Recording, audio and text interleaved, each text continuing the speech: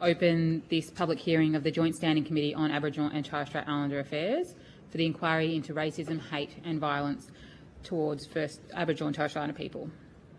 I acknowledge the traditional custodians on the lands on which we meet today, and I pay my respects to their ancestors and their elders past and present. I extend this respect to all Aboriginal and Torres Strait Islander peoples in their cultural and spiritual connections to Australia's lands and waters.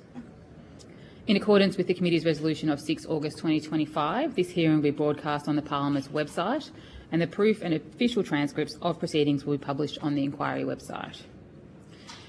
Any answers to questions taken on notice at this public hearing will also be published on the inquiry's website. I remind members of the media who may be present or listening in online of the need to fairly and accurately report proceedings of the committee. I now call on representatives from the Tasmanian Regional Aboriginal Communities Alliance, Tracker, and First Peoples Tasmania Aboriginal Corporation via teleconference. For the Hansard record, would you please state your full names and the capacity in which you appear? And I might start in the room and then I'll come online to you, Mr Rowe. So, Nicholas Joseph Cameron, I'm the Chair of Tracker and I'm also the CEO of Milatina Tiakawarana Aboriginal Corporation. Thank you very much. Karen Ann Matheson, I'm the Consulting Director to Tracker. Thank you very much. Mr Rowe. And Peter Graham Rowe, Director, First Peoples Tasmania Aboriginal Corporation. Thank you very much. I've got a little spiel to read out and then I'll invite you each to make an opening statement. Although the committee does not require you to give evidence under oath, I should advise you that this hearing is a legal proceeding of the Parliament and therefore has the same standing as proceedings of the respective houses. The giving of false or misleading evidence is a serious matter and may be regarded as contempt of Parliament. The evidence given today will be recorded by Hansard and attracts parliamentary privilege and is being broadcast live on the Parliament's website with audio. To assist with the transcription of the public hearing, it would be appreciated if you could state your name before responding to each question. That's mostly when people are joining us via teleconference too, so they know who's speaking at any one time. So that would be incredibly helpful for the committee. And I now invite you to make a brief opening statement. And again, I might start in the room and then I'll go online. Sure. So I'm Nick Cameron. I'm a Truaway Pirabina Paradama man of the northeast and eastern nations of Tarrawanna, Tasmania. First of all, I'd like to acknowledge the Aboriginal people in this room today and acknowledge our elders past and present. I grew up on a small island in the middle of the Bass Strait called Flinders Island. I grew up as a young Aboriginal man with a lot of racism and also a significant level of identity denial. As I grew up, I have gained a level of confidence that things had improved. And I say that because my two sons grew up and have been through a school system where they didn't have the same level of racism that I was exposed to. That's all changed, and it's changed significantly since the Voice referendum. And to give you an example of this, I've just brought along a photograph of a group of Aboriginal rangers. These are the rangers of Milatina Tiakawarana Aboriginal Corporation. They work on the northeast. They're doing a fantastic job looking after our country. And this photograph is a picture of them as a group with a number of staff from Aboriginal Heritage Tasmania. They spent the whole day up at the Central Highlands. The picture was taken at the end of the day. They were soaked to the skin. It was a really wet, miserable day. But they all got together at the end of the day as Aboriginal people, stood proudly in front of their flag and took this photograph. And the Tipperary Rangers posted this photograph on their social media page the following day. Within minutes of posting that photo, the comments started. The racial comments about the colour of their skin, the racial comments about the percentage of Aboriginal blood they must have, the comments about all the Tasmanian Aboriginal people died. So who are these fake people pretending to be Aboriginal people? comments about why you're standing behind an Aboriginal flag. Why aren't you standing behind the Australian flag? This is divisive. This is un-Australian. Those comments were so divisive that we actually had to disable the comments on that post. And that group of Aboriginal rangers is mostly made up of young Aboriginal men and women. They are fine young people, and they are our future leaders. And what concerns me now as an Aboriginal leader within our community is this has got to the point since the Voice referendum where our young people have become fodder for political and commercial gain. And it has to stop. It has a severe impact, and as we saw tragically recently in Sydney, hate and racism has severe impacts. And just because it's not at the end of a gun, if it involves social media, if it's just words, it can be just as hurtful. Unfortunately, I don't think enough has been done since the loss of the Voice referendum to actually stop this occurring. There has been a significant level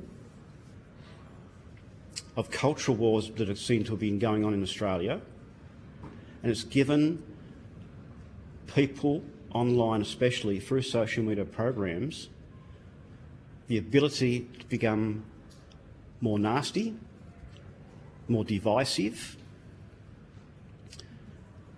When people stand up in public and make speeches about standing in front of an Aboriginal flag, the people who are impacted by it are the people in this picture, because they're the ones that cop the racism from it. When people talk about intergenerational trauma of Aboriginal people being a myth or an excuse, these are the people who are impacted by it. When people talk about the Aboriginal industry, because there's money going to Aboriginal communities to try and support our people in closing the gap, these are the people who cop the abuse from it. And we have to stop that. What I'd like to see, and what Tracker members would like to see, is a concerted campaign from our national leaders, from our governments, state, federal and local, but especially from our community leaders, people with influence, to do the same thing that was done and rightly done after the tragic events of Sydney. That is, come out for Aboriginal people, come out for our young people and say enough is enough, that it needs to stop. We need to do something about social media to protect our people, and Aboriginal communities need support to be able to deal with this issue, because it's getting worse and worse, and it's targeted, and it needs to stop. I'd like to finish with an example of racism in Tasmania, and I apologise in advance for the language I'm about to use, but it needs to be said. Uncle Rodney Dillon, a fantastic leader in Tasmania, was at a community event, a family community event in Hobart in the lead up to the Voice referendum. They were there to talk about why Aboriginal people needed the support of Australians in the referendum and approving the Voice and constitutional recognition. A car pulled up in front of the group and a man leaned out the open window and yelled out. He yelled out, "We should have shot all you black bastards when we had the opportunity." Then got in his car and calmly drove off. And that is an example of how one lone person with an angry, hateful voice can have a dramatic impact on a group of Aboriginal people trying to do what's good for their community.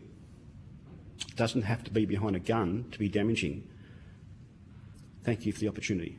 Thank you very much, Mr Cameron, for that opening statement. Mr Rowe, have you got an opening statement you would like to make?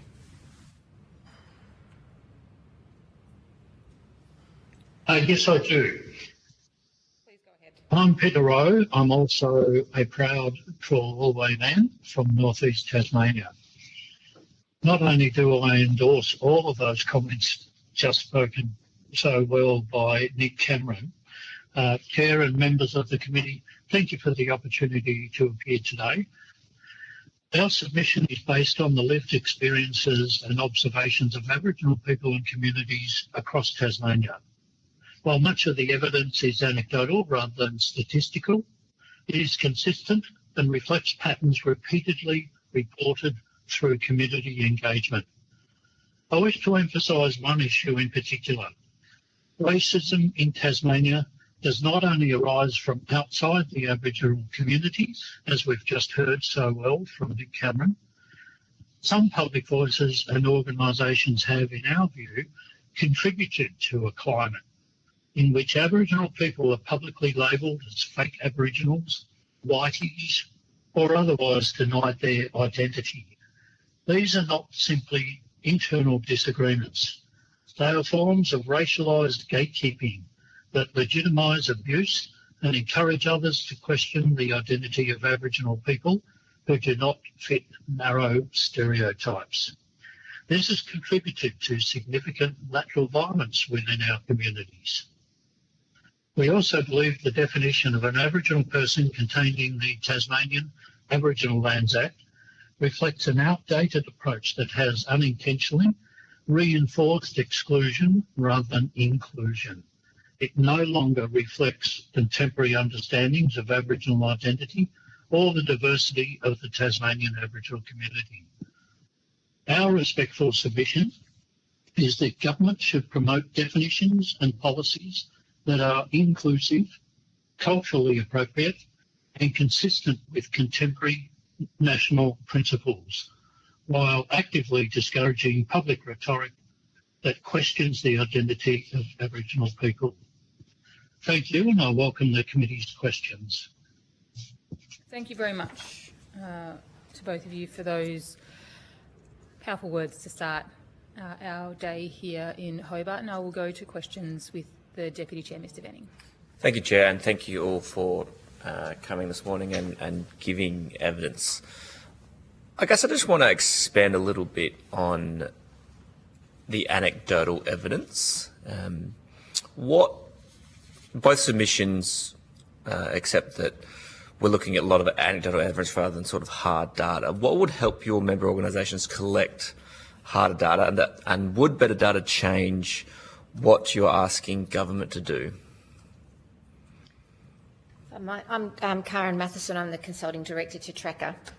So, sorry, you opened there with a question about anecdotal evidence, but then also talking about hard data. Yeah. So I might just answer both if that's Please. okay. Please. So in terms of the anecdotal evidence, we have obviously a plethora of that, and so we can provide stories from now until wherever. And I know that's not a new phenomenon. But I would note that from Tracker's perspective, certainly the frequency and the intensity of those anecdotes is increasing, and certainly, as Nick has pointed out, since the Voice referendum, that's been really noticeable. While there's always been, obviously, quite a latent layer of racism and sort of pushback and feedback, particularly through online social media, that certainly has intensified in its frequency and its intensity, and its overt calls for explicit action against Aboriginal organisations or against prominent Aboriginal people. So certainly in terms of anecdotal evidence, there's not a lot would help except perhaps exposing those stories and some leadership around unpacking what underpins those stories. So as we know, often there's ignorance, there's embedded racism in systems and structures and education and so on that lead people to make statements that they might ordinarily not make, but when confronted with something different, difficult, contentious, people will make statements that they might not otherwise make in other forums, but they feel safe to make it about Aboriginal people. And so education around that, and particularly in terms of public and political responses to those sorts of anecdotal experiences, is really important to see, people in positions of authority who are not Aboriginal pushing back against those statements really vocally is something that the community needs to see, so support. And then secondly, to your hard data question, Tracker's very keen to embark on a program of collection of data around particularly these issues. And one of the things that we need from our organisation's perspective is support in terms of resourcing and funding to develop the methodology to capture the rise in the frequency and the intensity and the nature of racism and hate against the Aboriginal communities, so that we can be responding to hard data, because the anecdotal stories are really powerful and really compelling, but they're moments in time and they don't matter to everybody equally. But the hard data is what we need to collect. So we need to be investigating what's happening in social media, where is it happening, who's doing it, where are the places where we can intervene and have positive responses to try and shift the narrative. But we need resources to do that. So for us, that's about political, dismantling some of the existing political structures that embed resourcing and support for certain organisations and certain ways of gathering data, and expanding that to incorporate, for example, organisations like Tracker that represent a whole range of regional communities, and giving us the support that we need to be able to gather that data and then present it and then develop strategies. Yeah, thank you, Dr. Matheson. Mr. Rowe, did you want to add anything before I go to my next question? No, that's fine, thank you. That's interesting to hear as well. Thank you. I just want to change tack a little bit to social media.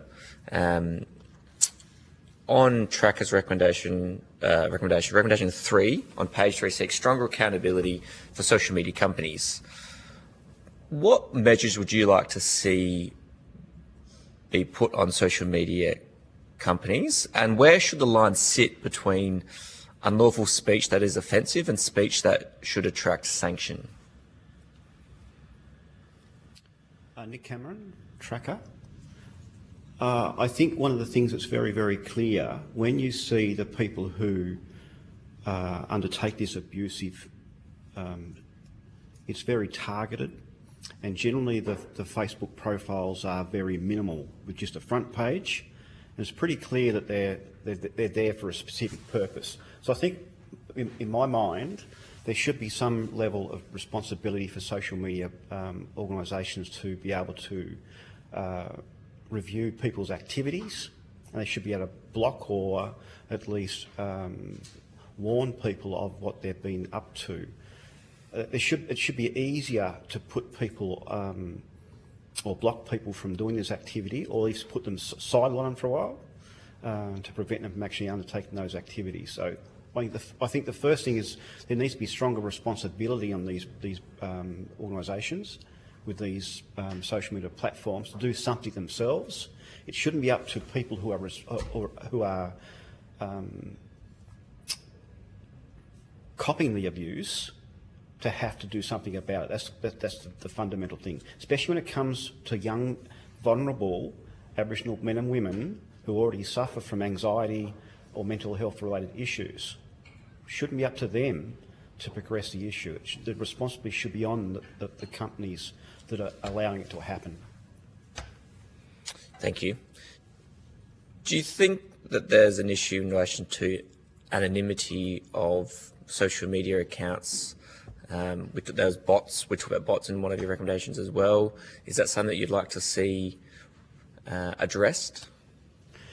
Yeah, Nick Cameron Tracker, there's no doubt again, when we posted this photograph, the thing that seemed to flag the issue and made it go viral was the Aboriginal flag in the photograph. That got picked up from somewhere. It either got picked up from somebody searching for it, and all of a sudden the bot started. So it became a viral process very, very fast. As I said, the comments started within minutes of us posting that photograph. So there's no doubt that there is strategic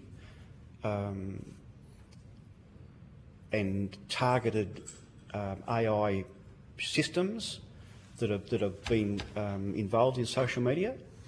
They're very, very hard to cater for young Aboriginal people. They're very, very hard for organisations to try and combat because it is so well targeted.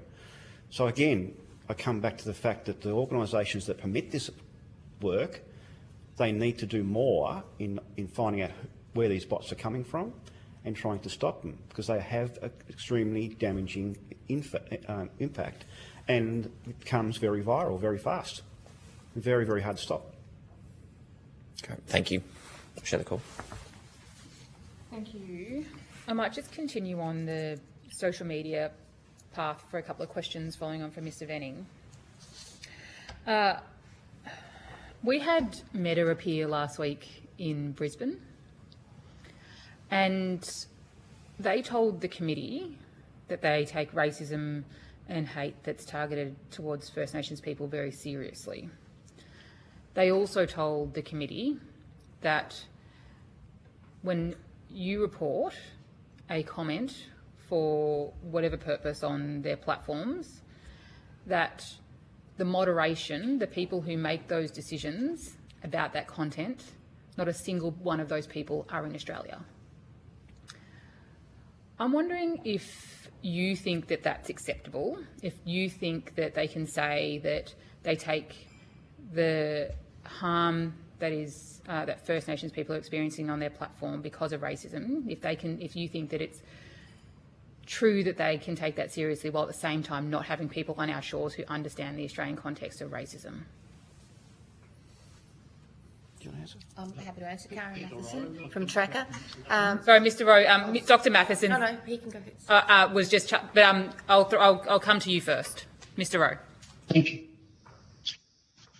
I find that quite laughable, if that was their evidence.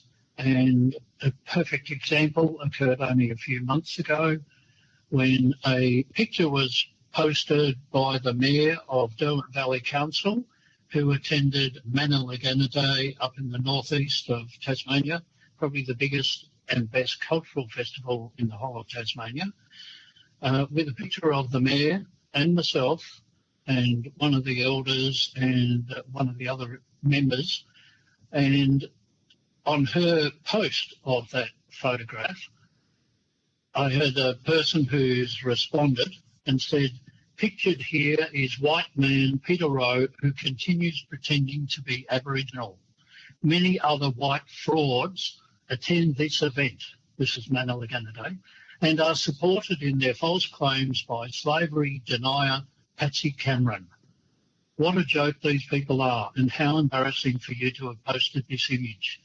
I find that extremely offensive, and as a lawyer, I certainly would have considered taking legal action, being called a white fraud, amongst other things, by this person who, as Nick Cameron described, has very limited Facebook profile. You can't identify the person. When I made an official complaint to Facebook about that, I got told that's not racist. It doesn't infringe their community standards. So to me, their evidence was completely false.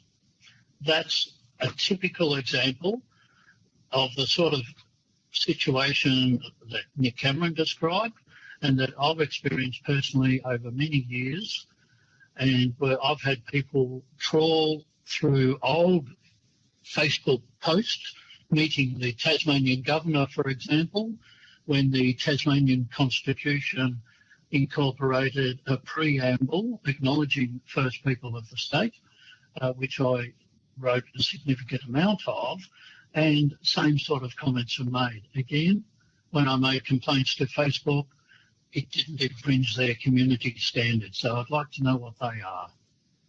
Thank you. I think there are lots of people who would like to see the opaqueness of Meta's community standards become more transparent for people. I might just go to Mr. Cameron or Dr. Matheson. I think you were about to say something. Yeah. Thanks. Karen Matheson.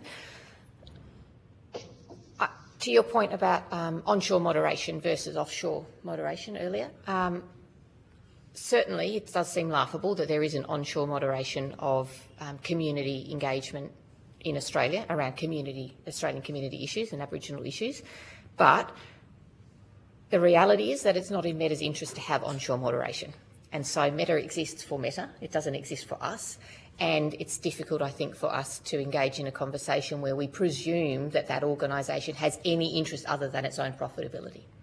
And if we do that, if we ascribe to it some kind of moral responsibility and some kind of, it exists because it seeks to do good, then we're doomed.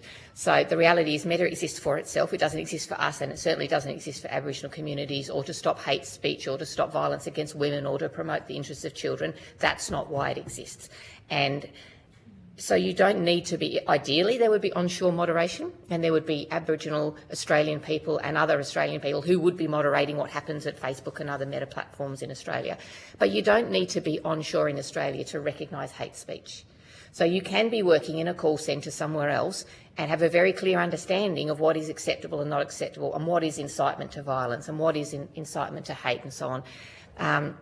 So yes, in an ideal world, an organisation would exist that would have at its heart the best interests of its users, but this is a Pandora's box that cannot be controlled.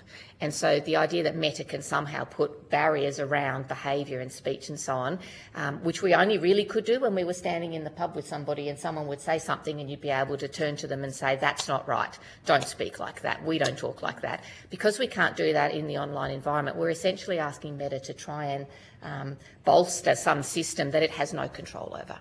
So my point on that would be, in an ideal world, yes, there would be onshore moderation, but in a real world, there would be stricter controls by Meta wherever its moderators are placed to look for, to find and to address hate speech and incitement to violence. Absolutely. So are there any other controls or measures that you think Meta should have on their platforms to keep First Nations people safe on their platform? I mean, you talked about having the importance of online, and then, like you said measures. Like, what are some of those measures you think they should be looking at? Tracker. I think that those companies would have smart enough AI technology within them that if they set the parameters to actually search for this type of behaviour, they'd be able to do it. It's where they have the responsibility enough to do it. I think that they do this searching for various other things. I imagine for a number of other public inappropriate behaviour. Women breastfeeding. They can find a woman breastfeeding within 5 seconds. That's a good example. But they can't find hate speech against Aboriginal people. I think that they would have the technology to do it. They probably just need to understand the depth of this problem and understand the depth that it has, the impact it has on younger Aboriginal people, and not just younger people as well. You know, Peter talked about Auntie Patsy Cameron, my mother, and what she's gone through as an Aboriginal elder is atrocious. They have a responsibility, just with the other issues that are quite strongly out there in the public domain. We need to call for it as Australian community. I think our community leaders, the government, the opposition, the smaller parties should be calling for it, because if they do, then I'm sure it will happen, and it needs to happen, because without it, I'm not sure how we stop this thing from occurring. So you're saying all the people in the system need to agree that it's not acceptable and do something about it. Bipartisan support across Parliament. Technology that's already available elsewhere within the system to target abuse against Aboriginal communities. So they talked about how they've got a working group. I can't remember what the task force was called. I don't think you were there, but I think it's a task force that's broadly targeted at kind of hate and violence and those types of things, extremist behaviour online. They've got a First Nations person on that committee or task force that meets twice a year. I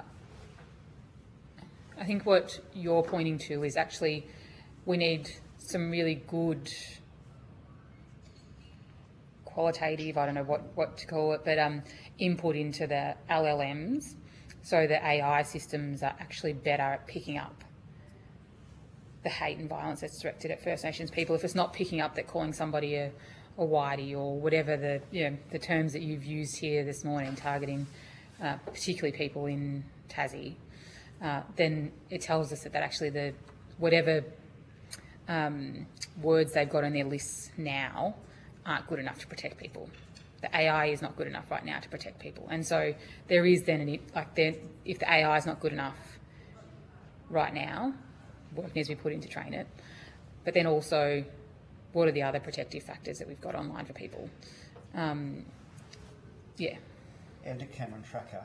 Again, I think the onus is on collateral damage.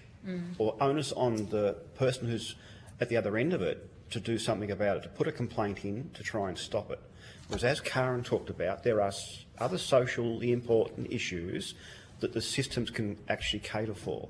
They can block content, they can delete content, they can block profilers for putting that content up. So why can't they do it for this same issue? That's the issue I think needs to be asked, the question that should be asked. That is, it shouldn't be on the onus of the people at the other end of it to resolve this. It should be on the onus should be on them as the company, allowing the system for this abuse to occur to prevent it. Prevention rather than collateral damage is how I see it should occur. Absolutely. Senator Karen Matheson, your suggestion that perhaps those committees need to investigate more responses through qualitative data and better systems and better AI systems tracker would be really pleased to support that. Thank you. I'm just going to check. Senator... Mr Rowe, go for it. Yes, I definitely agree with both of those comments, and it makes you wonder when you can make comments on Facebook or other social media and then 10 seconds later there's an advertisement relating to your comment. They seem to be able to monitor that with their algorithms and AI very, very well because that earns them money. But when it's maintaining proper community standards, we get fobbed off and it makes it very, very difficult to follow it up, and you can't even find the profile and information to be able to take legal action, which I would do as a lawyer in quite a few cases. And just complete frustration from Meta. Certainly a strong theme through the inquiry, the frustration of people's experiences online. I believe we've got Senator Thorpe joining us online as well. Senator Thorpe, I'll give the call to you. Thank you, Chair. And thank you, Tracker and First Peoples Aboriginal Corporation for appearing today. And my apologies for not being on your beautiful country. I owe you a visit. So I know we talk about online racism, but let me remind everyone that this is Mark Zuckerberg's business model, Donald Trump's business model, and it's there to hurt Indigenous people around the world. It's part of the plan. So I don't want to talk about that. I know it's a problem, and I'm certainly one of those victims. I want to talk about systemic racism, which no one, really wants to talk about on that panel. But it's certainly something I'm interested in and something we've heard around the country, that systemic racism is rife and it's literally killing our people. So how does systemic racism impact your mob there, and what does it look like there?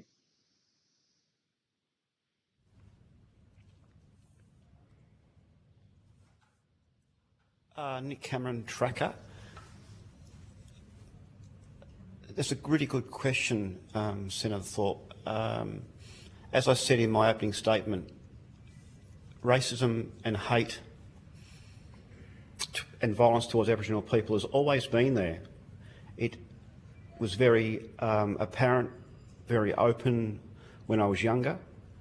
I had that feeling that as the generations have changed, that it improved slightly, but it was always there. And I think the best way I can describe it is that when we went through the voice referendum process, it was almost like ripping a Band-Aid off a bad sore. We always knew that racism and hate and divisiveness existed because we live it every single day in various parts of our lives. We live it at school, we live it at work, we live it in our sporting environments. When that Band-Aid was ripped off, unfortunately, the sore that's underneath has been opened, and we haven't done enough to fix it. That, to me, is the biggest issue. I agree with you. It has a significant impact. It has an impact on mental health of our people. It has an impact on the suicide rates of our people. It has the impact on intergenerational trauma. It has to improve, and we have to do better.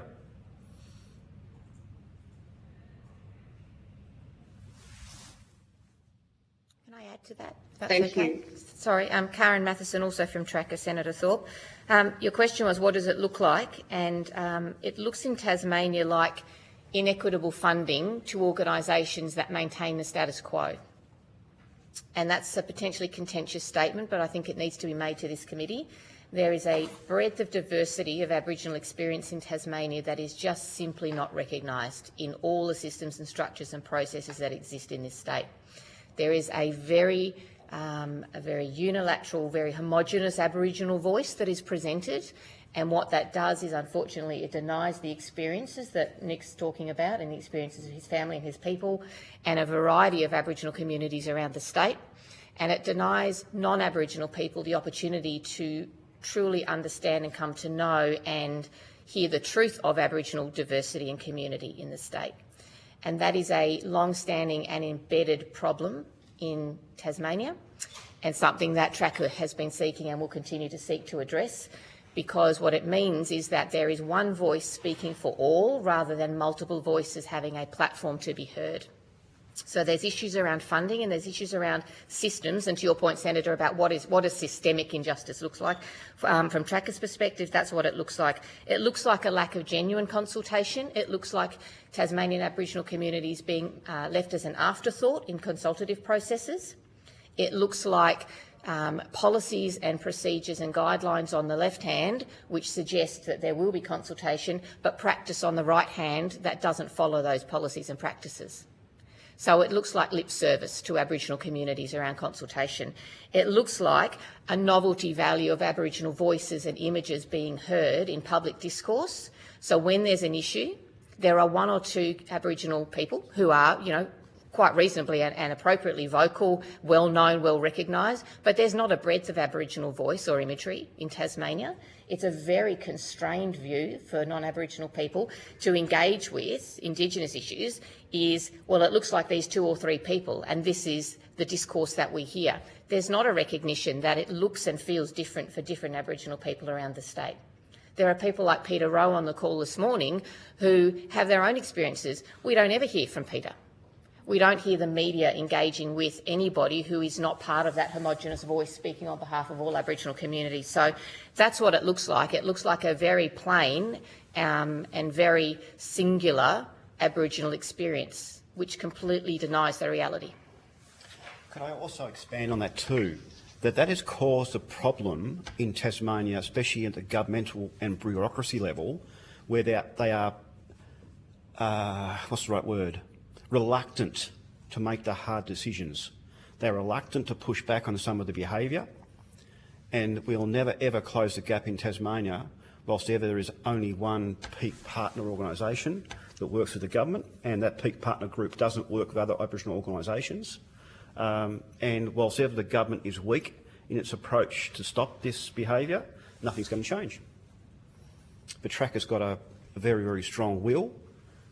That's why we're here today, to do something, because if we don't, nothing will change.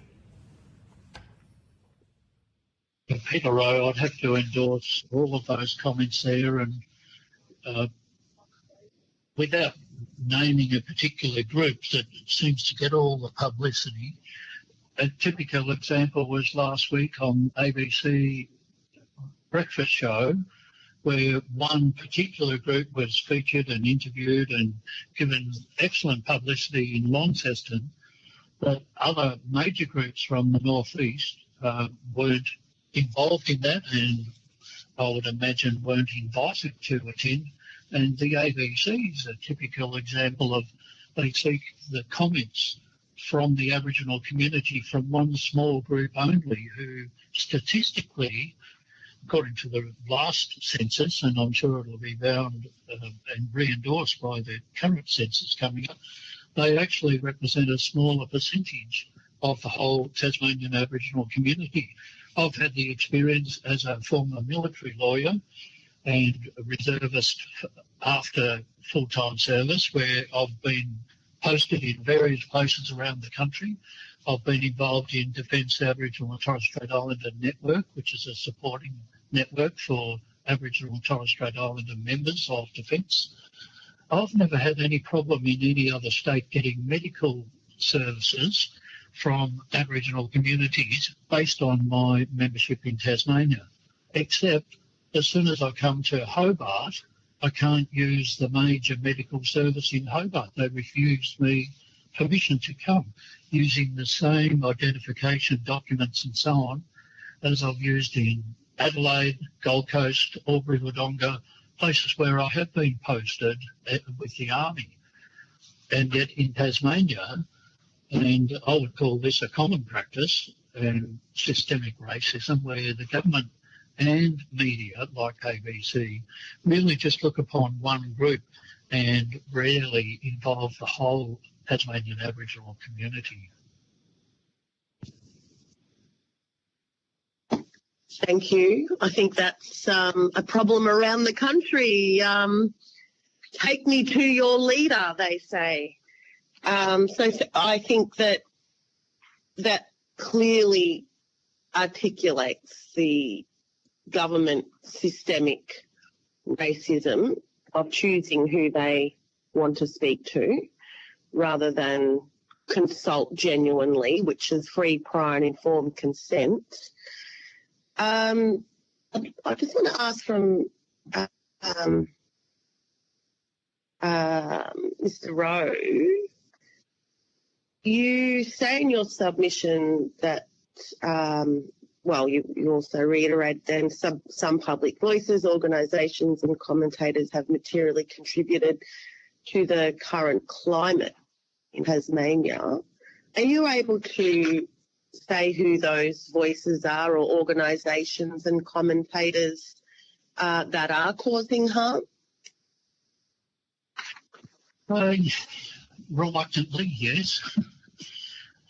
The main group is the Tasmanian Aboriginal Centre. They seem to be the home of lateral violence in Tasmania, and they're the major source of government funding, massive funding of 20, 30 million a year. And some of their spokespeople, even recently, are often the ones who are the biggest problem.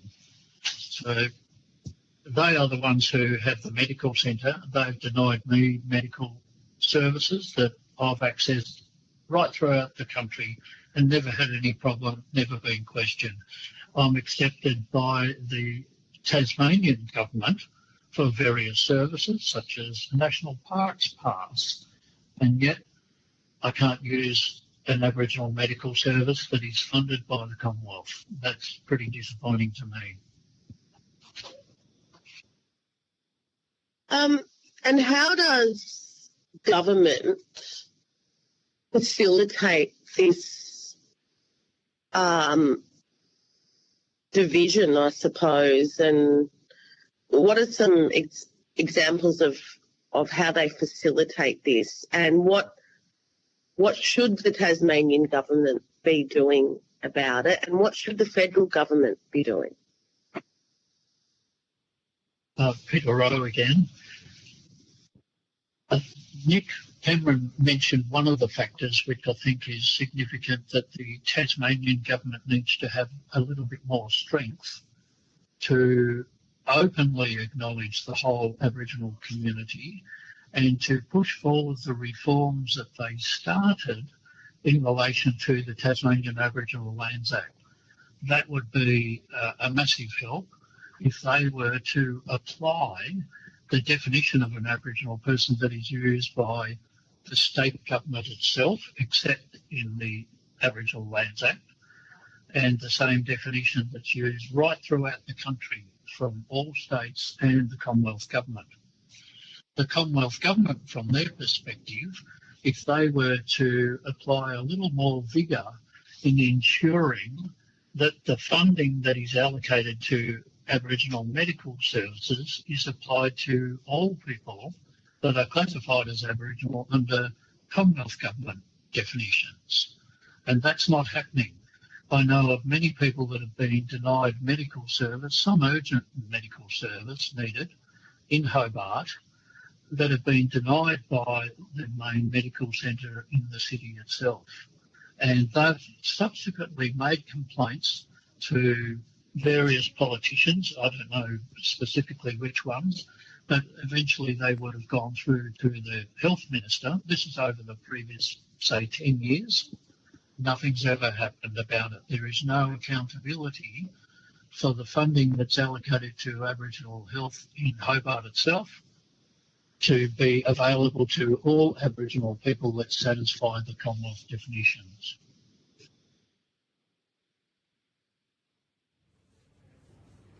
If I might add Thank to you that. very much.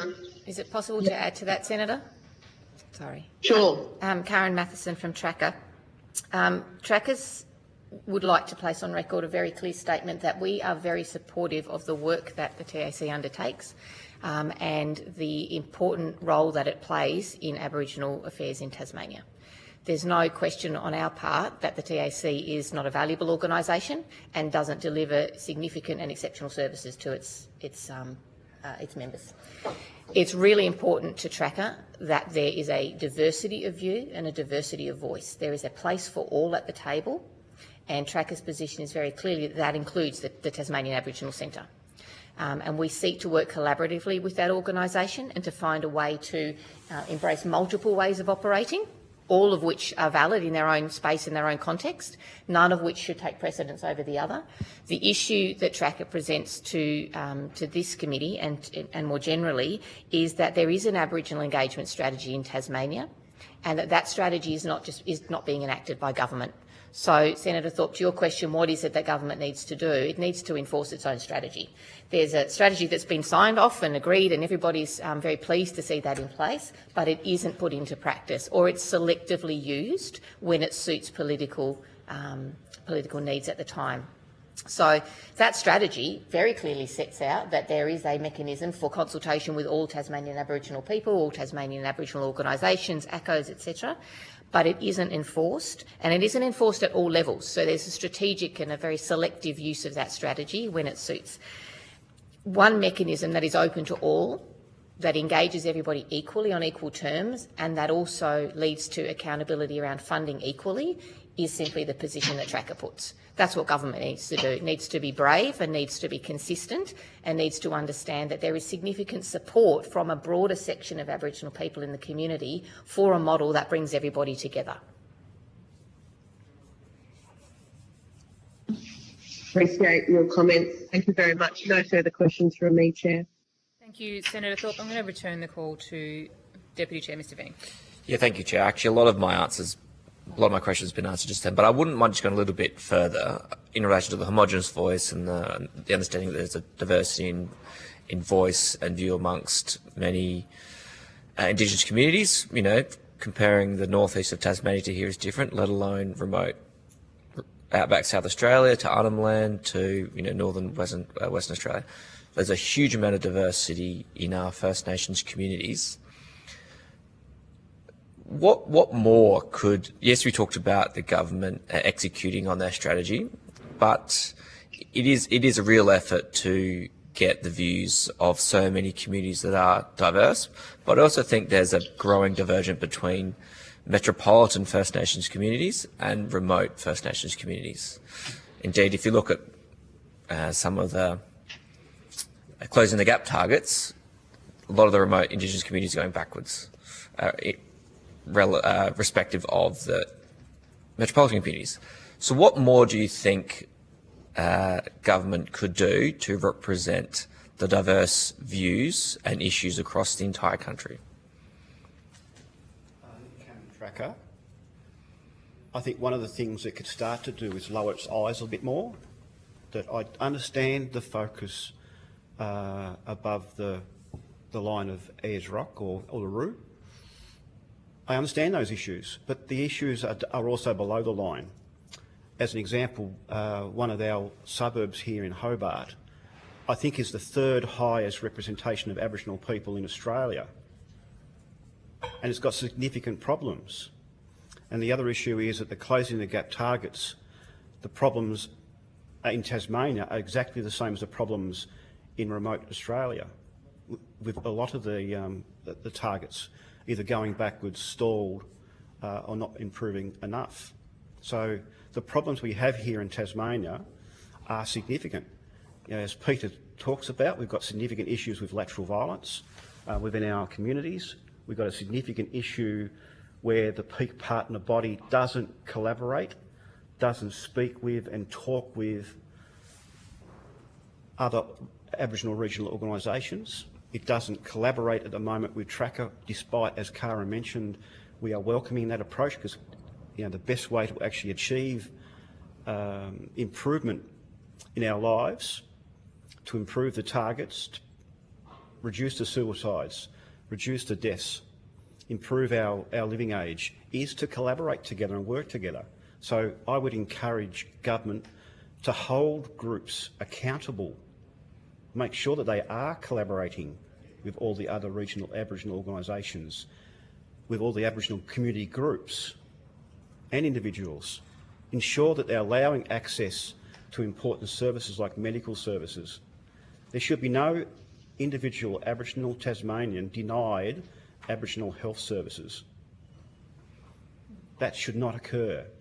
And I think the government has a role to play to hold people who have significant levels of funding to account, to ensure they are doing the appropriate thing in that regard. Any other thoughts, Karen? I would add to that, Karen Matheson from Tracker, I would add to that the idea that non-Aboriginal governments will continue to dictate the way in which Aboriginal communities will engage, collaborate, choose to work, and the voices that will be heard is hugely insulting. It's an embarrassment that we have governments that have strategies that exist, that have been co-developed and co-designed, and then they're put in a bottom drawer and they're paid lip service. That's all government needs to do. Sit back, shut up and let Aboriginal people talk about and collaborate in the ways that they all feel are appropriate.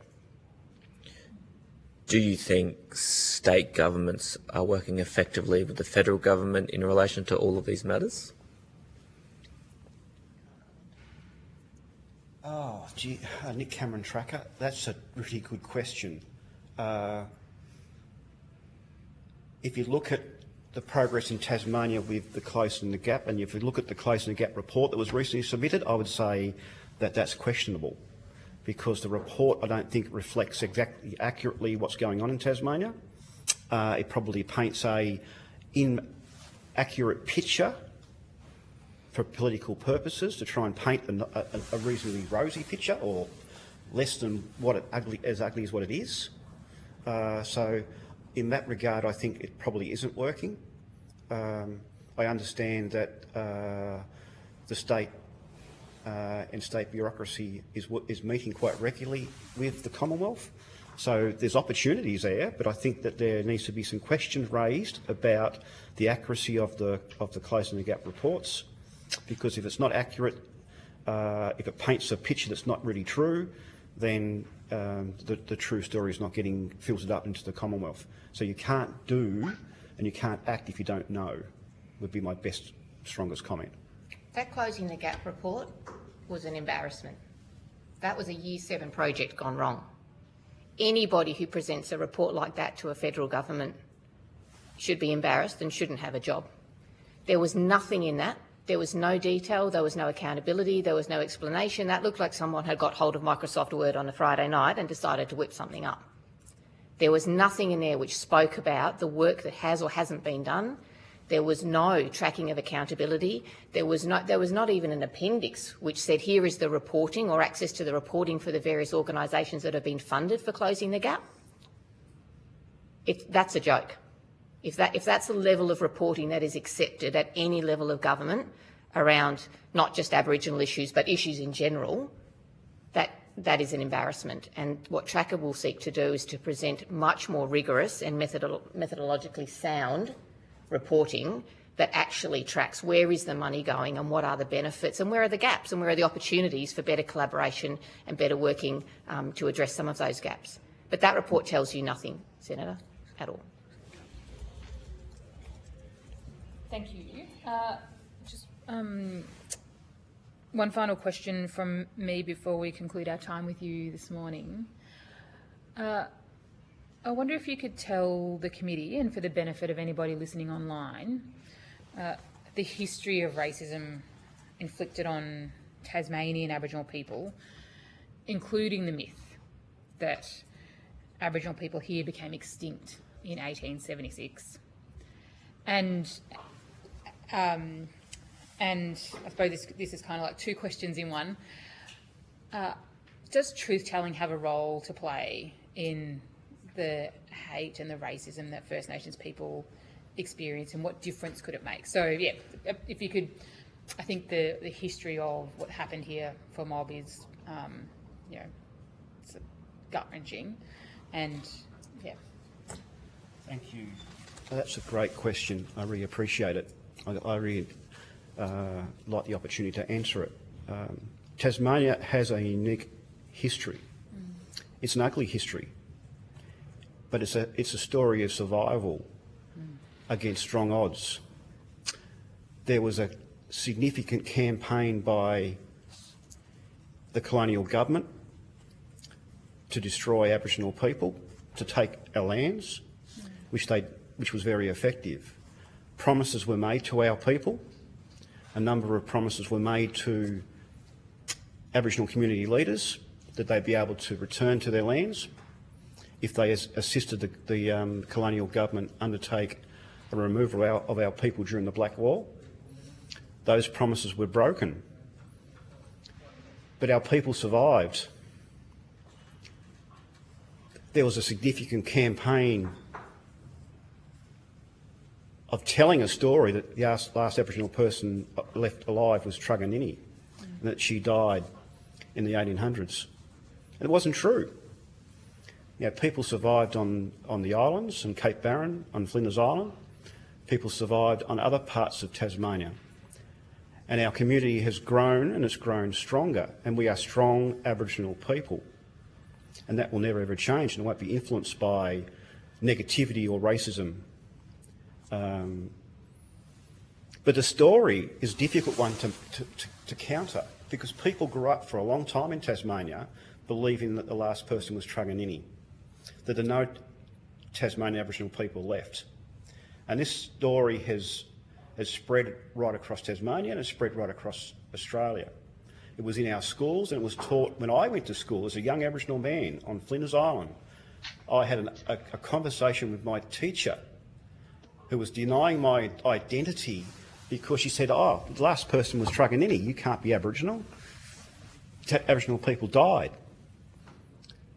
Yet I was getting fights in the schoolyards, getting called all those nasty names because who I identified myself to be.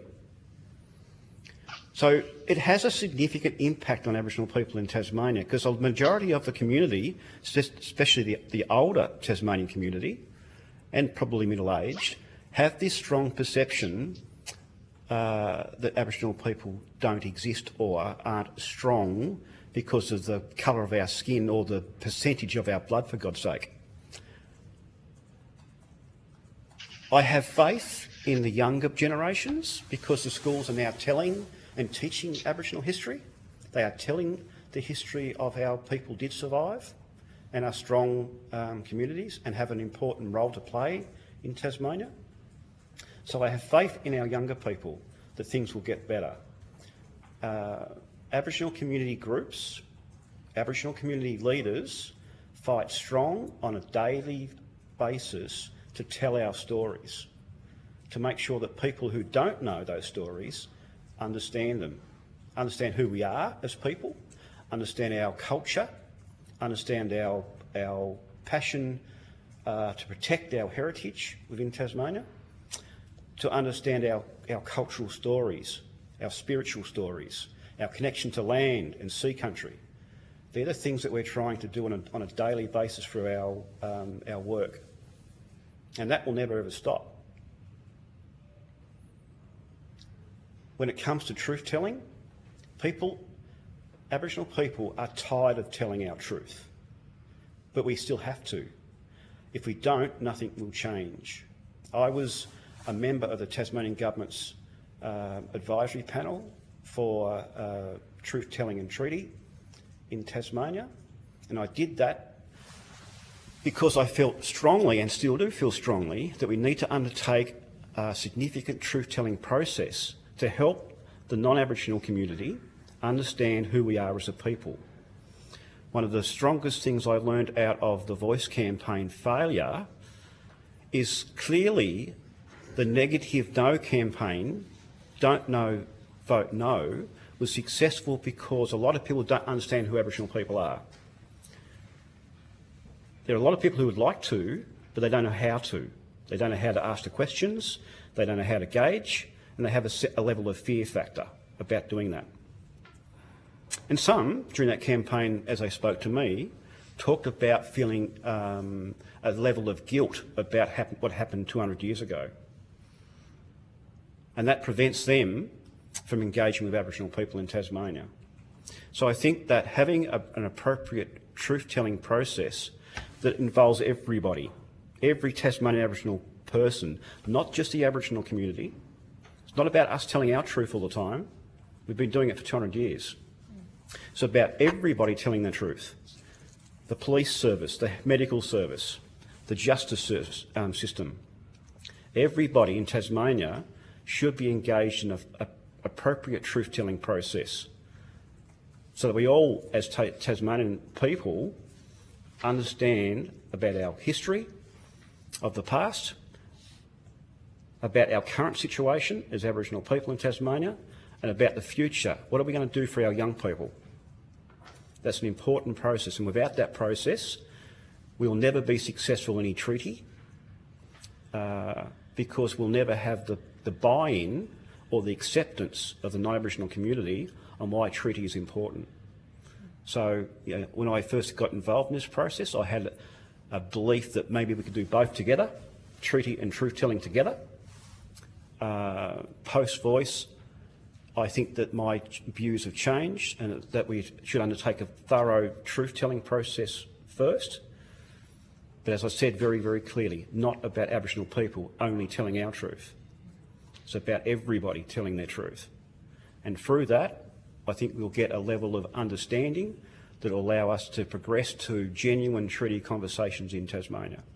And hopefully down the track, an opportunity that my ancestral grandfather's promise that he was made on the beach at Little Muswaro Bay will be honoured. And that's why I do the work I do. Thank you. Thank you. Mr Rowe, have you got a... did you want to respond to that question as well before we finish up? Only to endorse completely what the Cabinet Minister said. It was very well said and agree with every part of it. Thank you very much. Very much. That does conclude the time we've got for questions for you. You might get some questions on notice from the committee, but we have gone a little bit over time, so I appreciate you sticking back a little later than you were on the agenda for. If you've been asked if you get any questions on notice, if you could please respond to those questions by the 26th of August. You'll be sent those from the Secretariat. And out of today, you'll be sent a copy of the transcript of your evidence, and you'll have an opportunity when reading through it. If you see there any errors in there or mistakes in there, you can ask that those be corrected. So thank you very much for your time this morning and for the work that you do. We will now take a very brief suspension while we welcome our next witnesses.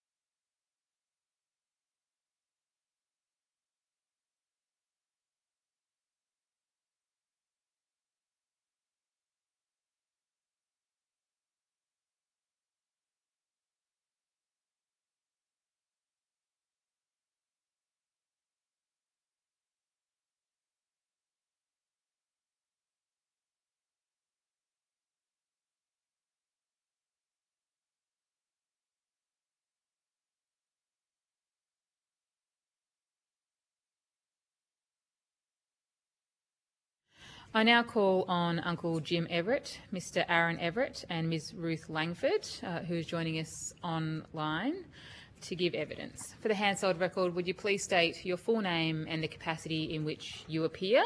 And I might start with Uncle Jim in the room first. Okay, I'm Jim Everett, Puralia, Minamata. I live in Truwana, Cape Barren Island. I'm in my 84th year and 56 years of struggle, and I represent my community as an individual. Thank you.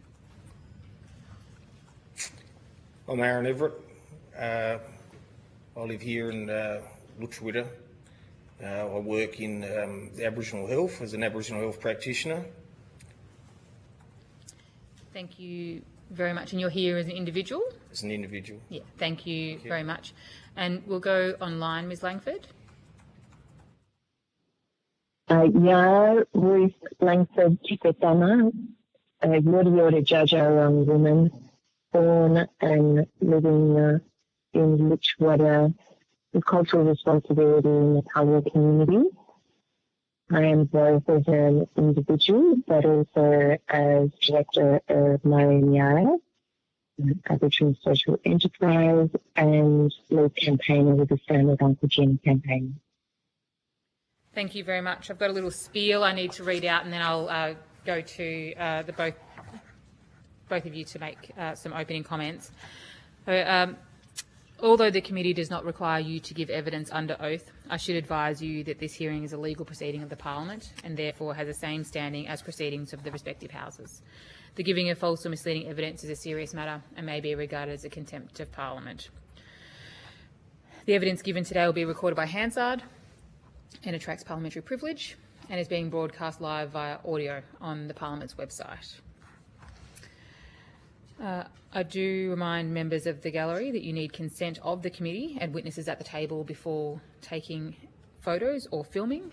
We do have the ABC in the room today, so I wanted to seek your consent for them to be filming. Thank you very much. And if there are people who are taking photos, usually staff members who have already got consent from the committee to take photos. I am joined in the room for your benefit, Ms Langford, and other committee members. I am joined in the room by the Deputy Chair, Mr Venning. Senator Thorpe is joining us online via teleconference as well. I will now go to you, Uncle Jim, for an opening statement, and then I'll go to Ms Langford online. Good, thank you. Well, the reason I'm here is to point out to this inquiry into racial hatred against Aboriginal and Torres Strait Islanders is that this colonial administration continues to be the major influence of racism against Aboriginal and Torres Strait Islanders. One of the major factors is their assimilation program, which includes allowing the pretend Aboriginals to create organisations to attack other bona fide Aboriginal community-based organisations. And in this state here, the government has basically run to these people and thrown money at them to break a divide and conquer strategy. But the major thing is that we've got this endemic government racism. The influence is going right across the country, and this is how this happens. And a good example would be that on Invasion Day, Australia Day, when we call for a change of date, and the government continually stands up to say, no, we're not changing the date. We don't change the date because we don't respect Aboriginal people or Torres Strait Islanders, and it's okay for everybody else to show disrespect to Aboriginal and Torres Strait Islanders, and therefore that's what happens. It increases and influences more open racism against Aboriginal and Torres Strait Islander people. So this is one of the major areas. I mean, if you take a look through all the agencies, if you take a look at the police force, even the Australian Defence Forces, there's racism creeps in everywhere because it's being influenced to be okay by the colonial administration of Australia. I don't think I need to say anything else at this moment. Thank you. Thank you, Mr. Torres, checking if you've got some opening comments as well, or?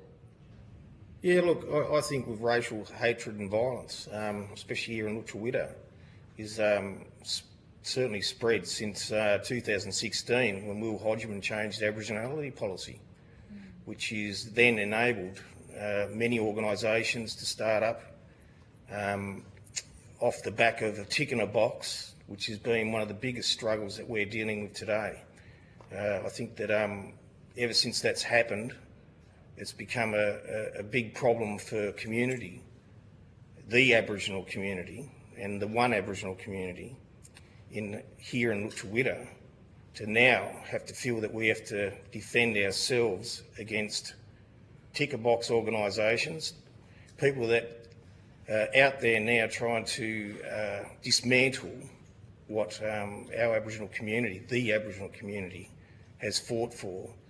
And I believe since the TAS established and brought and fought, you know, through the streets to get what we've got today, now to see these other people that have now ticked the box to try to come in and take over is now creating problems for across the board with health, funding. It's definitely Aboriginal heritage, and a lot of our people are struggling in a sense to continue now not only fighting government, but now fighting these organisations and people that are out there trying to dismantle us. And I guarantee you'll be hearing from a few of them today. Thank you. Thank you, Mr Everett. Ms Langford.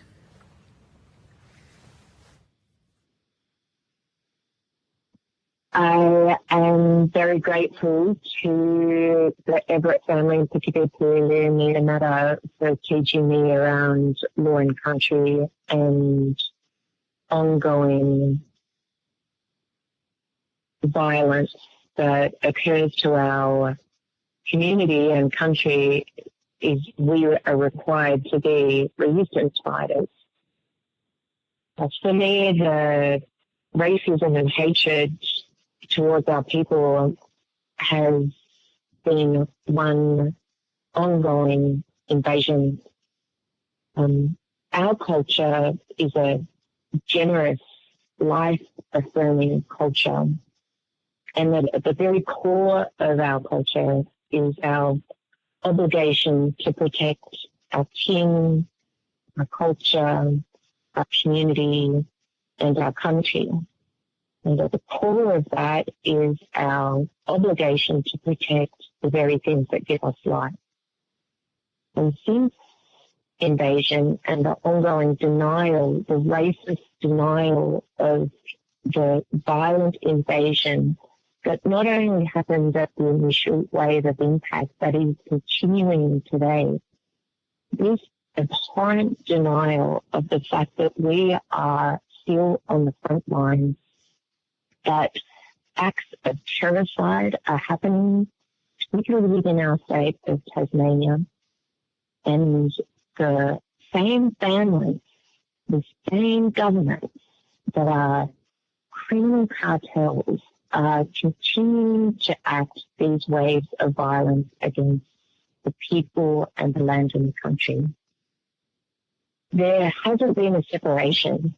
There hasn't been a time when Aboriginal people have been able to, particularly in the state of Lutruwita, been able to rest easy within our own cultural ways of being, without any domestic agreements, without any sense of respect or understanding of our cultural ways of being. We are consistently burdened with the responsibility to resist against colonisation. And the core of that colonisation, the policies which are inherently racist, which denies our way of being. That denial of our way of being then creates both overt and subtle forms of racism. And that's what I think we need to be seeking just as much, as recognising that not only there are these extreme forms of overt racism, like deaths in custody, continuing to steal our children, continuing to desecrate women, But what is also happening is this denial of the policies that by destroying land and country, you are destroying the very identity of us, and then you are placing the Aboriginal people who are trying to protect our identity, law, culture and customs. We are then being criminalised for that basic identity and our own law that obliges us to protect those things that give us life.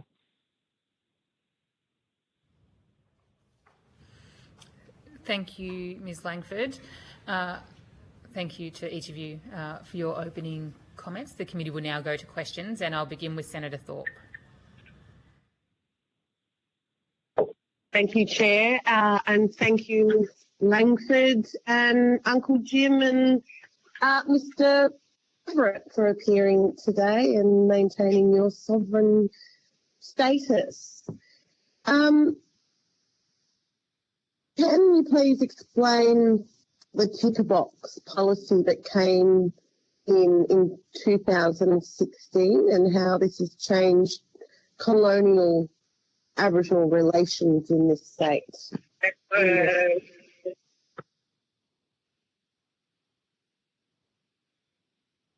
Did it? Oh, it's me. Oh, yeah, sorry.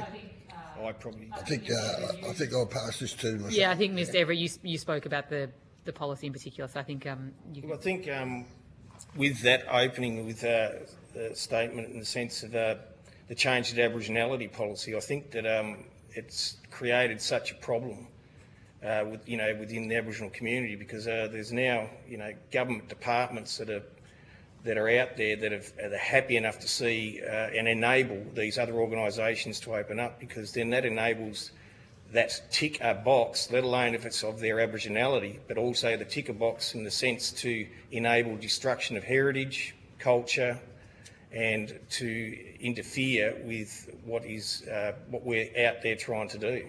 So I think the problem that we're dealing with since then, especially, is how it's affecting that we try to protect heritage, if you want to look at that.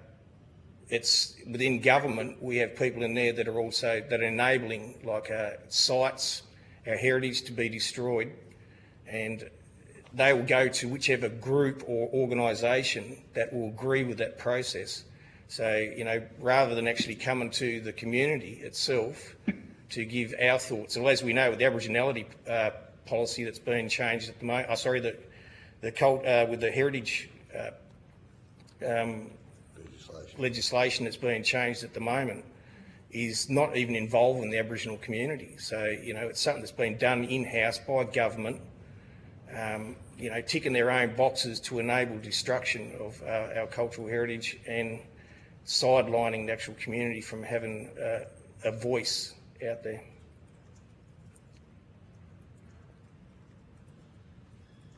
Thank you. So in terms of systemic racism, how do you, at the state and federal level, how does that perpetrate the racism, and how do we stop that systemic violence coming from Tasmanian state government and the federal government? Here, in the sense of, let alone being accepted as Aboriginal people within your own community. Obviously, there's the three-tier of, organisation known within your community, and what's the other one there? Acceptance from your community. So, we're at the moment, it's these organisations that have been established and then given the funding that are building up themselves. They're just ticking their own boxes to enable themselves to continue without actually having the legitimate right to being known within the Aboriginal community, let alone that they don't even have to give any kind of evidence of their own Aboriginality or where they actually came from. And, they're supporting themselves, which is becoming an issue because, if you look at the census, how largely our people have just expanded, you know, from the percentage up to, what was it, 35,000 or something like that, or in the last one. So if, you know, if I look at that, it'd be lucky to be half. Can I speak to that too? Yeah, thanks, Senator Thorpe. The fundamental issue is that the government is promoting this racial hatred.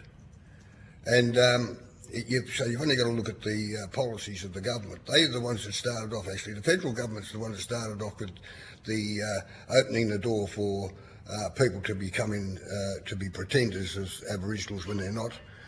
They started all that. And it's the government that creates the attitude, as I said in my sort of opening statement. That's where it starts from. So they're using this policy of Aboriginal identity as a strategy to break down the more politically minded organisations that will stand up to the injustices against Aboriginal and Torres Strait Islander people. So if the government is the one who is leading how this racial hatred spreads across Australia, that's the very area that has to change. Because they are the ones that are influencing the agencies, the media. I mean, if you take a look at the Australian media, it is forever finding the easiest ways out to demonise Aboriginal and Torres Strait Islanders when there's a problem there. We're made out to be nothing but a pack of drunkards and druggies, especially in the smaller remote communities where I've been to through desert country, north and south, everywhere. I've been to those communities and I know what it's like there. I'm not speaking for them, but they know dash well that they are suffering much more in those remote small communities in Australia. And down here, we've got the same strategy affecting our community to the point that new organisations are still popping up. So new Aboriginal, so-called Aboriginal organisations are popping up simply because the strategy by the government is to let's cause a divide and conquer, let anybody identify as being Aboriginal, to the point where organisations under ORIC who provide, say, for instance, health services, people come in off the street and say, I'm Aboriginal, they're not allowed to be challenged. It's almost like if you challenge those people, the organisation is very likely to get a very bad penalty, even to the point of losing the service. So where does the fundamental plateau for the racism to be? It's right there in the government itself, not just the federal government, but the state government. I won't speak about the states and territories on the Big Island, but down here, Lutruwita, Tasmania, I can definitely say all of the racism in the state is produced through the strategy and policies of this state government and the ones before it. Thank you. And I just want to finally ask, there's two more questions I have. How does free, prior and informed consent work for Aboriginal people in Tasmania? And how does that work with the ongoing rape and pillage of country through logging and sending it to Victoria? Mr. Ruth, please. I might respond to that one. There is no free, prior, informed consent in Tasmania, even though agencies have been notified, requested, bullied in an attempt for them to actually understand that they have obligations not only within the ethics and morality of the UN Declaration into our rights as Indigenous people, but also under a plethora of both state and territory legislations, codes, guidelines, all say that these large companies, and I will focus on forestry. However, what we're also talking about is salmon farms, mining companies, where these companies that are predominantly either large-scale companies with abhorrent practices, but are very much supported by the government within not only their funding arrangements, but also within denial and oppressing this standard, this basic standard of coming to the rights holders, the Aboriginal community. We're not just stakeholders, we are rights holders. Within Tasmania, the racism here, unlike what we can see happening in other states, the racism here is so embedded within the infrastructure, the actual structure of the colonising construct of the government. It's really important to look at historically where Tasmania has been placed within the wave of invasion, particularly because of, right from the start, Tasmania was the provider of timber that went to build the British fleet, the whaling that happened, and then ongoing agriculture that's happening.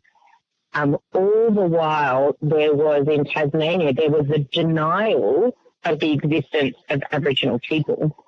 And so therefore very convenient for the government to actually just nothing to see here, place the people, not even attend to the resistance that were happening, but really just this blatant, why should we even talk to you?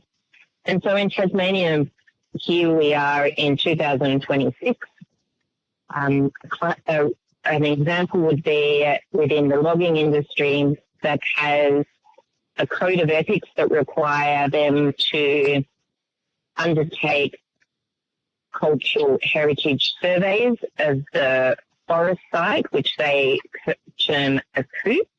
They are obliged under law to undertake a assessment as well as consult with the Aboriginal community around cultural landscapes.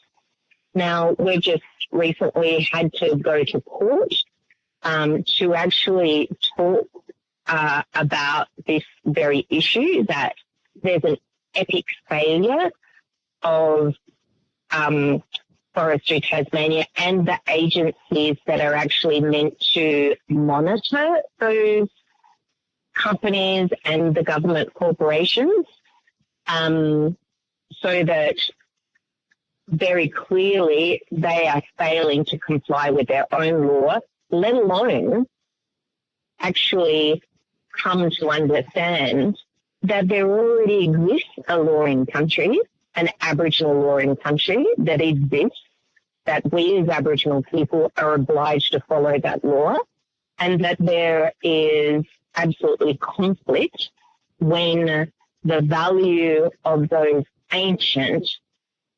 law-keeping cultural landscapes are being decimated. Millions of tons of those ancient living beings are being stripped bare and then burnt, that those areas of land which hold cultural knowledge, hold identity, hold our living life bells, when those areas are not only being decimated against our laws, but are also being decimated against the colonial government's laws, Aboriginal people who stand up as resistance towards that ongoing colonisation are then criminalised. I personally am facing 2 years jail sentencing for protecting the very things that give us life and protecting our law in country.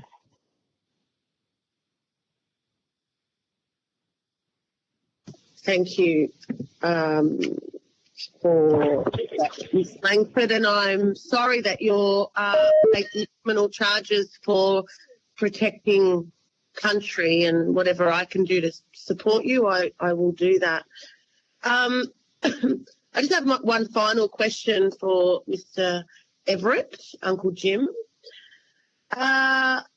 Just around citizenship in the colony and the racism, the racist nature, I suppose, of the colony, given the whole country is based on racism.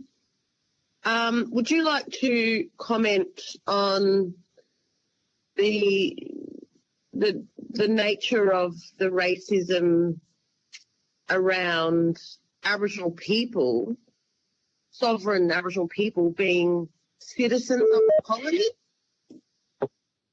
Yes, thanks, Senator Thorpe. Indeed, I don't identify as an Australian citizen. I'm forced to live in the colony as a citizen to be able to just survive. But I stand on my ground with law in country, and that there is no jurisdiction in the courts of this country against me. Until such time as there's an agreement, a treaty agreement that we are satisfied with, this place will remain a colony, and as a colony it will continue to suppress the voices of the people and go to the people that fit into the strategy of the government to justify what they're doing against us. So this idea of citizenship will not be resolved until such time as there is an agreement as to whether we would accept citizenship and under what conditions we would accept that. So that is the real issue we've got here, because you're forced to live within a colonial setting. And if you look around us too, like there are so many players in it. The media, it is the regime's media here that is downplaying everything that Aboriginal people are suffering from the government policies around the country. If you take a look at the universities, who are the ticker box openers, they have openers everywhere there. And so if you go to, say, your hometown of Melbourne, Naarm, and you look into their universities, there's a lot of Palawa there who are doctors and lawyers that we've never heard of, don't relate to our families. So the universities are a big part of this this attack on Aboriginal identity. And it's going back to what my son Aaron was saying earlier, and what Ruth was saying also about protecting heritage, is that the government should not have the role of managing those heritage surveys, because they soon find archaeologists, they soon find so-called Aboriginal heritage officers from the ticker boxes who will go along and play the game for them so that they get an approval to go ahead and destroy Aboriginal heritage.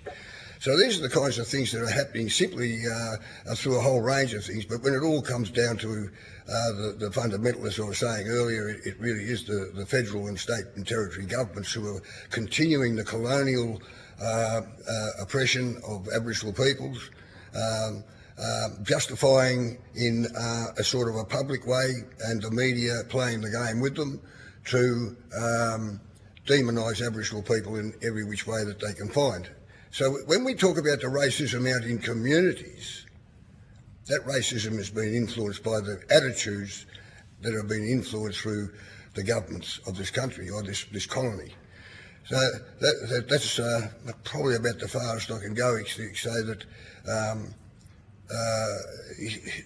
coming around with mirrors and baubles won't work. We've had that, and it's about time that we try and get to the point of discussing a treaty, whether it's truth-telling before or after. Well, you know, I prefer the before, but others prefer it after. But until there is some sort of an agreement on citizenship, there will always be this racial hatred promoted by the government. And once we have an agreement where we have a equitable say in parliaments around this country, that can stop this open-handed ticker box mob coming in and attacking us all the time, and you've heard of me earlier, then I think the government will not be changing anything at all. And I know that my evidence, my son's evidence, and Ruth Langford's evidence here today will be recorded. I hardly expect the colonial administration to take much notice. Thank you.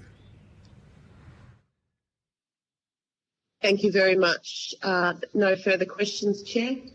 Thank you very much, Senator Thorpe. Mr Benning. Thank you, Chair. Thank you for providing evidence this morning. Uncle Jim Everett, you have worked in Aboriginal affairs in the public service and in community organisations. Over that time, which Commonwealth programs have made a practical difference to the plight of First Nations people in Tasmania, and which ones have not made a difference? Well, I mean, if you take a look at government agencies, like when I was the executive officer to the OIPC here in Hobart, and John Howard's idea of having the whole of government, and you try and bring those agencies in together out of their silos and just prove that it cannot work, because they will not work together, because they're all protectors of their part in this whole scheme of government. And they couldn't do anything that was positive for us because they would not play the game with each other. No one would come out of the silos. We'd hold meetings here with the manager of the what do they used to call it? The Office of Indigenous Corporations or something, wasn't it? Anyway, the state manager of that, my job was to call the meetings with the agencies. You'd get them in the same room. They wouldn't agree to contribute to the program that was being put up to be funded. So they preferred not to work together at all. So they could hardly do anything that was positive for us because they're too protective of their own patch. And I didn't see anything really that much positive unless you was going to be a bit radical. If you want to go back into 1987, I think it was, I was seconded from the state government into Department of Employment, Education and Training. In there, I was there as the Director of Aboriginal Programs. I think it was Assistant Director of Aboriginal Programs under a major manager director. They sat on $60,000. This is in '87. They sat on $60,000, and it wasn't going out to the community. So I went out and spent it in a weekend, and they all offered me because how dare you spend this money in the Aboriginal community? So how do you find an agency that's going to get behind getting these programs out there to really work with Aboriginal people when they've got their own ideas of how it should be? We are being treated with paternalism so much because the paternalism is the gateway to achieving assimilation. It has to stop. The government has to stop. Thank you. Mr Aaron Everett, you worked in the Aboriginal health sector. What would most improve the experience of Indigenous patients in mainstream health services in Tasmania? Look, I've been in there for about 16 years. I've worked in many areas within our Aboriginal community, within the Tasmanian Aboriginal Centre, and out there on my own within an Aboriginal Heritage Officer. And I think, just to put that out there as well, I've had many experiences working with my own community, so I know my own community. So when I've gone into working within Aboriginal health, I think in the biggest thing we've got there, working with my own people, has been the strength in the sense for our community's main organisations, which we've got 3 areas in Nipaluna, Launceston, Hattaway and Burnie. I think, you know, I'd say we're one of the best health services in the state, in our country here, in terms of how we manage and work with our own people.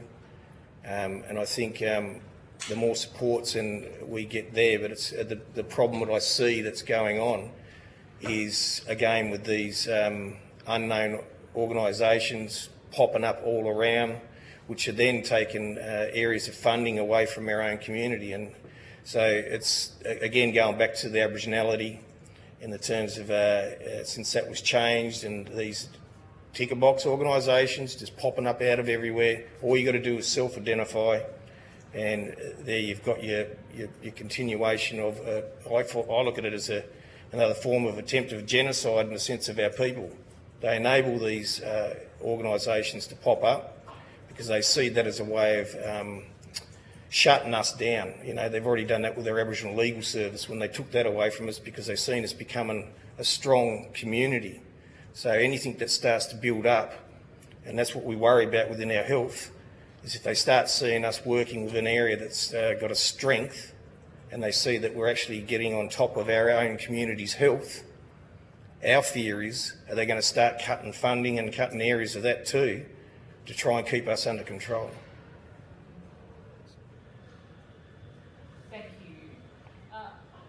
We are out of time for questions this morning, so flagging you probably will get some questions on notice from me, given it is 10:45 and we are due to go to a break. But I just want to say thank you very much for the evidence that you've all given to the committee this morning. After today, you'll be sent a copy of the transcript of your evidence, and if when you have a look through it you see there are any errors there, you can ask that they be corrected and fixed.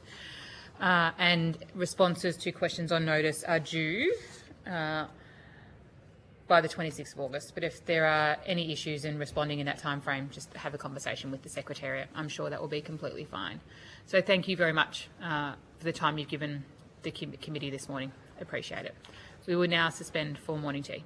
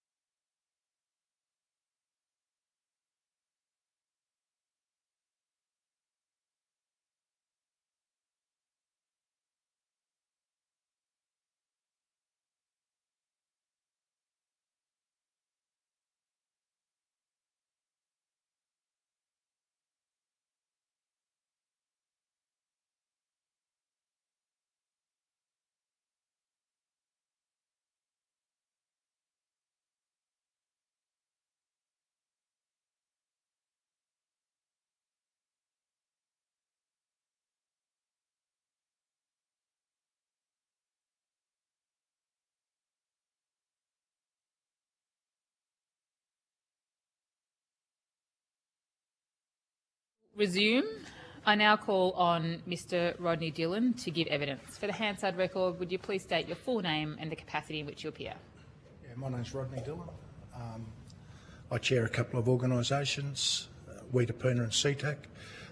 I'm the Aboriginal advisor to Amnesty International, and I'm on a few other committees, government committees as well, and been on a fair few committees within my life, I suppose.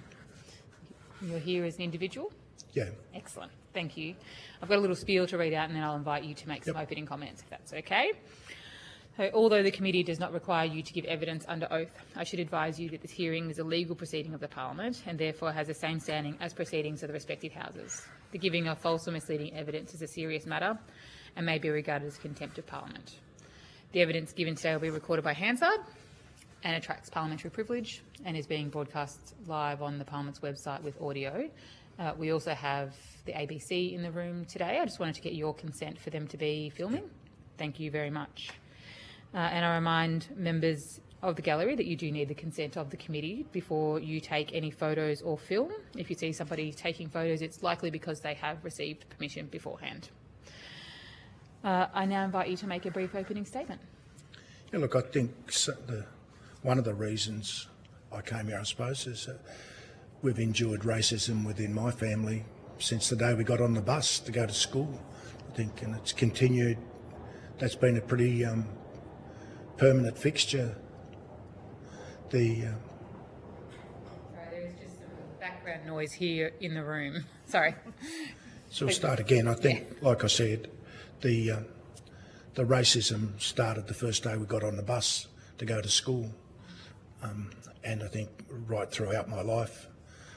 That's why I've been part of Aboriginal organisations, is to try and stop the racism, but it's continued on all my life, the racism, and I think I can give you some examples of it, but certainly starting organisations and seeing the racism within small towns and big towns, it's been pretty continuous, and I think there's having committees.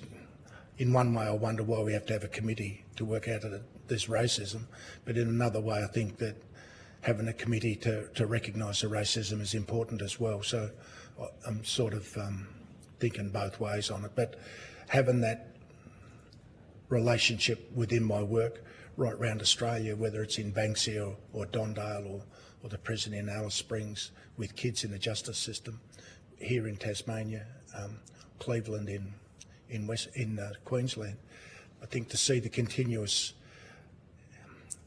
I get very confused between racism and hate, and I wonder whether they're the same. And I see it within the work that I do continuously. If we have a look in the Northern Territory, where all the kids in the prison are mostly Aboriginal kids, we have a look here, about half of them in the Tasmanian prison are Aboriginal kids. But you see the general racism, and we talk about within my own family, when my mum was alive, about the racism that she endured before me as well. So I think this racism hasn't just started last week or the week before. We've had racism here for generations, and I think they become used to it, that the racism becomes part of society, which worries me quite a bit. If you have a look at the racism on any of the social media, and even the way since the referendum, how even more racism. And you can go to any industry there is, and you'll find that racism there. And it's only the Aboriginal people usually that endure the racism, so it's very pointed at our people. And I think other people think there's no racism because they don't see it. So I think it's important that white people talk about there's no racism. It's a very judgmental thing. Thank you very much. We'll go to questions. Thank you. And I'll go to the Deputy Chair. Thank you, Chair. Thank you, Mr. Dillon, for coming this morning and providing evidence. You have focused on building economic security for First Nations people. What are the main barriers for Aboriginal-owned businesses and enterprises in Tasmania? Is it regulatory, financial, or something else? Look, I think that there's lots of parts of that. I think there is steps towards helping in that area right at this very day. There's better than that it's been in the past, so I think it is improving. We've got a way to go, but building that economic platform for our people, if we have a look how many Aboriginal people own a house and go back to that homelessness, and our people, you see the families over the last 200 years have built wealth through family wealth. We haven't had that opportunity to do that, and I think that that's where we've suffered from that. We've got a lot of people starting from scratch, and just one young girl that I work with and have done since she was a baby girl, she just moved into her own house last Sunday. So I see there's glimpses of businesses, people running their own business. My daughter runs a business, I think, and I do a bit of work for her with that business. I think there's opportunities within education for us, but I often don't see our people in the areas of where there's big wealth, where our people haven't had the opportunity to get into that big wealth, because to get into where there's, I'll give you an example of when the abalone was a big industry here, the units was worth 180,000 a unit, and you could get probably 8% off that unit. Our people just didn't have the money, and the same with the crayfish. The resources that our people used to own was the richest people here. When they took all our resources away and stripped us away from that, it's taken us a long time to try and get back to having some of those resources. So unless we get some of them resources, the opportunities for that wealth and for them businesses is fairly hard. If you want to buy a farm, it's going to cost you $20 million if you want to go into that industry. And our people don't have the deposit for that. So it's getting money for deposits, and people being scared of going bankrupt right before they start with this stuff. I think they're the threats to us as people. Yeah, thank you.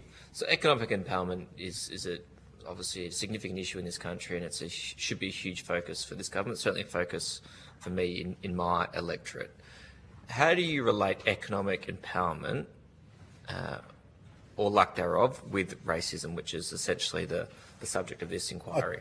I think that opportunities, if you have a look at the groups that negotiate big jobs on roads, how's Aboriginal people going to get into those where they've got all the machinery and everything to do those things? It's very hard for our people to break in to those industries where there's a lot of money to be made. I think that the small things, there is a certain amount of opportunities, and they've been made a bit better. I think some of those reconciliation action plans have helped some of our people get into smaller job opportunities of working for himself. But certainly the opportunities for Aboriginal people, like if you have a look in Canada, where they're building a power station for the local Aboriginal group to run, we're not to that stage of having things like that. We're still on the edges of having contracts to do things. I think that when government make decisions to involve us in bigger operations, I think that would build community and more family wealth as well. And so to be really clear, if you thought that if the scenario in which economic empowerment and home ownership, for example, were the same between Indigenous Australians and non-Indigenous Australians, there would be less racism in the country? I wouldn't say that, no. I would say that it would build a platform. The racism will still be there, but the people will be empowered. The Aboriginal people will be empowered to have their own house and make their own decisions. At the moment, when we're renting houses from organisations or from other places, we don't have any empowerment. But I don't think that will get rid of racism, no. I see, in saying that, I've had a lot to do with the national parks, arrested me over the years for practising my culture, and when Aboriginal people went into national parks and was working in there, and they was part of that organisation, I see that broke down a bit of racism within that organisation, and now they allow us to go and practice our culture. I think some of those things have changed a little bit. So that's not only economic empowerment, that's cultural empowerment as well. Thank you. Of the Commonwealth money directed at First Nations programs, how much reaches organisations like yours, and where is it absorbed before it gets to the ground, essentially? I reckon you'd have a better idea than me. But I'd say the thing that worries me about government money is how many people there is in between the government and to the person when it hits the road. When the rubber hits the road, it's very little. If we have a look at some of the things, some of the organisations that get the money that Aboriginal people don't, and it's not Aboriginal organisations, we've got all the other organisations, and government's been only too willing to give it to them rather than Aboriginal organisations. And I think that's where we need to change the way that we work in the future, that the money goes, we can have a relationship where we've got enough hurdles in place so that the Aboriginal people don't steal the money like they think they do. There's enough hurdles and enough things in place to stop that. So why can't we have the money going direct from the government to the organisations? And in some cases it does. I think that some of the things that the government has got going good at the moment is the ILC, the ILSC, the Indigenous Land and Sea Council.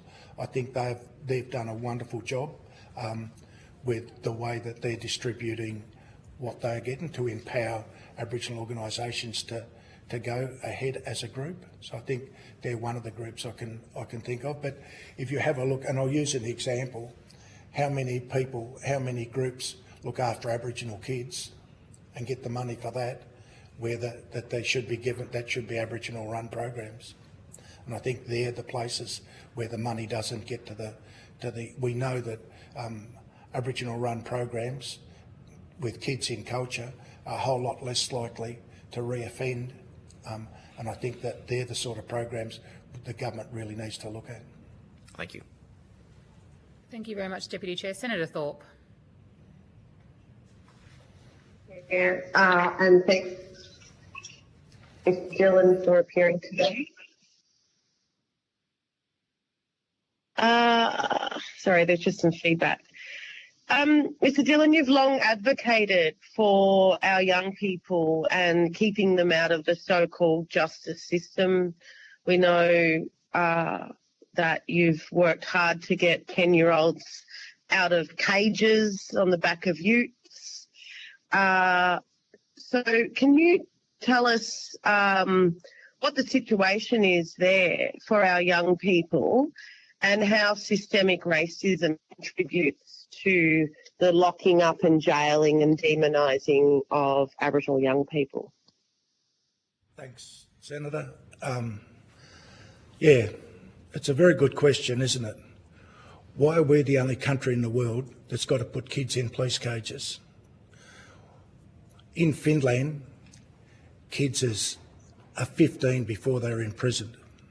And yet we as a country, because we've got the colonisers, are locking kids up at 10 years of age.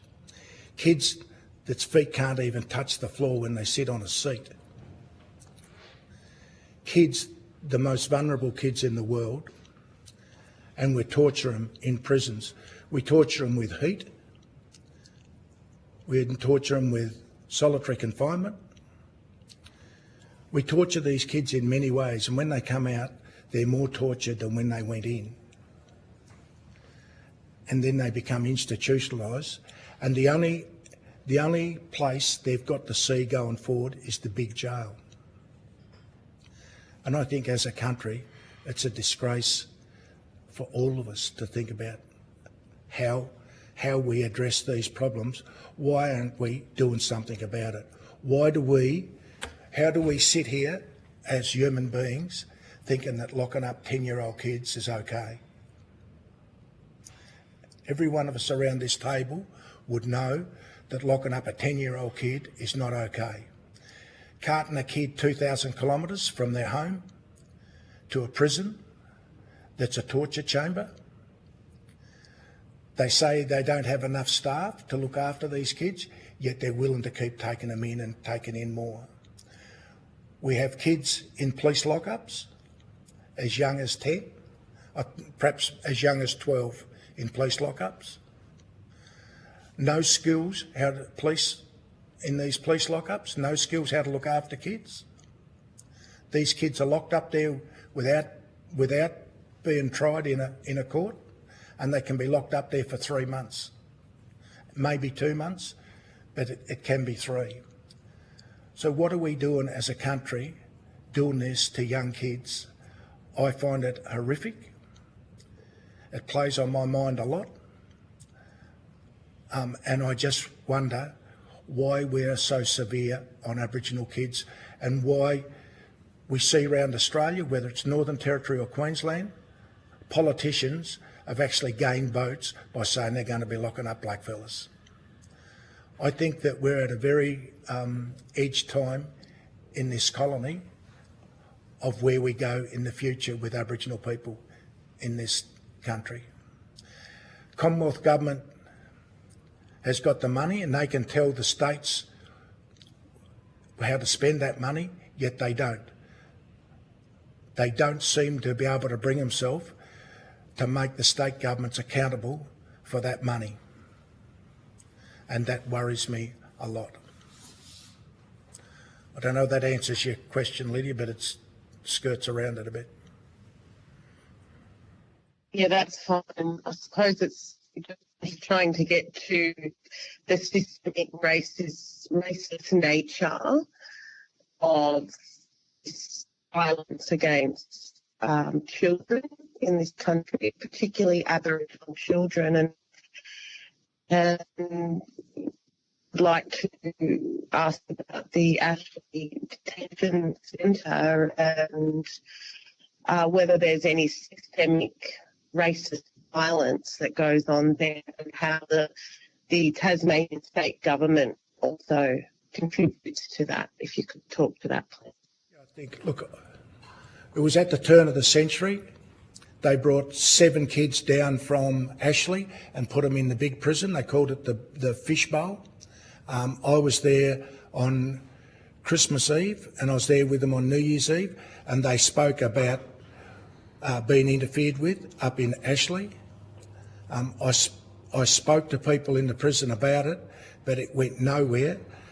When the kids tell the perpetrators what they're doing and it doesn't go any further than them, there's no system in place for these kids to be heard. These kids are like invisible inside here, and yet they've been abused. They've been tortured and they've been abused, physically abused. It's been proven, and we've done nothing about it as a group of people. We talked to the government about it, but still today, those kids, if they are interfered with, have still got to go to the perpetrators to tell them that what they're doing to them is wrong. So until we can get a system in place where we either have like an independent children's commissioner that can go in there and talk to those kids and be able to have inquiries into these things, this will keep occurring. This is not going to stop today. And these places, like detention centres, are perfect places for pedophiles to live. They breed in these places and they know that they'll never be found out. So I think there certainly things need to change and change drastically for the people that work there. To give the state government a bit of credit, they haven't been locking kids up under 14 in the last. I've been working with the government here to stop kids under 14 going into the prison, and that seems to be working okay at the moment. But the previous, it's not the last 20 years. This has been going on since they've had Ashley Detention Centre. And the culture, whether it's in Ashley, Dondale, Cleveland, Banksia, the culture in all these places, how come it's exactly the same? Why is the culture in these prisons unsafe? Why are we locking kids up in solitary confinement and thinking it's okay because we haven't got staff, so we'll lock them up? I think these are all the questions that have got to be asked. And why isn't the Commonwealth Government doing something about it? Thank you. In terms of locking children up, given it's $1 million per child per year, should the federal government be showing leadership here and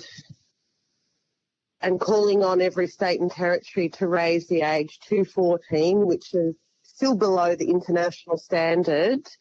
We've seen Northern Territory have walked it back to 12 because they've become more and more racist. Should there be some kind of federal intervening, if you like, to ensure that no child under 14 is subjected to being imprisoned, being raped in prison, being tortured, being strip searched? Is that something that you want to see from the federal government? We've been asking the federal government for that now for the last 5 years, probably 7 years. It's certainly the state governments are not capable of looking after Aboriginal children in the prison system. They are not capable, and they don't. And they hide the evidence that should be brought out. None of this is ever brought out. We see very little of things come out of the prison, the behaviour and the culture that's in those places. And I think until the Commonwealth Government can get a grip on putting on funding things that address those states to make the states come in line, we will still be here arguing over this in another 2 or 3 generations' time. I think it's a disgrace, and the Commonwealth Government is hiding behind state governments, and state governments hide behind Commonwealth, so they're pretty convenient for one another. And just finally, given the racists out there, you see them online saying, do the crime, do the time. We know most Aboriginal children are on remand. They haven't even been sentenced. And they're not jailable offences in anyone's right mind. Can you tell me what $1 million per child could do if Aboriginal communities and people self-determined the solution for our young people? So by our people, for our people, in self-determining what the solutions are. What would $1 million a child actually do in the community? 2 scenarios. One is I could send a kid to the best boarding school in Geneva. I could take them to Disneyland on the way home, and I could buy their mother and father a house in that 12 months. That's one scenario of the dreaming. The other scenario is that the kids could go back to the community. I've been on programs where kids are taken back at Kununurra with an old bloke called Mr. Green. They was taught about their culture, they was taught their responsibility to their family name, and they was taught the responsibility of their blood to that land. And those groups that have done that have had great outcomes with those kids, and the kids are less likely to reoffend. So we've got the Mona program that they had, the Horseman's program that they had in Mount Isa. All these programs are really good programs, but they get defunded after 3 years without any support. These programs need support, they need training. We've seen on the other side, the Tasmanian government sent kids from here up to the Northern Territory to live in a camp with a bloke that didn't even tell them what his real name was. So we've had programs that have been highly unsuccessful, and we've had programs that was highly successful, yet they don't get refunded. So I see that money within the community would build community awareness, it would build culture, it would build language, it would build those kids to be stronger and have the relationship with their land and their elders in that community. Instead of that, the only relationship they got's with prison warders who want to keep them in solitary confinement. So I see the advantage for organisations in remote areas. Instead of taking kids out of there, that money could be well spent on protecting those kids in their community with their families. Usually when a kid's in trouble in a family, the family's in trouble as well. When a 10-year-old kid's in trouble, the family's in trouble. If we build those families to be stronger, those kids are less likely to offend and less likely to go through that horrific story of going to jail at 10 years of age and being in there till they're 60 and die in the prison system.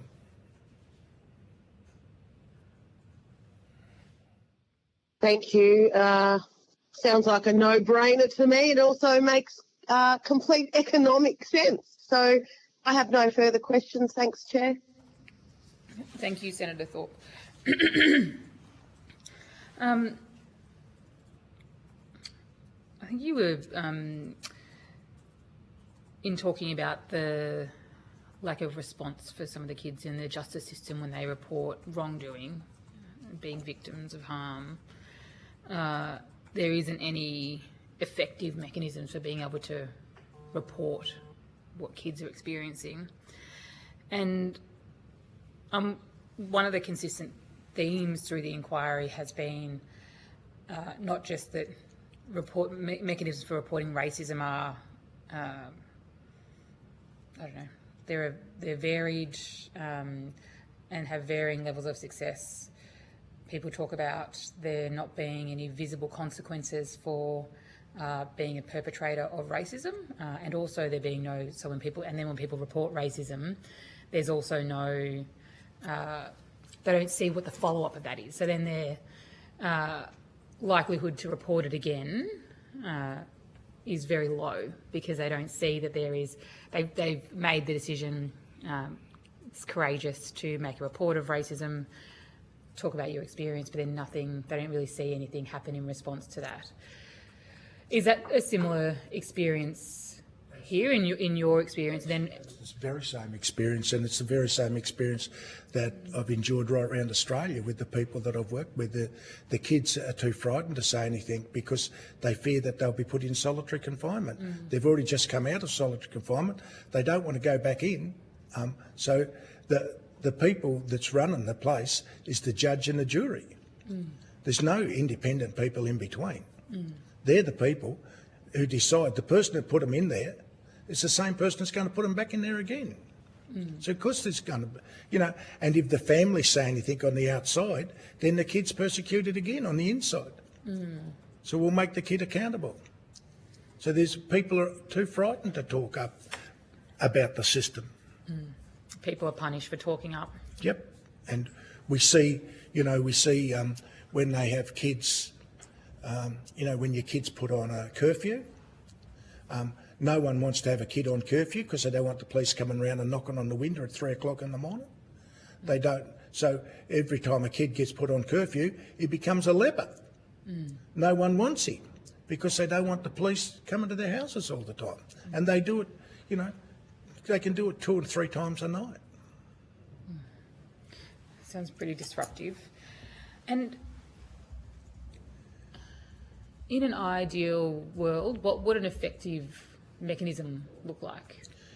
A good mechanism would be an Aboriginal-run programs in local communities where we make the community and the kids and the families all accountable to make sure these kids are better behaved. We take kids on cultural camps. We teach them their responsibility. How do we teach kids their responsibility to their land and to their waters and to their animals when they're in a prison? When they come out, because the way they've treated, they're that angry, you can't do anything with them. So we need to have things where the kids feel safe. Some of these kids have already got issues. We need things where the kids are safe, and can operate safely and not be scared, and they can go out onto their land and they can make mistakes. They can fall off the horse, or they can do something else, and not be persecuted for it, and not be put into a solitary confinement. So that if we have Aboriginal run programs, the organisation would benefit from it, the land and the seas and the waterways would benefit from it, because they'd be out there learning about it and understanding it, rather than being... These kids come out of these institutions and they know nothing because no one's taught them anything. They know how to, if they play up, they'll be in solitary confinement. And you said that, if a 10-year-old is in trouble, then the family's in trouble. I can certainly see that. I'm a family therapist by trade. And yeah, there's lots that I agree with in that statement.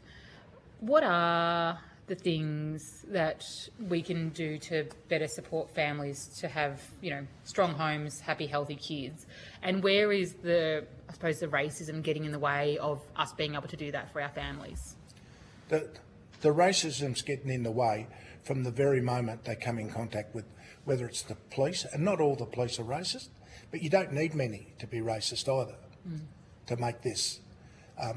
The system that they go under, the laws that the politicians are making to lock these kids up, they seem pretty racist. So I think that it's the laws, the way that they're boxing the laws, whether it's Queensland or Northern Territory or any other place, we're going to lock up more kids and you'll be safer. Yet there's no evidence anywhere in the world that locking kids up makes the community safer. So I challenge any state on that item to show us where locking kids up makes the place safer. So let's think about a new system that not locking kids up, it's about putting kids in their community with their families to strengthen the families. And yes, and we have trouble with, global warming's having an effect on kids as well. Kids are in hot country, it's that hot, their houses are that hot, they're not going to go home and do any homework. The places are that hot. So there's a lot of things affecting kids, whether it be homelessness, overcrowding in the houses. There's lots of things that start before the kid gets to the prison that addresses these issues. And yes, some of the families do need wraparound services to bring the family along and the kids along. But I've seen kids, their father and their grandfather all in prison at the same time. When we've got 3 generations of one family in prison, wouldn't that set off some red lights that we need to do something differently? So I think there's lots of steps that we need to take, and we're miles away from that. I know that having an inquiry like this is important, but we're miles away from understanding that taking kids on country, we see the Central Land Council take kids out, and we see the improvement in those kids. We see them in the north where kids go out on country with their old people.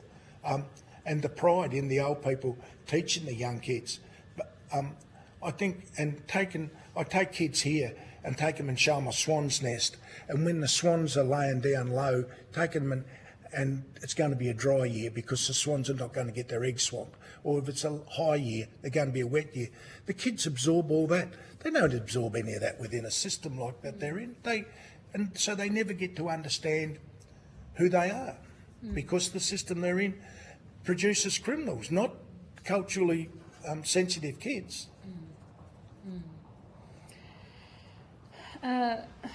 We've also had a lot of evidence about online racism.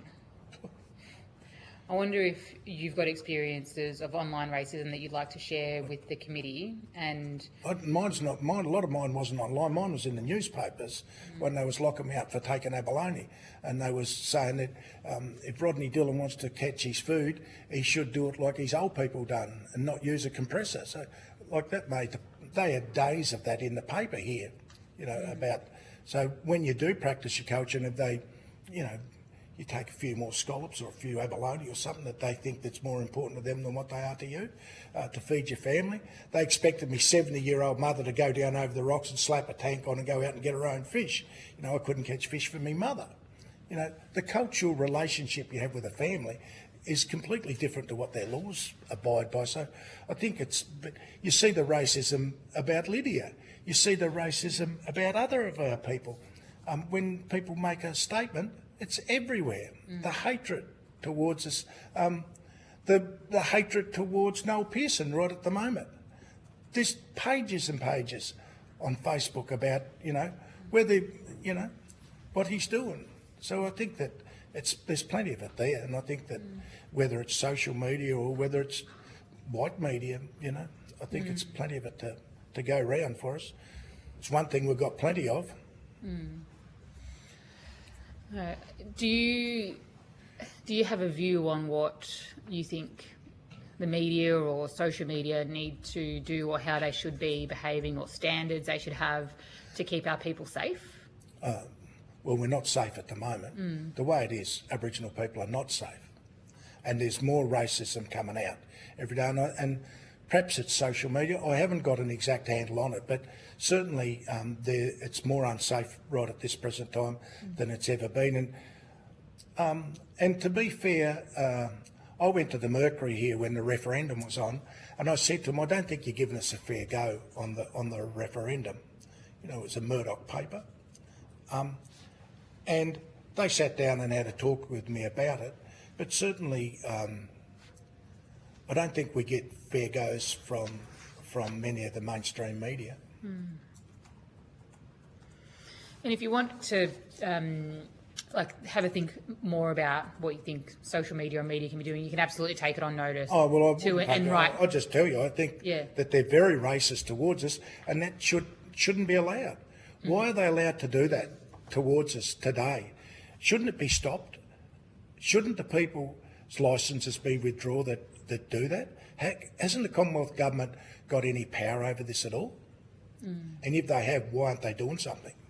And we call on the government to stop this from happening today. The hatred. And like I said in my open statement, I find it very difficult to work out what hate and what racism, are they apart or are they the same animal? Yeah. I also wonder what politicians really think about the hatred towards Aboriginal people. And I wonder, do they care? I wonder, do the majority of politicians care about the hatred towards our people? And do they think that it's okay? So that's why it's not stopped. Because they have the power to do that. As an individual person, I haven't got enough power to flat out just get a coffee, let alone get the papers to change or the social media. But we're powerless as people.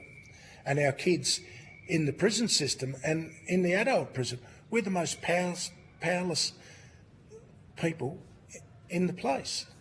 We've got no say over anything. I mean, if you wear a T-shirt with Aboriginal designs on it, people will harass you about it. You'd know that from what you wear, you don't have to listen to me. But in a place like this, because everyone knows you, you don't even have to wear the clothes and they'll have a go at you. Yeah. I can remember the day of the referendum, I was down at Kingston with a girl called Anne-Marie McWalters. She was a Catholic school teacher and was handing out the yes votes. And this bloke got out in his car and revved it up right just from here to the camera away and said, "We should have shot all you black bastards when we had a chance." And that's just in the open. Yeah. Is there any final comments that you would want to make to the committee? I feel like that's a pretty powerful... Oh, Mr Venning has got a final question. Thank you, Chair. Mr Dillon, you talked about this a little bit in your opening statement around sort of division and hatred, but particularly in relation to young people. My question is about whether government policies, particularly identity politics, can or are unintentionally contributing to division and subsequently racism and hatred rather than social cohesion. From my own lived experience, I grew up in a small rural community with both Aboriginal and non-Aboriginal students. And in my experience, race didn't play a part. Race was simply not a defining feature of my school experience. But today, as a Member of Parliament, I attend many school presentation nights where I see awards specifically reserved on the basis of Indigenous status. But I also see this sort of, quote, division in other elements in our classrooms. Do you think practices like this risk teaching children from a young age that they should be treated differently based on race rather than individuals? And do you think this is fostering some of the hatred and racism we see online today, particularly from some of the younger Australians that are on social media? I wonder why 90,000 people continuously taboo Adam Goodes. We could take you back to there and come back to where you are today. And I think, yes, that we do struggle with, but I think that reconciliation can play a role with that in the school, of trying to bring kids together and make this place. I think teaching the truth of history in this country is very important. The truth of history is not being told. When we talk about it, we use the word very cheaply, settlement. There was never a settlement in this country. There was an invasion. But we can't bring ourselves to teach the truth of history. Until we can do that with the kids in the schools and talk about where it come from to where we are today, I think there'll be steps that need to be taken. But I think some of the schools are doing a better job of that than what we have in the past. And I think the Catholic system is doing a good job of that, of teaching the truth of history, taking away the word settlement and using other words, but having things that's inclusive of all of the kids in the school, of teaching about history and culture is so important. Bringing kids together at a young age, I think it will take a couple of more generations for us to get through that. I don't think this has got a little wand that we can just rub over everyone and everyone's going to get on well tomorrow. I think this is going to be a intergenerational thing to fix. Thank you. Thanks, Joe. Thank you very much. We've got maybe 2 minutes left. I was wondering if you wanted to say anything further to the committee before we wrap up. No, look, I think that the steps, having committees like this and putting things back to the politicians is so important, and understanding about how much racism there is in the country. And I think you was right when you talked about social media. Social media seems to be the main place where it's developing, and how we get the government to change that, I think. And I think it might even be a little bit too late. I think that the horse is out of the cart, and I think that they've got to work out new ways of trying to stop that hate. You see the hate for a lot of our people around this country. They talk about, NAIDOC work, they talk about reconciliation, they talk about, and, some of the police and the other people in government positions, I've not always been a fan of the police, don't get me wrong, or the Catholic system, but I think that they are taking some steps in some places to try and make it better. But like I said, it doesn't take too many of them to put the hate in our families. So I think that there's steps that we need to take are going to need to be drastic and quickly to address these issues. And we see our people being shot, we see our people being ran over. No one's held. Deaths in custody. We've had how many deaths in custody since the Royal Commission? 650? Not one person's been held accountable. Do you reckon there's been 650 people dying in anything else and no one to be held accountable?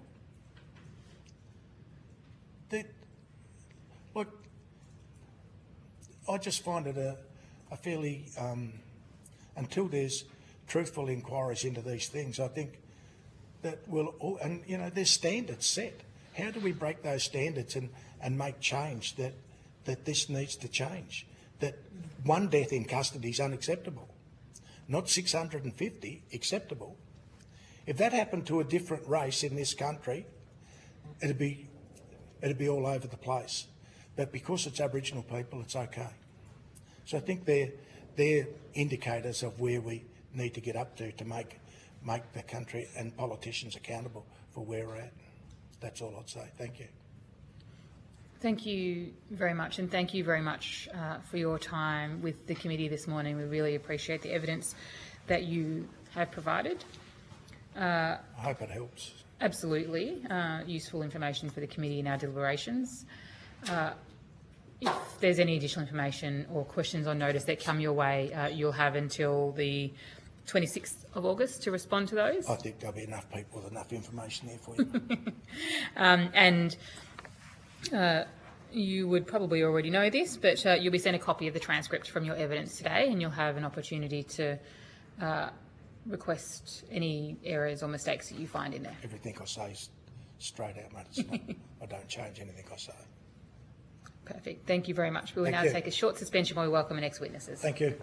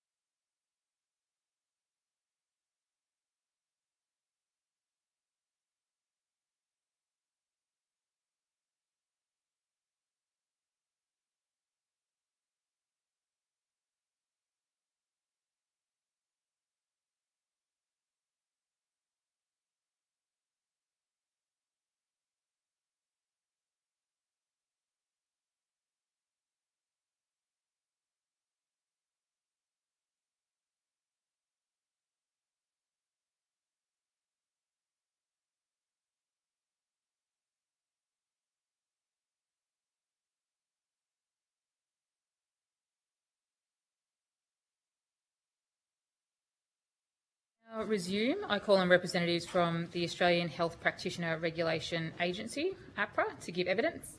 For the Hansard record, would you please state your full names and the capacity in which you appear? Thank you. I'm Helen Townley, Executive Director, Health Workforce. I'm here at APRA. Monica Lambley, National Director of Notifications at APRA. And Kate Evans, National Director in Legal at APRA. Thank you very much. Although the committee does not require you to give evidence under oath, I should advise you that this hearing is a legal proceeding of the Parliament and therefore has the same standing as proceedings of the respective houses. The giving of false or misleading evidence may be regarded as contempt of Parliament, and the evidence given today will be recorded by Hansard, attracts parliamentary privilege and is being broadcast live. To assist committee members who are joining us online, Senator Thorpe is with us online. It would be helpful if you could state your name, so say who's speaking each time you respond to questions. Senator Thorpe and anyone else who's listening online knows who's responding to questions at any one time. And I'll now throw to you for an opening statement. Thank you, Senator. I'd like to start by paying my respects to the Muwinina and the Palawa people, the traditional owners of this sovereign and unceded land here in Nipaluna. APRA and national boards regulate almost 1 million registered health practitioners across 16 professions, and our governing law gives us a legislative mandate to strengthen cultural safety and eliminate racism in healthcare for Aboriginal and Torres Strait Islander peoples. We recognise the seriousness of the issues being considered in this inquiry, and we're committed to doing all we can to combat racism, discrimination and hatred against Aboriginal and Torres Strait Islander peoples. Our landmark cultural safety strategy was developed in partnership with Aboriginal and Torres Strait Islander peoples. Our cultural safety strategy reflects a commitment to shared leadership and accountability. And importantly, its implementation and oversight are guided by the Aboriginal and Torres Strait Islander Health Strategy Group, a formal partnership with the National Indigenous Health Leadership Alliance, and supported by a team made up of 100% Aboriginal and Torres Strait Islander staff. We've made important progress under our strategy, including increasing Aboriginal and Torres Strait Islander representation across the registered health workforce, our staff, our board and committee members, and implementing reforms to make our regulatory processes more culturally safe. But while these achievements are encouraging, we recognise that there is still much more work to do. We're continuing to evaluate our cultural safety strategy, and we're developing the next version. And also our new National Scheme Strategy to 2031 has 3 strategic themes, and culturally safe healthcare for Aboriginal and Torres Strait Islander peoples is one of those. This means that supporting self-determined delivery of a culturally safe health system for Aboriginal and Torres Strait Islander peoples is one of our key priorities for the next 5 years. We've laid some strong foundations, but much more needs to be done so Aboriginal and Torres Strait Islander peoples have access to and work within a health system that is culturally safe and free from racism. We recognise that this needs urgent and sustained action, and we're committed to using our regulatory levers to achieve that goal. Thank you. Thank you very much. We'll go to questions, and I'll begin with the Deputy Chair, Mr Venning. Thank you, Chair. On page 2 of your submission, you state that your social media guidance recognises practitioners' freedom of expression, provided their activities do not involve abuse or discrimination. Where is the line between a practitioner expressing a lawful political view, for example on the referendum, or conduct that attracts regulatory action? Thank you, Member. I'll start on this, and one of my colleagues might want to continue. I think it would be fair to say we draw the line at harm. So we absolutely recognise people's right to freedom of expression, but there are discrimination laws in this country that recognise that there are limits to freedom of expression, and those limits exist when they cause harm, and we reflect that position in our regulatory approach as well. I'm happy to add. This is Kate Evans speaking. We do have actually quite, as Helen says, we do have to distinguish between those two categories. We do have quite a helpful tribunal decision in this exact space. It doesn't involve Aboriginal and Torres Strait Islander people, but the matter of the Medical Board of Australia and Gareth Koch, there was a whole raft of allegations relating to commentary on social media. And the tribunal actually in that decision went through all the individual posts that the board had referred as being professional misconduct because they were derogatory, demeaning, discriminatory towards members of the public. And there's some great commentary in there around when it's political speech and when it might be something that is professional misconduct, that is discriminatory or not sitting within that category. And it's a very helpful decision in stepping through that. And a lot of it does relate to the harm. A lot of it does relate to how it's portrayed, whether it is portrayed in a derogatory or a discriminatory way. So I think that's a good case from our perspective that helps guide us in determining whether something is a free speech or whether something does fit into this particular category that requires regulatory action. Thank you. Similarly on page 2, notice that there were 18 notifications in 24-25 relating to racism towards Aboriginal and Torres Strait Islander people out of a total of 13,327. And you state that this is almost certain to be a significant underrepresentation. Why do you think that is, and why do you think that is your conclusion as well? Thank you for the question. So it's Helen speaking. Apologies, I was forgetting that before Senator Thorpe. So we know that because we know that there are rates of underreporting of this type of issue in many different contexts, and the research evidence tells us that. And so there's evidence to indicate that that's the case in our system as well. Thank you. Thank you very much. Senator Thorpe. Thank you, Chair, and thank you for appearing today, APRA. My first question is, how does APRA contribute to systemic, structural and interpersonal racism against Aboriginal people?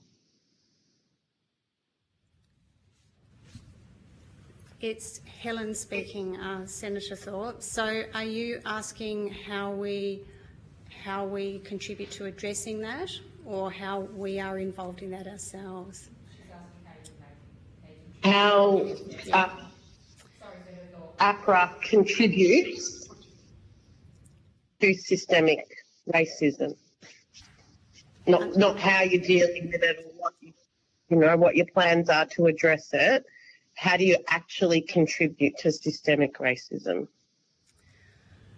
So it's Helen speaking, Senator Thorpe. So Our cultural safety strategy and the definition of cultural safety, which was developed by Aboriginal and Torres Strait Islander partners, acknowledges the history of dispossession, racism and discrimination since colonisation.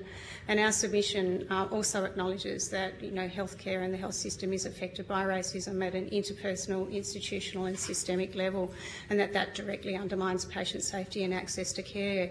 And while we work within a statutory legal framework, which is the legacy of a colonial system, we are committed to tackling racism and discrimination wherever we can, within the health workforce, but also in APRA and in the national scheme. And to facilitate that, we'll work in partnership with Aboriginal and Torres Strait Islander peoples and embed self-determination as much as possible.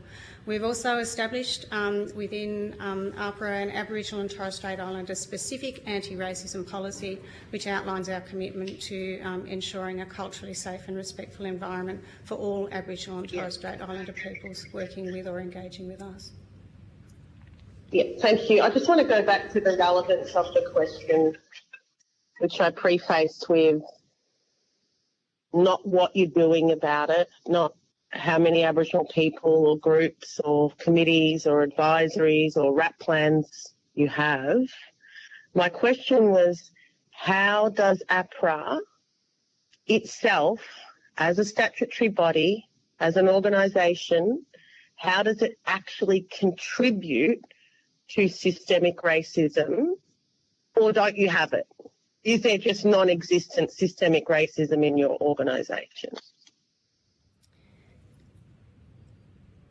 So, Senator Thorpe, I'm reflecting on how best to answer your question. I think the things that I've pointed to show that we are reflecting on the legacy of being a statutory regulator in a country that has been colonised.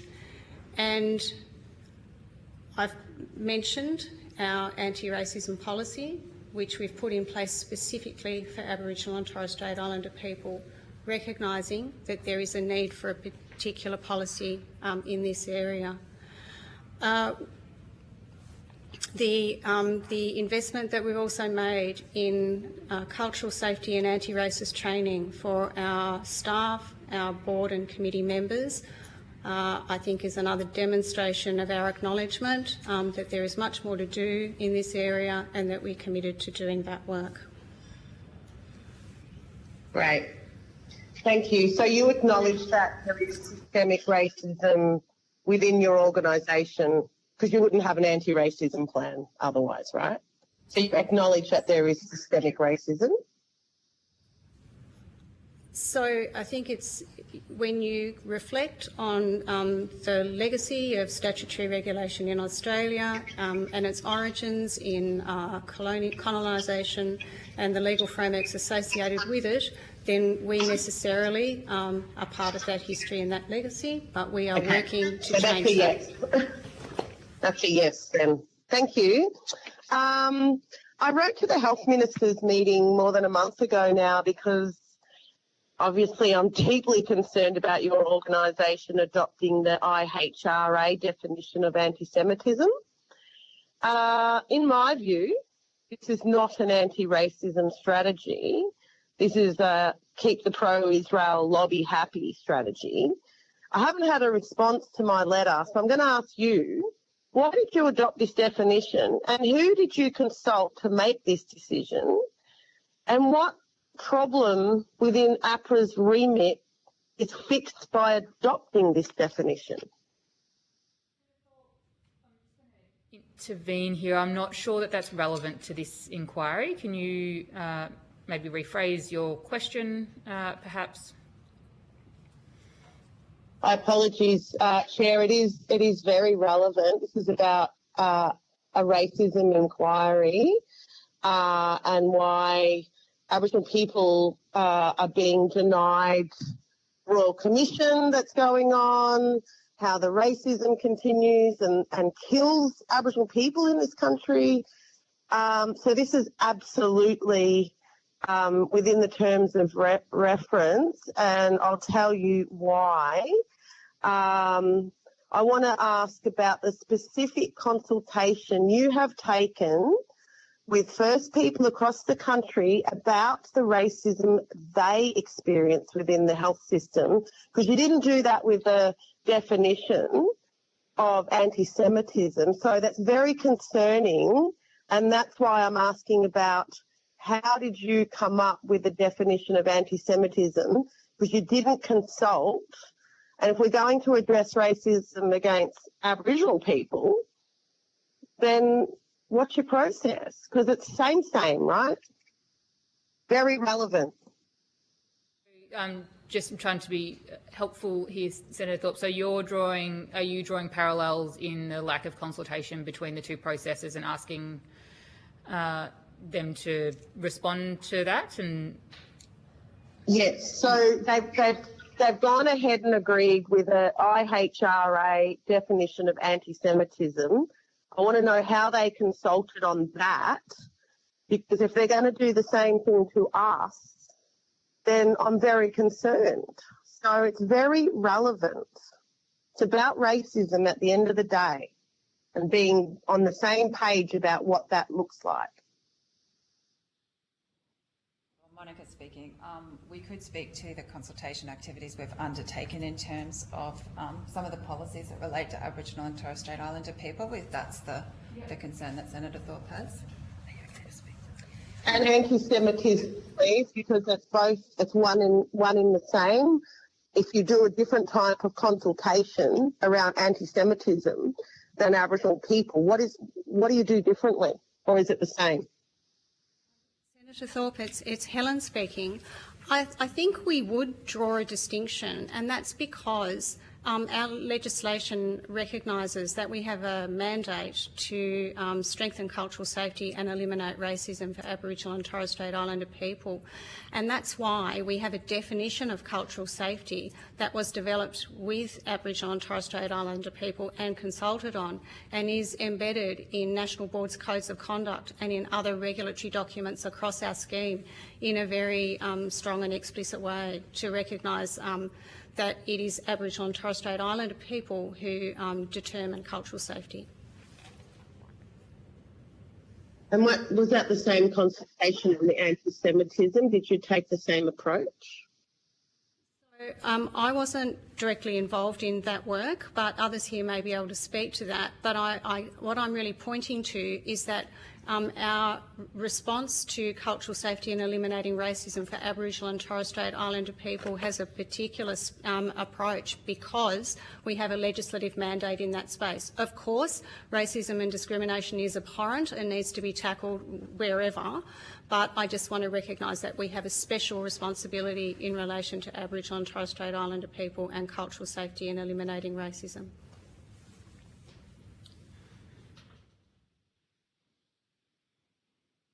I take it no one else wants to comment on that. I'm happy to ask my next question. Thank you.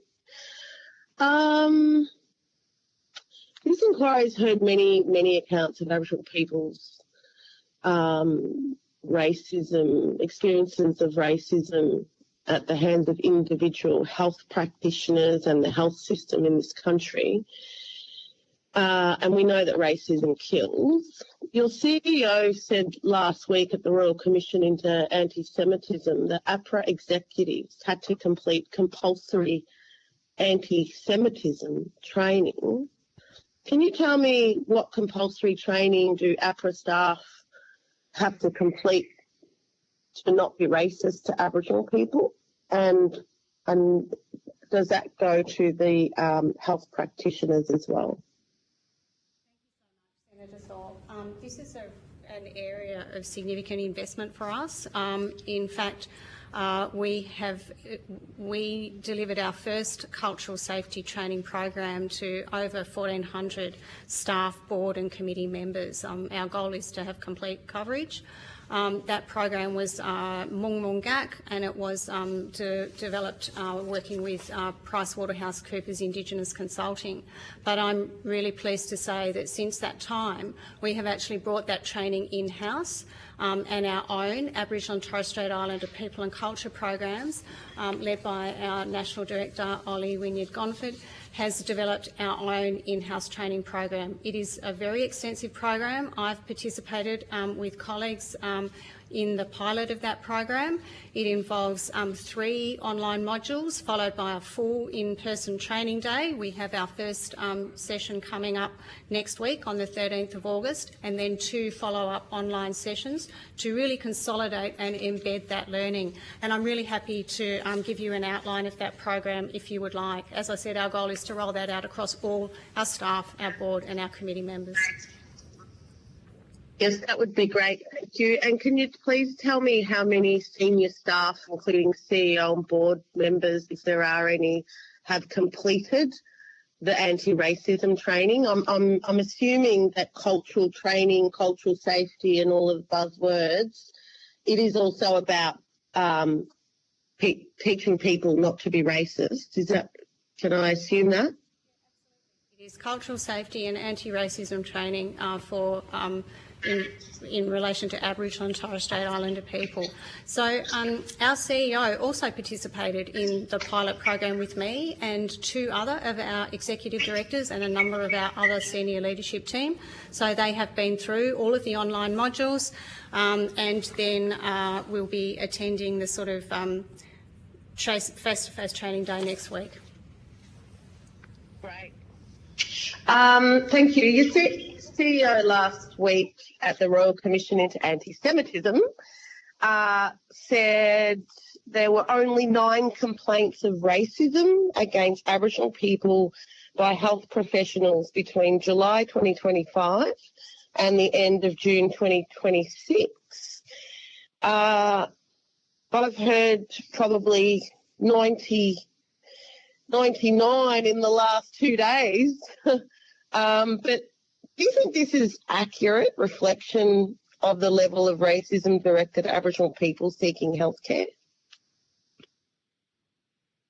Speaking, the Director of Notifications, and no, I think we acknowledge that there is significant underreporting, but I'd also clarify with that in terms of how we categorise our concerns and notifications, that while there might be a low number of racism concerns being raised with us, we also have a category of culturally unsafe care being provided to Aboriginal and Torres Strait Islander peoples. And in that 12-month period, we've had 54 concerns raised about us, and I'm happy to talk further through that notifications process if that would assist.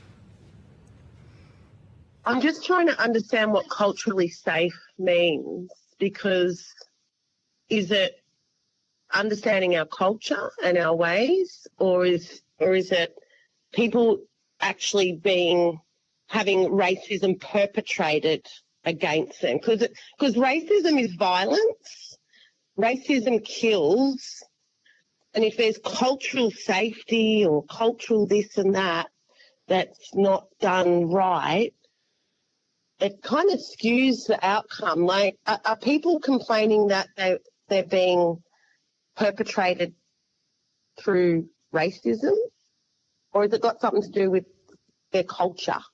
So, Senator Thorpe, just to clarify again, it's Monica speaking. Are you asking, like, how do we determine if it's culturally unsafe care versus whether it's potentially racism? Or just how we consider it? Because there's a big difference. There can be a big difference. Just to support providing that information, in our notifications process, we have employed cultural safety advisors. So those are a panel of Aboriginal and Torres Strait Islander peoples who review every case that is raised by an Aboriginal or Torres Strait Islander person, or that may involve a patient identifying as Aboriginal or Torres Strait Islander. And their role is to support our understanding of what we may consider racism and or culturally unsafe practice. So to give an example of culturally unsafe practice, it may be where someone has identified within a health service seeking treatment that they are Aboriginal or Torres Strait Islander, and that health practitioner has failed or overlooked that understanding and hasn't provided culturally safe care, even though they may have clinically provided safe care, if that makes sense.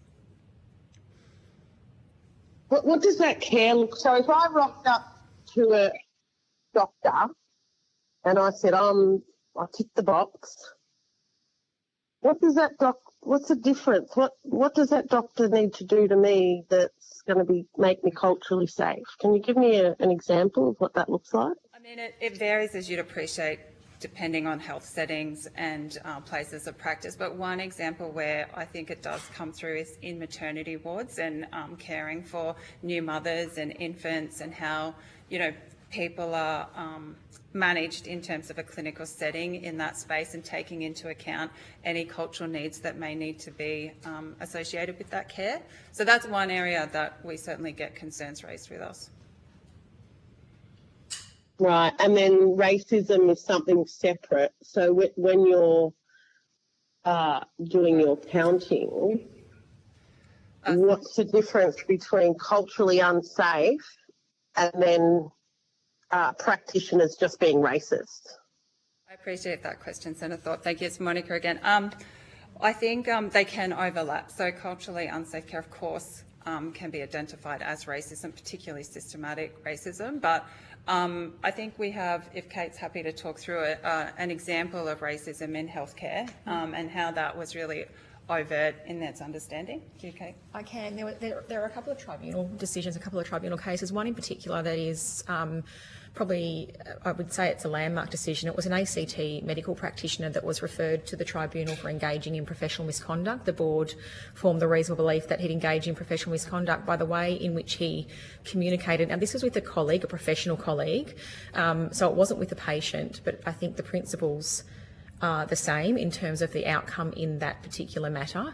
So in that matter, this medical practitioner had sent an extremely offensive email to his colleague, calling into question his Aboriginality, talking about percentages, criticising people for identifying as Aboriginal to be eligible for access to certain government benefits, and further on from that, in engaging with the APRA staff who are investigating this matter, perpetrated those sorts of beliefs which caused us to have concern in relation to his practice more broadly of it being racist. There was an example in there of him saying that he refused to sign off on a patient's access to this particular scheme because he said to a father of a 4-year-old son that he doesn't look Aboriginal. So we called that out as being culturally unsafe, racist and discriminatory, and the board referred that practitioner to the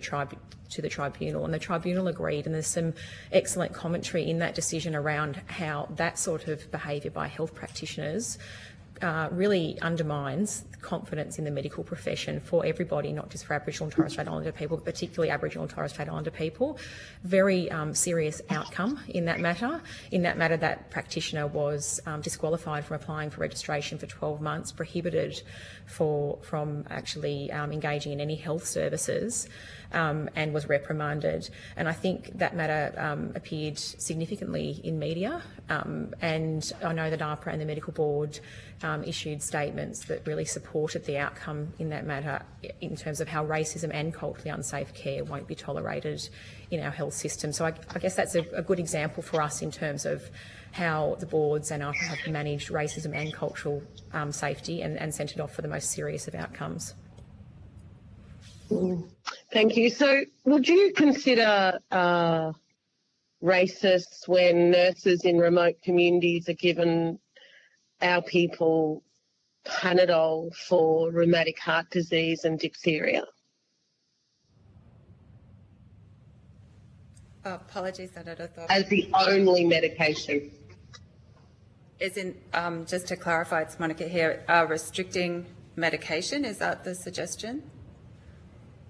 So we heard evidence last couple of weeks that patients who have rheumatic heart disease and diphtheria are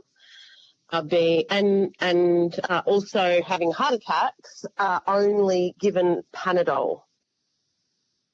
So they're not provided anything else. Senator Thorpe, it's Helen speaking. I might start and then Monica might follow.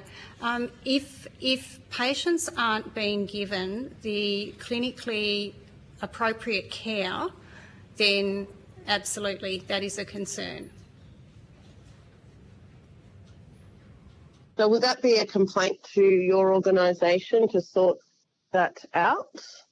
Senator, we would certainly consider that a concern that we would want to look at. Okay. We also heard that Cairns Hospital is pretty racist, and we heard evidence of a doctor telling a mum, "It's all right, you're going to die," or a daughter, sorry, "Your mum's going to die anyway," so wasn't giving her the right medication.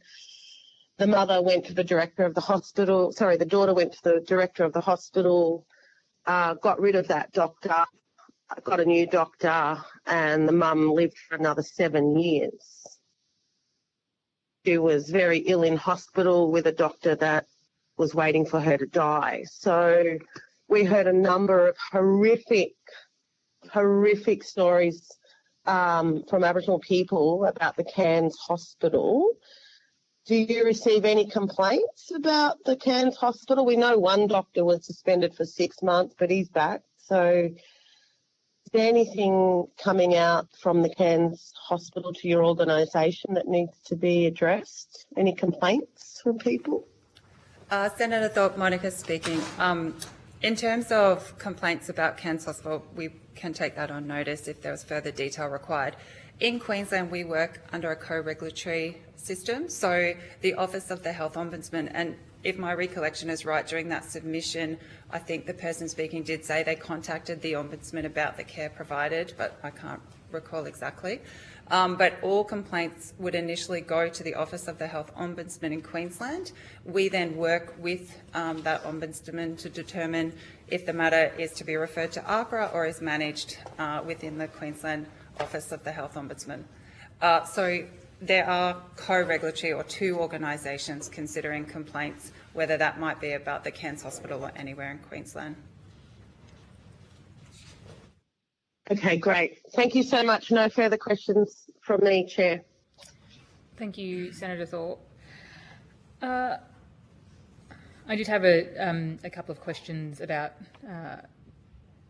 Cairns as well. Senator Thorpe has asked those questions, but there's certainly been significant evidence to this committee about the experience of people in healthcare settings when they are trying to, be cared for because they've got health issues and they have not been appropriately taken care of by the system that is there to keep them healthy. They cannot trust it to keep them safe and in some instances alive. I have some questions about your notifications process, you've been sitting at the back of the room as I've been kind of asking questions, so you heard me say to ask one of the witnesses earlier about reporting processes, and one of the challenges people have with reporting processes is they actually don't see consequences for people's actions at the end of that process. Is that different in your process, where people who make a complaint then get told what the outcome of that complaint was? Yes, they do. Yeah, told verbally and in writing. Mm. And how do people know that they can make a complaint to you? What is the work that you are doing in the Aboriginal communities across the country to let them know if they are experiencing racism in the health system, that they can come to you? Thank you, Senator. So there are a range of things that we do under our cultural safety strategy, and we're committed to doing more. We work importantly with the Aboriginal and Torres Strait Islander peak bodies for each of the health professions and other Aboriginal and Torres Strait Islander stakeholder groups in terms of getting that message out there. We have various support services that we run for practitioners who engage with us when they want to become registered, and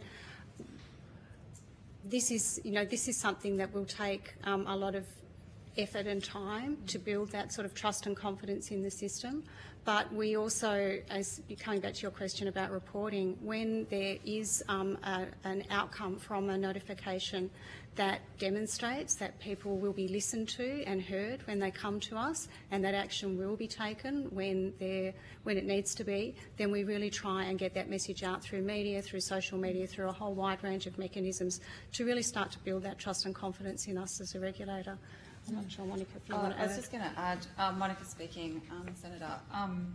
When people also raise concerns with us, we're only really at the commencement of this, but acknowledge we need to make that a safe process for Aboriginal and Torres Strait Islander peoples. We've recently appointed a national director. I think that position's only been in place for about 2 months, of Aboriginal and Torres Strait Islander peoples in the regulatory process, so supporting us to understand how we could make it more culturally safe. But that also includes an appointment of pathway navigators. So when an Aboriginal or Torres Strait Islander person contacts APRA, they're speaking to another Aboriginal or Torres Strait Islander person who can talk them through the process, what's required. You know, if there is questions about the outcome or further information, that there's someone there that they feel safe speaking to. I suppose I don't know, I imagine for people who are making a report to you and going through that process, like, I think the word accountability really matters. Yeah. And it's not just about culturally safe care, but when that doesn't happen for you, there is an accountability lever, mechanism through you that I think lots of other people have given evidence to say that doesn't exist in lots of settings. And if it does exist here, and racism is so prevalent in the health system, like, why aren't we seeing more of those complaints come through you? So to me, that points to the fact that enough people don't know about what it is that you do. And I'm not sure that just going through Aboriginal health services is it. Lots of the evidence we've got is people at the acute end of the system, where they're going to hospitals in particular, and that is where they're experiencing racism and harm, not just to them, they're witnessing it happen to their family members there too. So what's the work that's happening with hospitals at that acute end of the system? You know, what is the work that's happening in places like, you know, urgent care clinics, for example, and in mainstream settings, because obviously not every Aboriginal person just uses Aboriginal health services, and it's probably one of the places where they're more likely to be culturally safe. Not suggesting that it's always the case, but certainly more likely to be in an Aboriginal health service setting. So what's the work happening outside of the Aboriginal sector to keep people safe in the mainstream service sector? So as the health practitioner regulator, our work is mostly focused on practitioners rather than on the services themselves, but of course practitioners work in services. So one of the areas that we are looking at in our cultural safety strategy, and will be a real focus for us over the coming years, is how do we build that capability across the registered health practitioner workforce, both pre and post registration, in cultural safety and anti-racism. And that's, I guess, has multiple purposes, but one of the things that it will hopefully do is increase the safety of care in those services, but also make colleagues and others more aware and able to, I guess, exercise influence on the practitioners around them, and ultimately provide that sort of system change that we're wanting to see. And what practitioners are covered by your frameworks? So we regulate our practitioners in 16 professional professions. So I might struggle to remember them all, but the doctors, nurses, midwives, psychologists, pharmacists, physiotherapists, occupational therapists, optometrists. Aboriginal and Torres Strait Islander. Of course. Yeah. You're very welcome to provide them a notice. I'm not expecting, this is not a memory test. But good job. I feel like you got a good way through the list there. And Senator, to go back to your point about, you know, how do we actually strengthen the system and the capability of those practitioners, what we're looking at doing is how can we set ongoing requirements for practitioners about building that cultural safety and anti-racism capability. Yeah, making that a requirement. Yeah, absolutely. And in your work, have you travelled to the Torres Strait? The experience of racism that we heard last week from Torres Strait mob was pretty devastating because of their remoteness, the impact on their community, families, and they would certainly say that they, their experience is really different to that of the mainland in particular. Have you been up there to hear from them about their experiences? Certainly, Senator, personally I haven't, but I would absolutely acknowledge that we have in our national scheme strategy that we recognise the need to hear directly from the people affected by our regulatory system, and we need to do a lot more in that space, and allowing communities to engage with us directly is a really important part of that. Yeah, certainly. One of the privileges the committee has is travelling around to different places, hearing directly from people, and I would suggest you should do the same, because the experience of people that we've heard going to places is really different depending on where you travel. Given the practitioners in the health system is having such a damning impact on our people, I think it'd be great for you to travel and hear directly from people as a part of the work that you do. Thank you. Sorry, I was just thought Mr. Venning might have one final question. My question is, final couple of questions, I suppose, is just about the reporting process. So it'd be great for you to step me through what that looks like. So if I was to call and say, hey, I've had this really terrible experience in midwifery, and I want to make a complaint about it, what happens from that point? Well, we would obviously confirm the details with you and then just check through that. And that's where we're saying it's really important, wherever possible, we can have an Aboriginal or Torres Strait Islander person on the end of that phone call. Whether you submit, so we take notifications in email, letter, online, phone, whatever. So however much as possible. That will then be reviewed or go through our initial processes of going through the database, and it will then be reviewed by the panel of cultural safety advisors that we employ to look at all cases that are where an identified Aboriginal and Torres Strait Islander person is involved, particularly patients, witnesses, notifiers. And then they will work with us to understand the experience of that person in the healthcare system and where we might need to follow up, what type of concerns, maybe what's the information that we might want to seek, whether that's from the employer, the practitioner. And in most cases that would go through either an assessment or investigation to collect that information. It will then be, we will collate all of the information that we obtain in that assessment investigation and then submit to a board or committee of decision makers. And in nursing and medical, those decision makers are Aboriginal and Torres Strait Islander people boards that will look at each. Which will be my next question, yep. Yeah. And throughout that process, we have obligation to keep either the notifier or the practitioner updated on the progress of that case regularly. And they can, of course, contact us at any time and talk us through or provide us with further information. Yeah. And so at the conclusion of the investigation, just say you found that there was misconduct, you call me and say that there's been misconduct? Yes. Do you tell me then what's happened to that person? Yes. And so it'll depend on the outcome. Yeah. But you'll be provided with an outcome and then the reasons for that decision. So what the board has determined why they have chosen that action, whether it is to take no action, to impose some type of restriction on the practitioner, or in serious cases refer to a panel or a tribunal, and again, talk through that. Yeah. And how long does that process take on average? For these cases in particular, I'd have to go back, but we try to progress as many cases as possible within 6 months. I know we have some challenges around our timeframes, and often that's about just ensuring that we have all of the information that we need and engaging with the right people that can sometimes extend timeframes. But I can't say off the top of my head, apologies, about the proportion of cases that are closed within our timeframe, but I can take that on notice and come back. I've got a note here that says you reduce the average time to finalise racism and discrimination notifications to 53 days in 2025 to 26, down from 132 days the previous year. So that's good progress. Yes.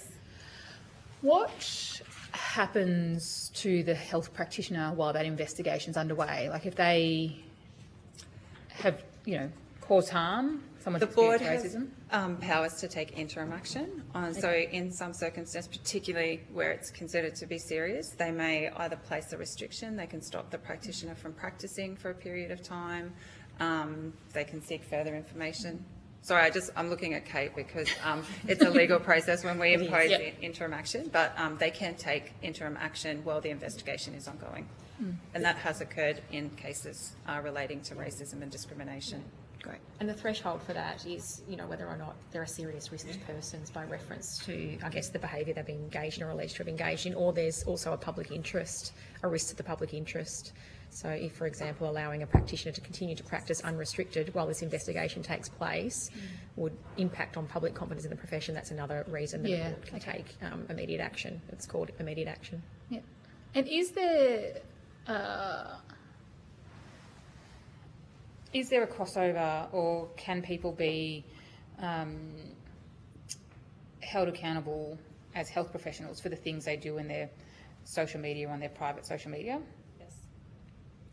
Absolutely. One of the definitions of professional misconduct actually is conduct, whether or not it's connected to your practice, that calls into question your suitability. So it suggests that it's inconsistent with being fit and proper to hold registration, and that doesn't matter whether it occurred in practice or out of practice. So we have a number of professional misconduct findings in relation to practitioners' conduct well outside the practice of their profession.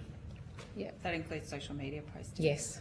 Yeah. So if somebody said really horrible things towards First Nations people in a comment section, and somebody discovered that they were a health professional and then reported that to you, that's grounds for you to actually, That's right. We actually have a Tasmanian case. It's again, it's not an Aboriginal Torres Strait Islander person, but there was a practitioner, a nurse that was referred to the tribunal for engaging in exactly that type of conduct. It was racism towards Muslim people, and the tribunal called it out very much. Outside of practice, we called it very much out as being professional misconduct, and there was sanctioned as a result.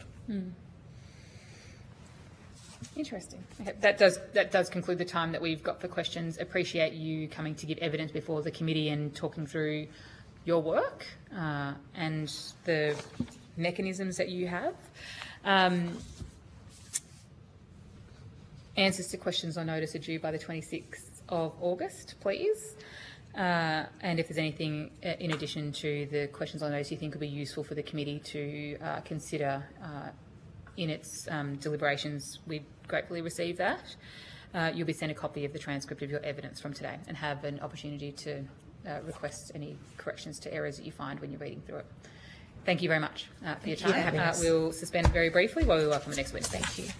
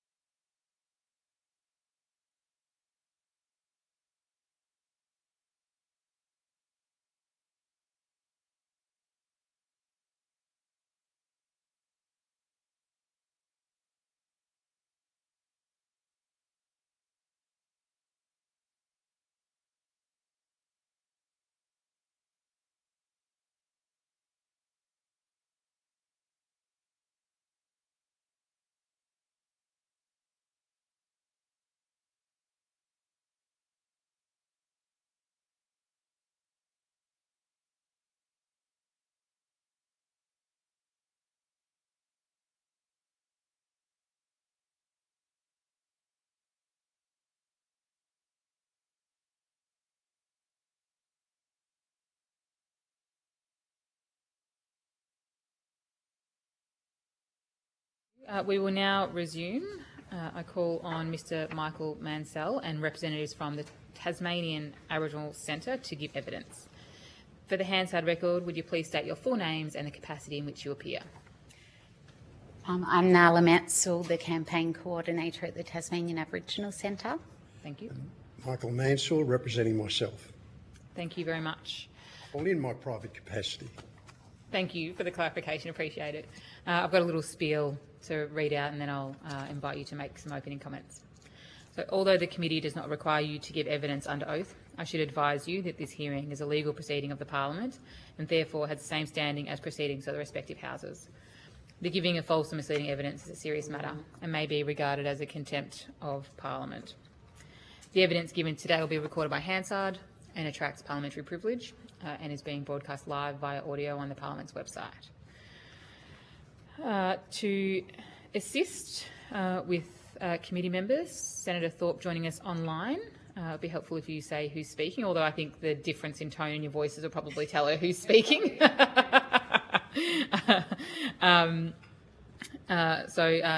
I've let you know that Senator Thorpe's joining us online. I'm joined in the room by the Deputy Chair, Mr Benning, as well. I will now invite you to make an opening statement. Ya pulingina mina Nala Mansell, mina Palawa Luna Rala, mina Taipani Nipaluna, mina Taipani Lutruwita, Nika Milatina Palawa Milatina Manta Manta, Waranta Takamuna Rala, Milatina Pakana War. Hi everyone, as I said, I'm Nala Mansell and I'm the campaign coordinator at the Tasmanian Aboriginal Centre, who's here to speak to you, or who sits here speaking to you today despite this state's continual attempt to deny our existence, to take away our language and their refusal to acknowledge the rights that we as Aboriginal people have fought for consistently since the day the invasion of our lands began. Thank you for giving me the opportunity to speak to you all today. In Lutruwita, Tasmania, racism against Aboriginal people has become completely normalised. And when racism becomes normalised, people stop recognising it as racism. Even the many well-intentioned people in this state begin accepting that it's just simply the way things are here in Lutruwita. The racism experienced by Tasmanian Aborigines isn't just limited to people calling us names online or telling us that we're not real Aborigines because of the colour of our skin. The greatest racism that we as Palawa people experience here in Lutruwita is from the government, who continue to exercise powers over Aboriginal people that would never be tolerated if it applied to anyone else. It's been happening since invasion and it continues today. Right now, even as we speak, the Tasmanian government are busily working on legislating their discrimination against us in their new Aboriginal heritage laws that treat Aboriginal heritage completely different to colonial or white heritage. Here in Lutruwita, when white people create something that's seen as heritage, ownership remains with the people who created it or their descendants. But when Aboriginal people create heritage, ownership and control over that heritage remains with the Crown. If it happened to anyone else's cultural property, Australians would immediately recognise it as discriminatory. But because it happens to Aboriginal people in Lutruwita and has done for many decades, there's very little public concern. And that's what normalised racism looks like. Another example is Aboriginality. Here in Lutruwita, we continue to see governments asserting authority over Aboriginal identity, rather than recognising that we as Aboriginal people have the right to know and to determine who our community are and who gets to speak on our behalf. Again, imagine governments deciding the membership of any other ethnic community. People would immediately recognise how inappropriate this was. But when it happens to Aborigines in Tasmania, It's treated as ordinary administration. And that's another example of how racism has become so normalised. One of the most damaging things about racism in Tasmania is that we as Aborigines have just come to expect it. We know that we'll cop abuse when we publicly suggest that we should own our own heritage, just like white people own theirs, or when we suggest that we want just a little bit of what's been stolen from us. We expect hostility every single January while the nation celebrates over the long weekend. We expect misinformation whenever we assert our rights. And social media has certainly made racism more visible, but it's not social media that created it. It simply exposed attitudes that were already there. One thing I hope the committee takes away today is that if we only focus on online abuse, we'll miss the bigger picture. Aboriginal people are harmed every single day by discriminative systems and by unequal laws, by governments retaining control over Aboriginal affairs instead of recognising Aboriginal self-determination. If Australia genuinely wants to reduce racism, then governments must stop asking how Aboriginal people can better fit into colonial systems and instead ask why these systems continue to treat Aboriginal people differently. Racism is not simply about words. It's about power and who holds it and who exercises it, as well as who is denied it. Until we as Aboriginal people have the same right to determine our own identity, protect our own heritage and make decisions affecting our own future, just like every other Australian expects for themselves, racism will continue to be reproduced throughout institutions. Thank you. Very good. Yeah, like Noel was saying, that when we look back over the history of white and black relations in Tasmania, you could do one of two things. You could either look at the way the system, however you define the system, the politics, the law, the property issues, etc., are all based on the needs of looking after white people. You know, the Poms came out here, they took our country away, they set up a new nation called White Australia, and they had their White Australian policy and so on. And we could have come here and we could have said, look, historically, all these things have happened to Aboriginal people in Tasmania, which they did. But it was the system that enabled it to happen.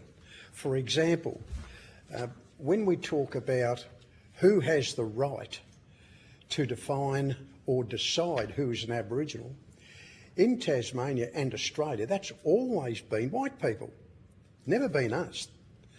I think, I should have looked it up, I think in Victoria at one stage, a legislation defined what a half-caste was.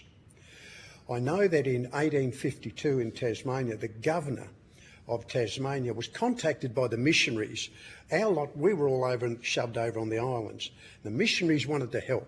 And they said to the governor, look, you've got to, these people are Aboriginal, you've got to give them a hand under the Aboriginal Land Fund or whatever the fund was. And in 1852, the governor wrote back and said, you could not fairly call these people Aboriginal. They were our ancestors. These were the children of black women and a white sealer. And our history is that for hundreds of generations, Aboriginal people married Aboriginal.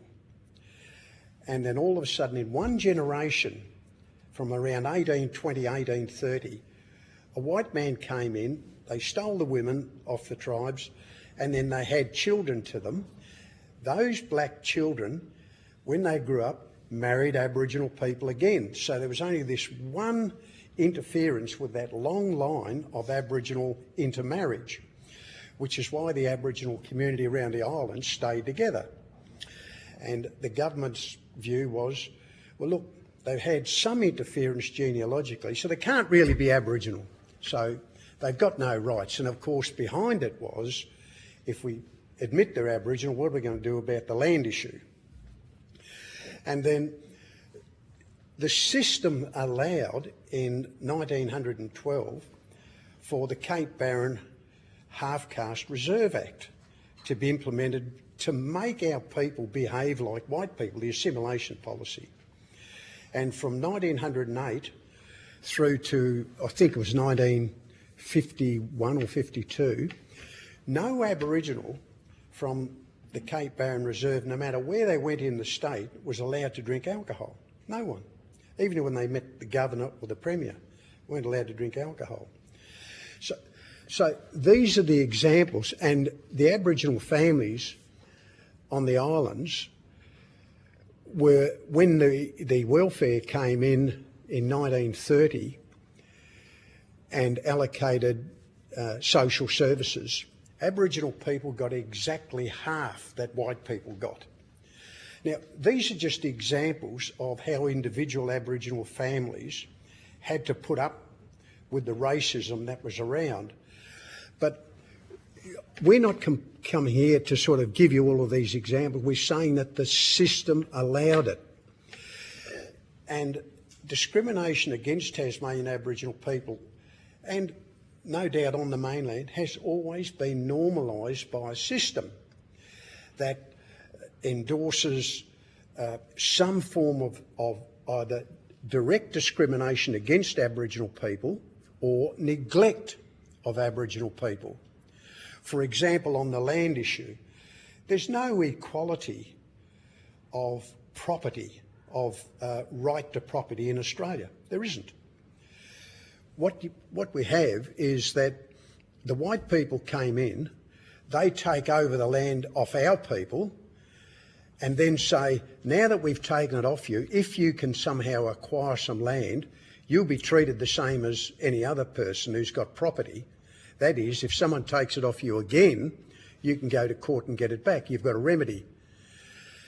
But the system provides no remedy for the collective dispossession of Aboriginal people. That's not to say there hasn't been an attempt. Native title is an example. But when you look at native title in the context of the system, not promoting but tolerating the inequality of the way the law dealt with race as regards to property, native title was not a shift in any way by the system, the political or the economic. It was simply the judges suddenly looked at it and said, well, these laws are wrong. It caught the federal government by surprise. It caught the states by surprise.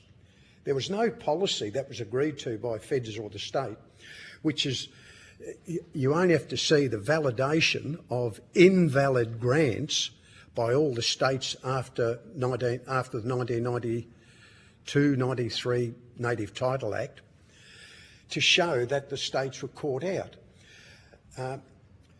The Racial Discrimination Act would say, well, hang on a minute, you can't validate invalid grants. And so what did they do with the Native Title Act? They suspended its operation, only when it operates to the disadvantage of Aboriginal people.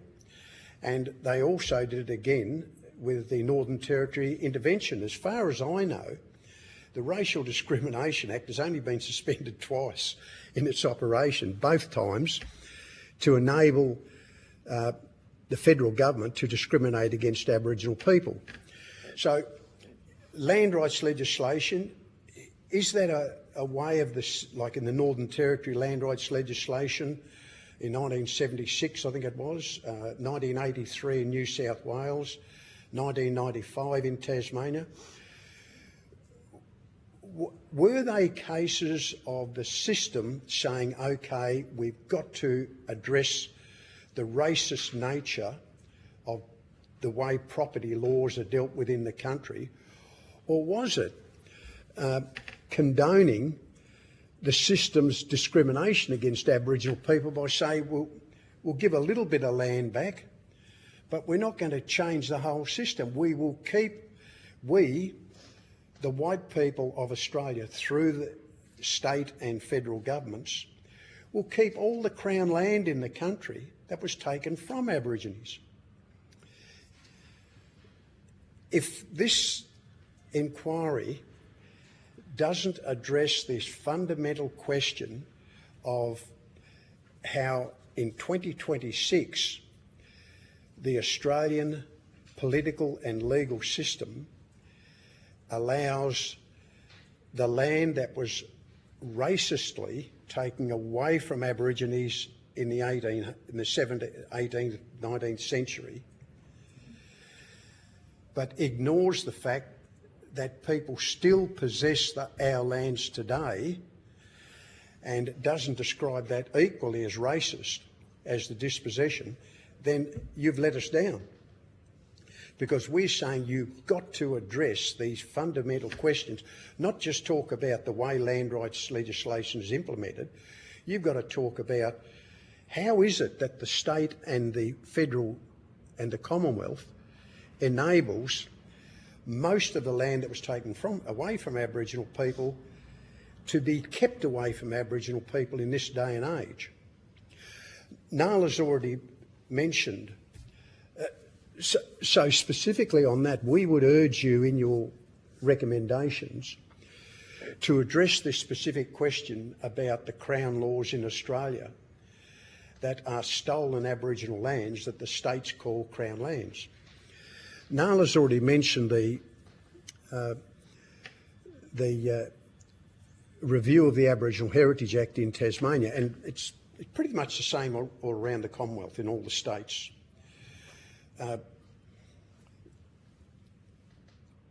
The starting point for where at least Tasmania's got to in 2026 is that they accepted in 1803 or whatever year they came here, that white people who would go out and use natural resources to paint canvases, beautiful drawings of Tasmania.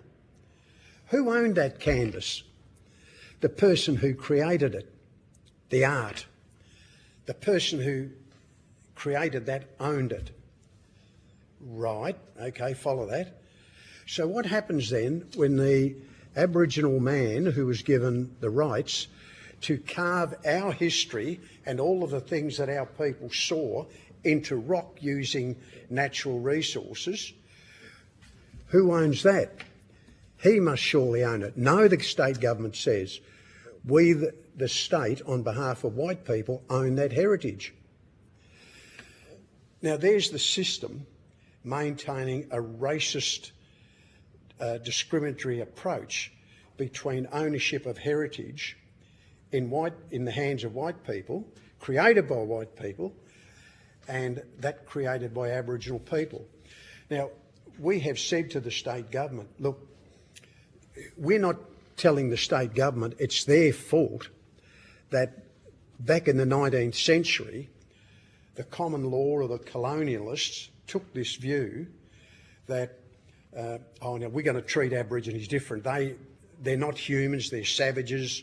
Therefore, even though they created all this Aboriginal heritage, they don't really know what they're doing, so therefore we, the colonialists, will own it.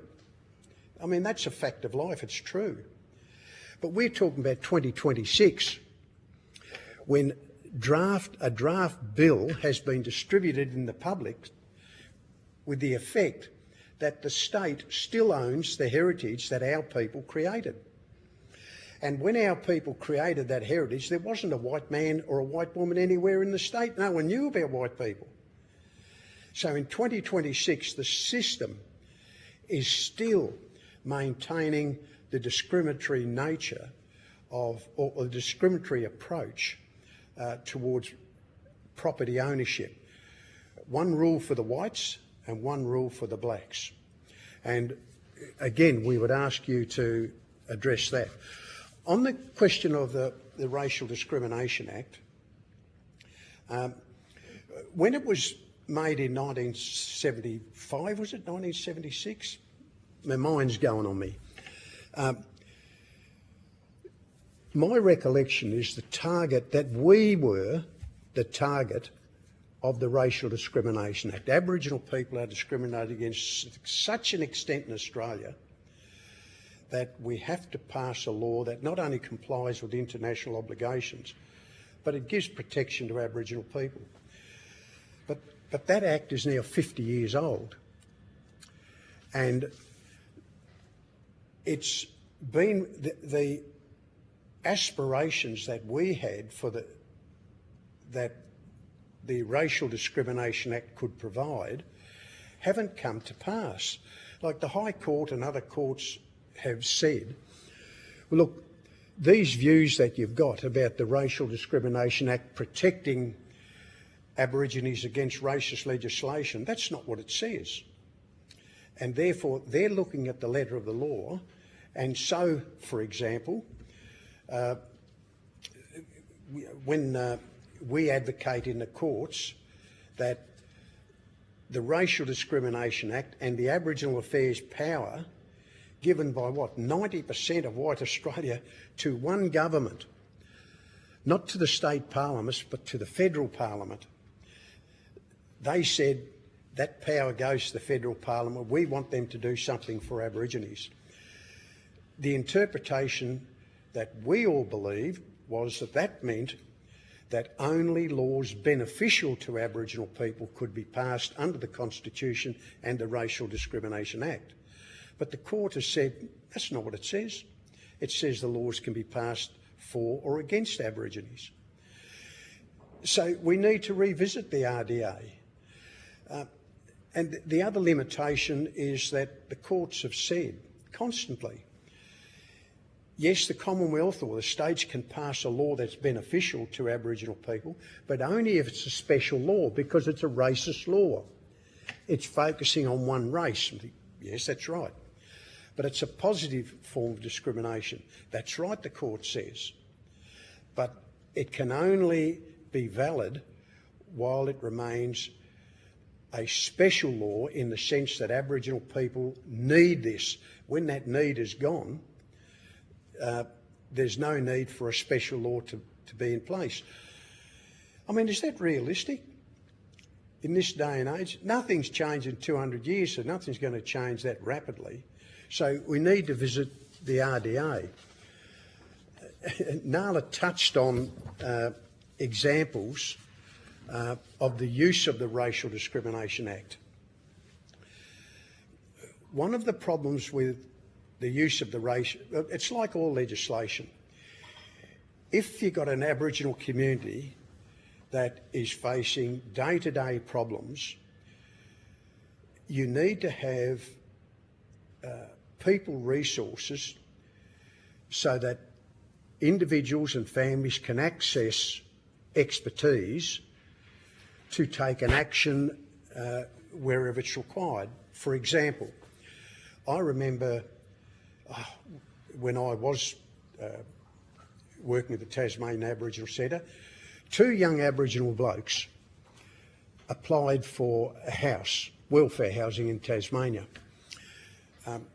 When they, and a white person probably stood next to them on the bench. When the white person applied for a welfare house, they filled out the application form, and the form immediately went in the list, of 1,000 long. You'll have to wait your turn. When the Aboriginals applied, all they wanted, the same as a white person, was a house. But as soon as they said, I'm Aboriginal, their application is immediately shunted to the side, sent down to the Office of Aboriginal Affairs in Hobart, until such time as their Aboriginality is confirmed. Now, this is an example that Nala mentioned earlier. People don't realise it's racist and discriminatory. People in the Office of Aboriginal Affairs and the Housing Department thought they were doing the right thing. But the effect was that the white person who applied for a house got a house before the Aboriginals, because the Housing Department couldn't, the Office of Aboriginal Affairs couldn't track down where these young blokes were, because they were sleeping with different families and sleeping in cars. And so because they didn't get back to the Office of Aboriginal Affairs, who sent a letter to their last known address, their application was shelved, so they didn't get a house. Now, when we took an action in the Anti-Discrimination Commission and notified the department, we sat down with them and resolved it, we thought, and those young fellas got compensation. But Nala was telling me yesterday, this situation's gone right back to where it was a decade ago.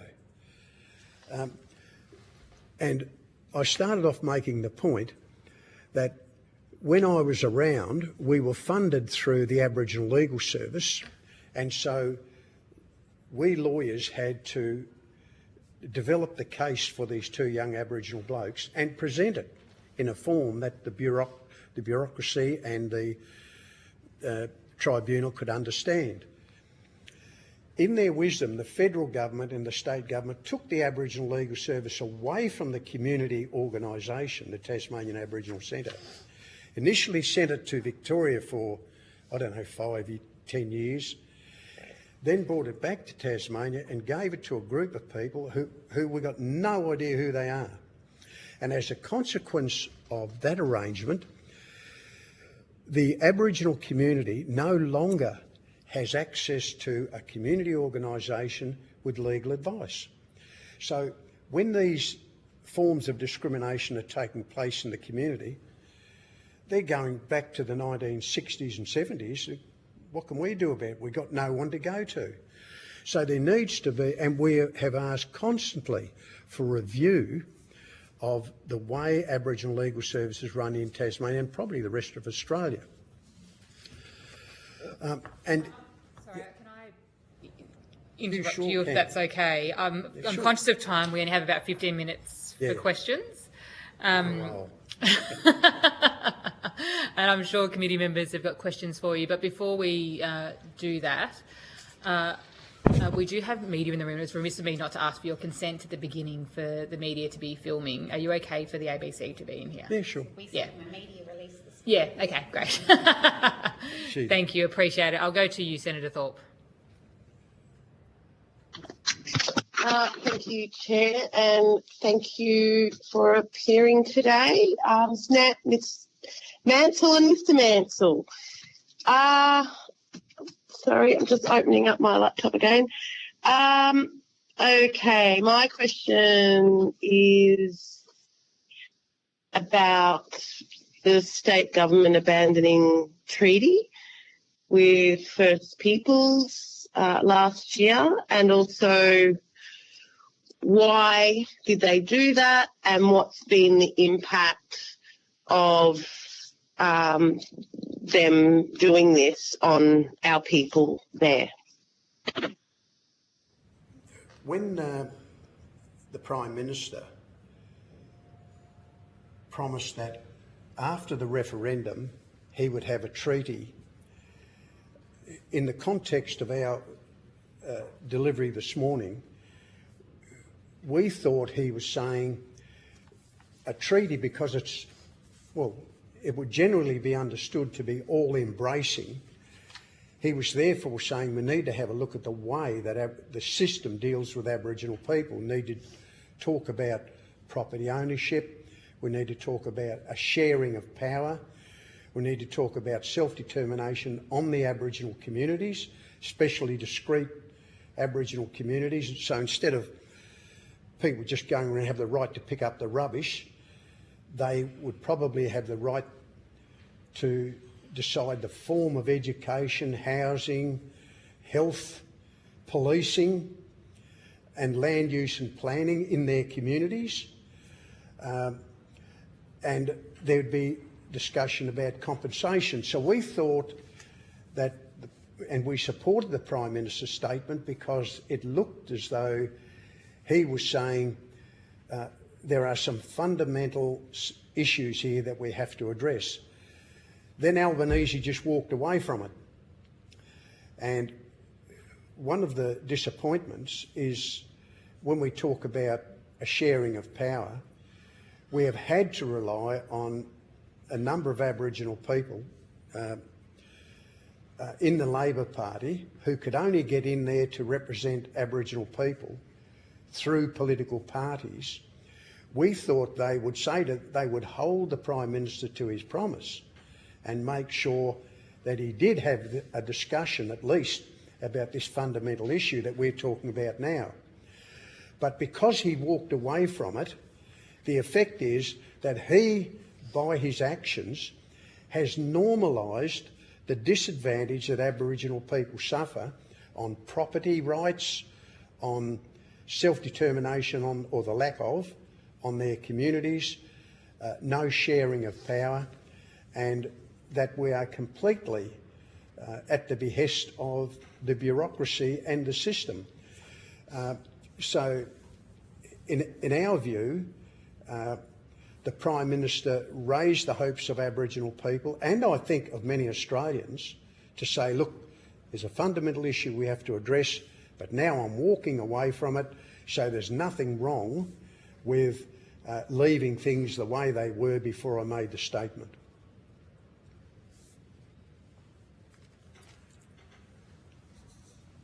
Thank you. You said in 2023, Mr. Mansell, the problem isn't that we don't have a voice. The problem is we cannot get anyone to listen. And you use the example of the unimplemented 339 recommendations from the Royal Commission into Aboriginal Deaths in Custody, while our people continue to die in prison. Why won't anyone listen? And what should governments be doing with respect to our voice? Yeah, what you're raising there, Lydia, is one of those key discussions about what happens when a report comes out, like your committee is going to make a report. What will happen to that report? And will it be implemented by the powers that be? That's one side of the equation. Another side is to say, well, look, that should happen anyway, but in the meantime, why aren't we using what we've got available to change the system to give Aboriginal people representation? In other words, a share of the power. There are probably many models around that could be implemented at any time. The Albanese government's got the majority in the lower house. With the support of the relevant people in the upper house, he can get any legislation that's beneficial to Aboriginal people through the Parliament. The model that I had suggested is that if you amend the Commonwealth Electoral Act so that of the 12 senators that each state elects, you set aside one of those for an Aboriginal or a Torres Strait Islander to be elected only by Aboriginal and Torres Strait Islanders, a bit like the ATSIA set up from, in the 1990s. And of those 76 senators, if 6 of those were elected by Indigenous people to the Senate, all right, it doesn't give us control of the upper house, but it gives 6 people who can agitate and advocate Indigenous interests without fear that they're going to upset the political parties they represent, because they're answerable directly back to their people. And if they don't agitate for Indigenous people while they're there, then Aboriginal people can throw them out at the next election. That may not be the ideal solution, but it's one model that I've advocated, and it's simple because it's in New Zealand, it's in the United States state of Maine, it's in South America, and all it takes here is there's no need to change the Constitution. You simply need to amend the Commonwealth Electoral Act. And the High Court has said on many occasions, we don't like the federal parliament using their powers over elections to restrict access to the electoral process. But if they want to expand it and make it work better for the people of Australia, then we will allow them a lot more room, which the High Court has done. So the only reason that we haven't got designated seats in the parliament at the moment is because the Labor Party won't take it up.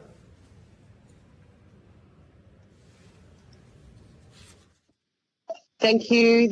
And thanks to your work, because I did advocate that prior and during the terrible referendum that we had. So thank you. I'll pass the call. Senator Thorpe. Deputy Chair. Thank you, Chair. Thank you for providing evidence this afternoon. Mr Mansell, you've argued for a treaty and a separate Aboriginal nation state. How would an Aboriginal nation state work in practice? What territory, what laws, etc.? What do you mean separate?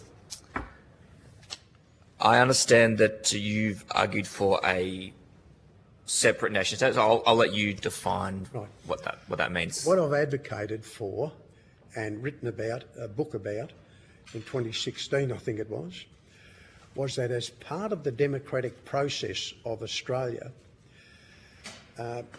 because there's section 121, I haven't looked at it for a while, the Australian Constitution provides for the states and the Commonwealths to operate as best they can together and sets up the High Court. But it also has provision for new states to be constituted by the federal parliament. So the federal parliament at any time can set up a seventh state. The Northern Territory were advocating that they become the seventh state here some years ago and didn't quite make it. I've been advocating that as part of that process, that democratic process in Australia, that Aboriginal people could make up the seventh state. The territory that they would exercise state powers over would be the land that Aboriginal people owned on the native title or land rights or whatever land that the states gave on the Commonwealth gave back. The benefit to Aboriginal people would be that all of the decision-making that's available to states would be available to an Aboriginal representative body who's in charge of that seventh state. Yes, it would be subject to the Constitution. Yes, it would be subject to the laws of Australia. No, it couldn't not stop people coming over the border because of Section 92, freedom of access across borders. So it wouldn't look any different to what we've got now, but politically it would give Aboriginal people the decision-making, to the extent the Constitution allowed it, over decisions that affected Aboriginal people on that land. The downfall of that proposal is that the federal parliament can have a majority of one in the lower house, a majority of one in the Senate to set it up. But the seventh state must have land so that it can operate on. So, for example, the parliament tomorrow could set up the seventh state on Aboriginal land in the Northern Territory and it wouldn't be an issue. But if Aboriginal land in the states is to be included in that, there's a problem because we would need the permission of the state parliaments, and that would not be easy to get. Thank you, Chair. In the interest of time, I'll share the call, but I'll give the rest of my questions on notice. Thank you. I might go to the TAC if that's okay, just for to share the call. You deliver a range of services through your organisation. I'm wondering if you can tell the committee what you see in terms of the racism experienced by the people who access your services. the stories you hear anecdotally. I'd be interested to know if you collect any data or evidence on those experiences that you can share with the committee maybe at a later date.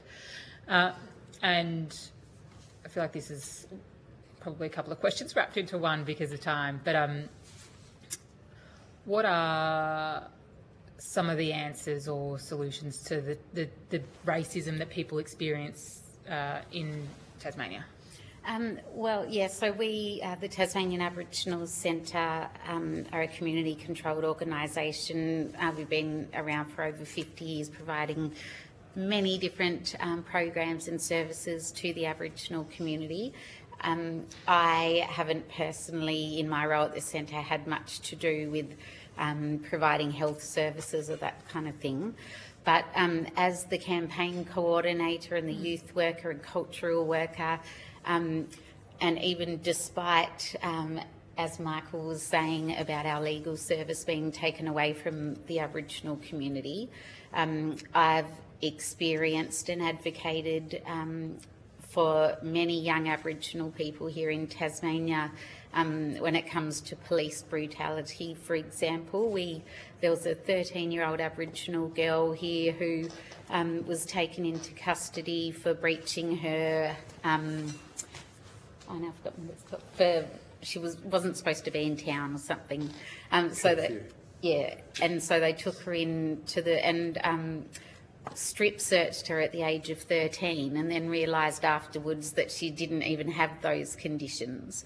And then there was a 17-year-old Aboriginal, young Aboriginal woman who was breaching her conditions because she caught a bus home from town when she wasn't supposed to be in town. And there was a group of police who held her down and physically cut the clothes off her until she was naked so that they could strip search her. Then I supported a young 19-year-old Aboriginal man who was left in a pool of his own blood after assaulted by the police. As I was saying, this is not because I work providing a legal, I've never worked in the legal field, but I see those sort of, that type of discrimination when it comes to our community here. As Michael was saying as well, the housing issue, I think that's got worse because the housing department now say if an young Aboriginal woman with kids, for example, needs a house, they need a confirmation letter. So we as the Aboriginal community write a letter for housing confirming that they are Aboriginal, but housing still says, well, that's not enough. We don't just accept that an Aboriginal organisation knows that you're Aboriginal. You have to fill out this other form as well, and then you have to go in front of a JP who's never met you, who has no idea whether you're Aboriginal or not, and that JP has to sign your form, and once you've done that, then we will agree that, oh, you must be Aboriginal. So that's kind of, as Michael was saying, an issue where non-Aboriginal people are put on housing waiting lists straight away, and Aborigines have to go around, find a JP, get us to write confirmation letters, all that kind of stuff. There's, in my role as well, the discrimination against our people. Another example was, I think, a year or two ago, we had a police officer walk into the Hobart reception of the Tasmanian Aboriginal Centre and hand over a brown paper bag to the receptionist and said, here's the bones of your ancestors. Oh, the coroner told me to drop them off. And then we found out that despite the Coroner's Act in Tasmania that says if it's suspected that human remains could potentially be Aboriginal, you have to contact the Tasmanian Aboriginal Centre straight away, and then we'll work with them to try and determine whether they're Aboriginal or not. And we found out in that case that they'd found these human remains on the west coast of Tasmania, so you can't drive there. It's impossible to access. You'd have to fly in on a helicopter or spend, I don't know how long, in a boat getting there. So to the Aboriginal community, it's obviously one of the most remote areas of Tasmania, yet they held on to those human remains for 6 years Then we got the paperwork in the end saying we found some new amazing DNA program. They sent them off to the mainland to do all these testing on them, and they did that a few times, but still didn't once contact us. And the laws also say that once it's determined they're Aboriginal remains, the coroner's office can take no further action in relation to those remains. But the coroner sent the reports and the photos of this person's leg bone and skull to all the media, to every member of Parliament. So even those types of, we see that type of racism, and as I was saying before, it's just normalised in Tasmania. There'd just be an uproar if that happened to white people in this state. When the Tasmanian, I think it was Peter Gutwin, the Premier at the time, announced a treaty, we were there to support him. They spent some money getting some non-Aboriginal people to write a big report on it. And then it just went quiet. The Premier wouldn't agree to meet with us, so we had to go and camp out in the middle of winter on Parliament lawns to get him to agree to talk to us about that treaty that had been agreed to here in Tasmania in 1833 and that we've reminded them of for so long. We couldn't get anyone to speak to us about the coroner's issue. So, yeah, I could go on all day, I think, but I just think the main thing is I'm not involved in programs and services, but I still see constantly the discrimination against our people who can't even get housed and who can't even be laid to rest in peace these days. Thank you. We have run out of time, and you will get some questions on notice from me because I just haven't had a chance to ask you them today. So I appreciate your time that you've given up to come and speak with the committee and share your evidence and your stories. It is really valuable for the committee's consideration, so thank you very much. And answers to questions on notice are due back to the committee by the 26th of August, but the Secretariat will let you know about those. And after today, you'll be sent a copy of the transcript from today.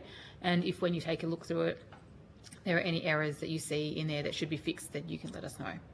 Can I add one more thing? Yeah, absolutely. And I'll think of many more. Yeah, and if you think of more after today, you can absolutely put that on notice as well to us. Yeah, but go ahead. I was also just going to mention the Racial Discrimination Act here in Tasmania, and as Michael said, obviously, that Discrimination Act was set up to support Aboriginal people who are the most discriminated against and dispossessed. Yet here in Tasmania, those laws that were set up to support Aboriginal people when we're constantly discriminated against, racially vilified or threatened, I've never seen a time where they've been able to stop racism or the threats or support us against the discrimination. But I personally have had those laws used against me simply for mentioning that white people are not Aboriginal. So if someone recently finds out a photo of their grandparent that had dark skin and it suddenly realises they're Aboriginal, and we remind them that you're not Aboriginal, we've never heard of you, you've got no Aboriginal ancestry, you're not Aboriginal, then those racial discrimination laws are used against me. And we've got one that's been going on for over 12 months here in the state because I simply wrote, he's not Aboriginal. So it's just, and many people in the community are now worried about speaking out and asserting the rights that we were born with and our responsibility to our community and ancestors, because laws that were meant to protect Aborigines are being used against us. So a review... Yeah, that's right. I mean, times have changed, but the laws are not keeping up with the change. For example, the only complaints under the RDA or discrimination things are now from white people against Aborigines who are calling them out. And you had one here this morning. First Nations Aboriginal Corporate Winlow, he's a white man. But they will come to forums like this to validate their claims to being Aboriginal, even though they're white. There needs to be a review of the way things are done and are going. Thank you very much, and thank you for your evidence. We will now head to the lunch break. We'll suspend for lunch. Thank you very much.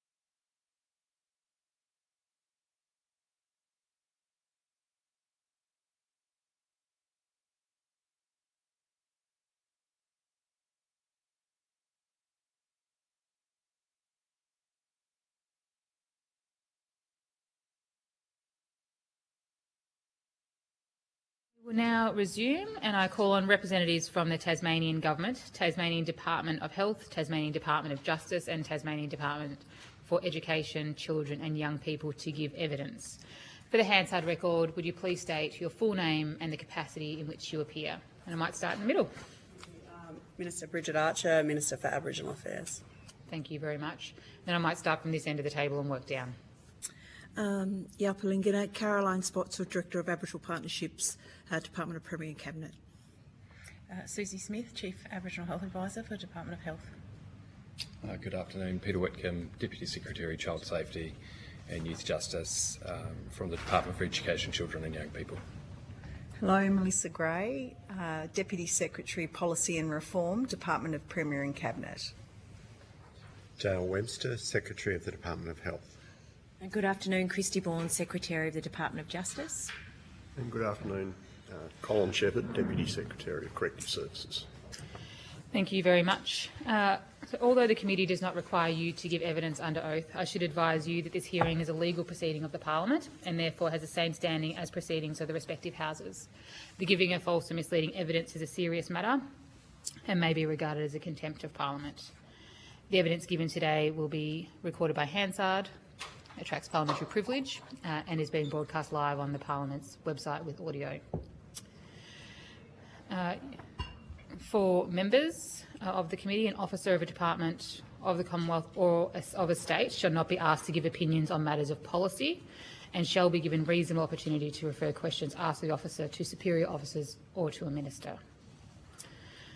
I remind members in the gallery of the need to ask for consent before taking photos or for filming. And if you see someone taking photos, it's because they have got the express consent of the committee beforehand. And it would be helpful, especially with Senator Thorpe joining us online, if you could state your name before responding to each of the questions, and also for people who are listening online to the session as well. And I will say before I invite you to make an opening statement that it is good to have state departments show up to this inquiry to give evidence. We've invited multiple state departments to give evidence and they have declined to do so. So it is refreshing to see each of you here today, and the committee thanks you for the time that you're giving us this afternoon. I now invite you to make an opening statement.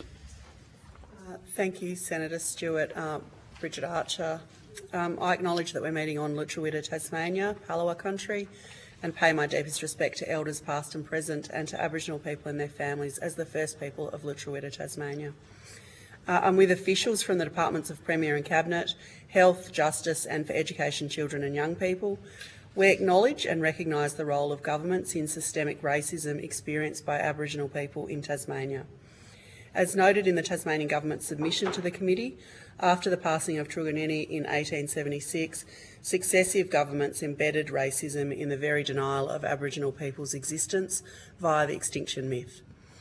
Racism was further entrenched through the forcible removal of Tasmanian Aboriginal people to the Bass Strait Islands. This was formalised in the establishment of the Cape Barren Island Reserve by legislation in 1912. Despite the closure of the reserve in 1951, Aboriginal families remained subject to devastating policies, including the forcible removal of children from their families and racist denial of existence, culture, identity and language, which is considered a form of genocide. Due to Aboriginal activism from the 1970s, the government gradually recognised Aboriginal rights. The Aboriginal Lands Act 1995 established the Aboriginal Land Council of Tasmania, returning 12 parcels of land. In 1997, Tasmania was the first jurisdiction to apologise to the stolen generations. In 2005, further land return included Truwanna, Cape Barren Island, and Tasmania provided compensation to the stolen generation in 2008. In 2016, the Tasmanian Constitution recognised Aboriginal people as the state's first people.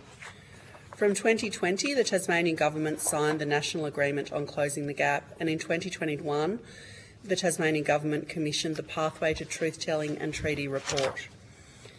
I share this contextual information to show that while Tasmanian Government policies have improved over time, they have caused intergenerational trauma that impacts Tasmanian Aboriginal people today.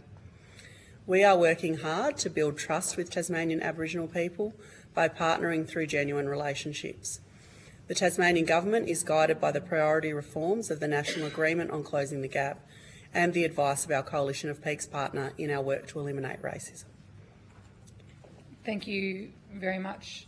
Does anybody else have an opening statement at the table, or is it just the Minister? Excellent. We'll proceed to questions and begin online with Senator Thorpe. Thank you, Chair, and I echo your acknowledgement of the only state government and territory government to appear at the anti-racism inquiry. So thank you very much. I will be upfront and honest. I'm still going to ask you some hard questions, but I do thank you. So I'll start with Minister for Aboriginal Affairs and acknowledge that you also acknowledged in your submission that your government contributes to ongoing systemic racism. Are you able to, Minister, outline what is the ongoing systemic racism that your government perpetrates against Aboriginal people? Thank you, Senator Thorpe. It's Bridget Archer. Systemic racism is included in the structural factors that result in the overrepresentation of Aboriginal children in out-of-home care and youth justice settings. These settings featured prominently in the report of the Commission of Inquiry into the Tasmanian Government's responses to child sexual abuse in institutional settings, which made 30 recommendations related to Aboriginal children and young people in its 2023 report. Several of the recommendations of the Commission of Inquiry correspond with the priority reforms of the National Agreement on Closing the Gap. Priority Reform 1, developing and working in partnership with Aboriginal community-controlled organisations to ensure service delivery is informed by local expertise and aligned to local need, and some of the examples of that are the development of the Nookara strategy and action plan by the Tasmanian Aboriginal Centre. Priority Reform 2 is building the capacity of the Aboriginal community-controlled organisation sector to deliver child safety and youth justice services, and some examples include engagement on the Aboriginal Youth Justice Strategy and planned investment in the ACO sector to deliver prevention, early intervention and diversionary youth justice services. And Priority 3, transforming government organisations to strengthen Aboriginal cultural safety and authority, share decision-making and work to principles of Aboriginal control and self-determination, change funding procedures to best meet the needs of community-controlled service providers, and ensure the cultural safety of Aboriginal children, young people and their families in their interactions with government agencies, programs and services. And some examples include the establishment of the Commissioner for Aboriginal Children and Young People and the Executive Director of Aboriginal Children and Young People role and office within DSIP. Also the establishment of a new Chief Aboriginal Health Advisor role, which Susie Smith is here with us today, within the Department of Health. Priority Reform 4, data and information sharing with ACO partners, including through the full implementation of all elements of the Aboriginal and Torres Strait Islander child placement principle. And Senator Thorpe, those agency representatives are here if you wanted to hear more about those particular elements. Thank you. I'm happy for those other departments to put that on notice, given the small time allocation that we have. I just want to go back to my original question, because you talked about, yes, there is systemic racism and that you're putting these things in place by working with community controlled and so forth. Are there actual legislative changes that make the policies and the legislation not racist, so that it can happen from a systems perspective and not put on us to be the one and only answer So what systemic policy and legislation are you changing for governments to be less, your government to be less racist? Yeah, thank you, Senator Thorpe. It's Bridget Archer again. You're right, and the Tasmanian Government recognises that systems change is what's needed to reduce and deliver protections from racism, hate and violence, and to shape systems and settings that reduce the incidence and impact of these harms. The forthcoming Closing the Gap transformation plan uses a systems change framework that prioritises transformative change to mental models and will address racism and unconscious bias. The transformation plan attempts to move beyond that structural level of systems change, of policies, programs and procedures, to embedding change at the relational power sharing levels and at the level of shifting hearts and minds. The plan is in development and is the current roadmap to achieving change. And the draft, I think we have provided the draft transformation plan in our submission. No, we haven't. We can. And we haven't been waiting for that plan to be delivered. We do have systems of accountability in place and some practical examples of embedded relationships and decision sharing arrangements. For example, Trawana, Cape Barren Island and the partnerships that we have there, as well as the Nookara example. Peter might be able to talk to some of the legislative change. Yeah, hi, Peter Whitcomb. Just in terms of the government commitments to legislative reform around the Youth Justice Act, the government has intent to go out for consultation this year in relation to its policy commitments under the Commission of Inquiry and Youth Justice Blueprint. Those policy documents state really strong intent towards a youth justice system that is focused on restorative practice, is focused on earlier intervention and diversion away from the justice system, that minimises incarceration in youth detention facilities and lifts the age of criminal responsibility. That is a legislative example in terms of the policy direction and intent in terms of where we are right now, which is a system that intervenes too late in terms of moving towards a system that intervenes earlier. Another legislative example remains within our Children, Young Persons and Their Families Act 1997, which enables delegated authority for Aboriginal community controlled organisations and other organisations. There is yet an organisation to step into that space of having delegated authority under that Act. The mechanism is there and the support from government to see Aboriginal community controlled organisations develop and grow and build capability and be self-determining in what mechanisms under that Act they want to take is the path that we need to walk.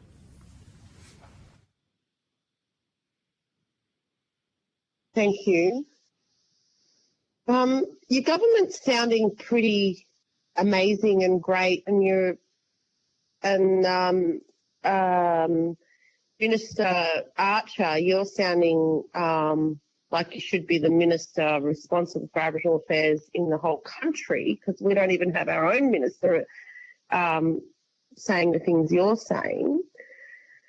Sounds wonderful, but you have the worst performing government for the so-called Closing the Gap regime. You also have massive high incarceration rates of adults, Aboriginal people, and the increase of Aboriginal children being jailed. So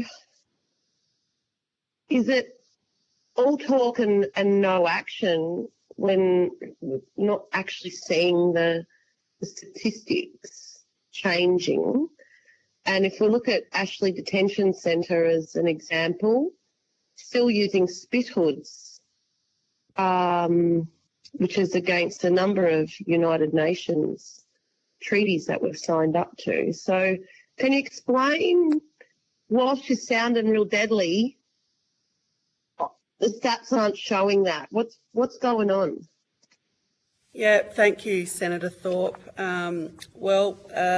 The July 2026 dashboard update showed that Tasmania improved against the baseline on Target 3, early education, and has met the target set for 2025. And Tasmania is performing better than the national average against 11 targets and at the national average against 1. We believe we're on the right track overall across targets and their associated indicators, but I think, as you have heard from us, we recognise that there is more to do, and that is the work that we are committed to doing. We are one of 3 jurisdictions, along with the ACT and the Northern Territory, with the highest number of targets showing no change, 2 targets or worsening 4 targets. And those areas of particular focus for us are out-of-home care and early childhood development, as well as housing and adult incarceration. There is 4 targets against which data is unreportable or not available, and another 3 targets that only have baseline data available. But my government's working with the Australian government to progress work on the data development that's needed to better track progress on those targets. And I might just throw to Peter to talk specifically about Ashley in relation to your question on Ashley, Senator Thorpe. Thank you. Hello, Peter Whitcomb again.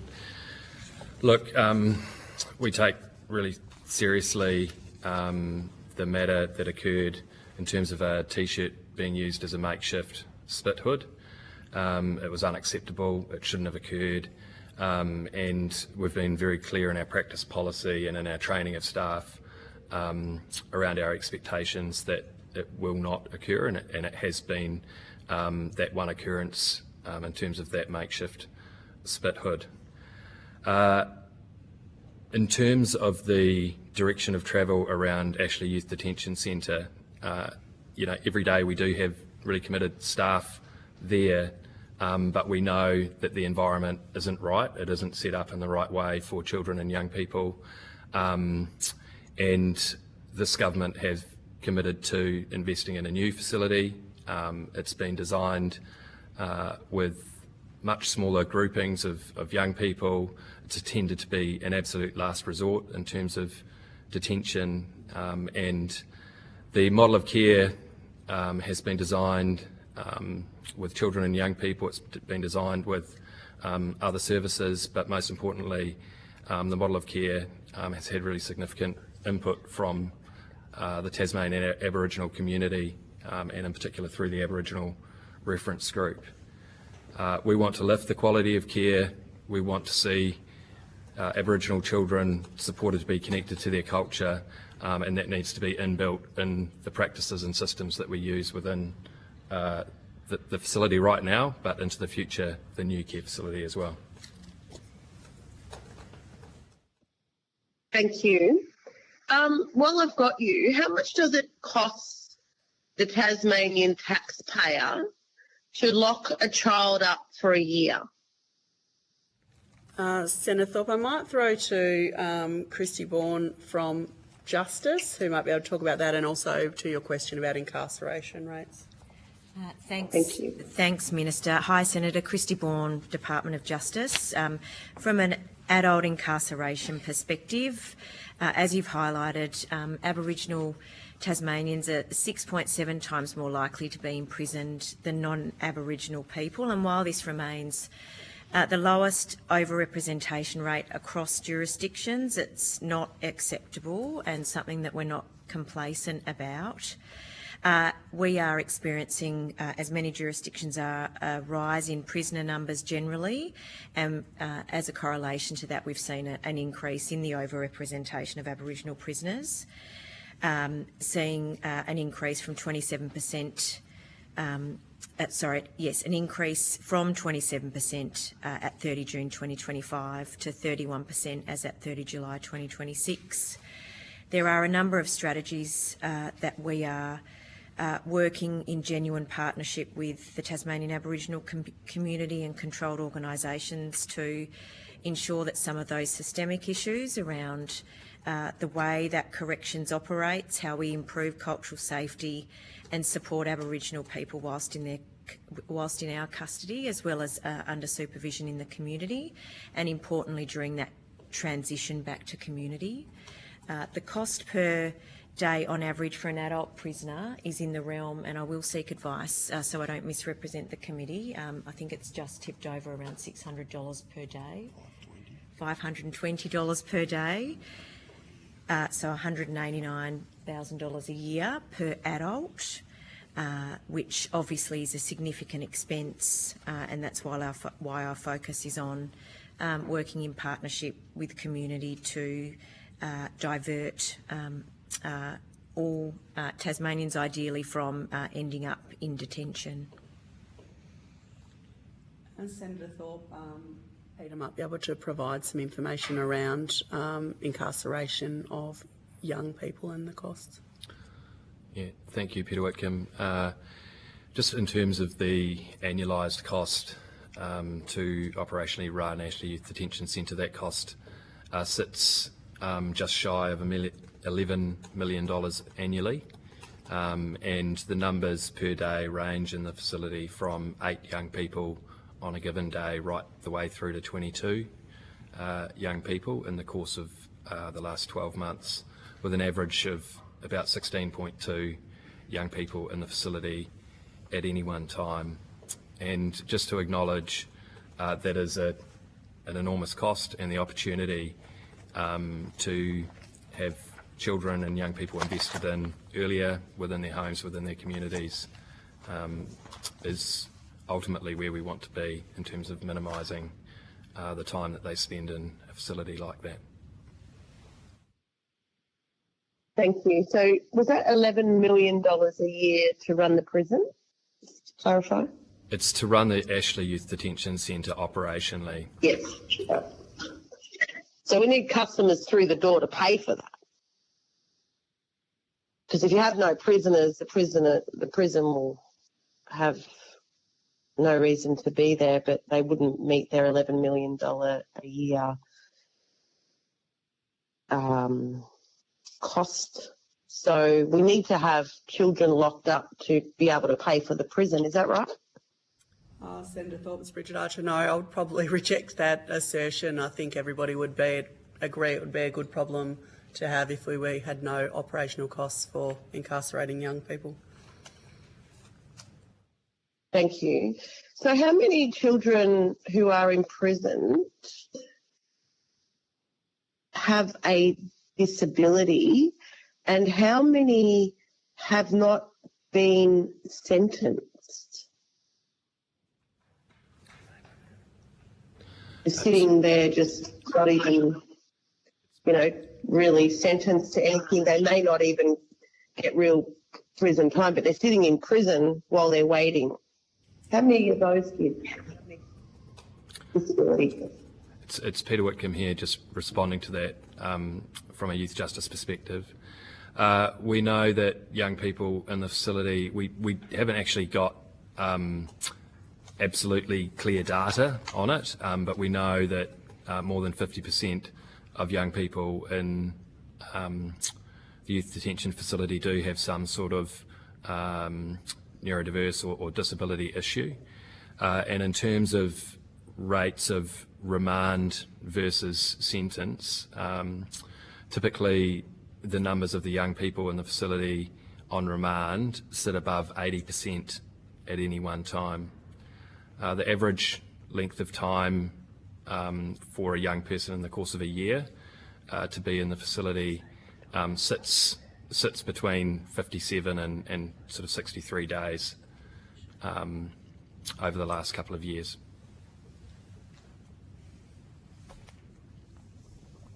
It's a pretty high number of sentenced young people.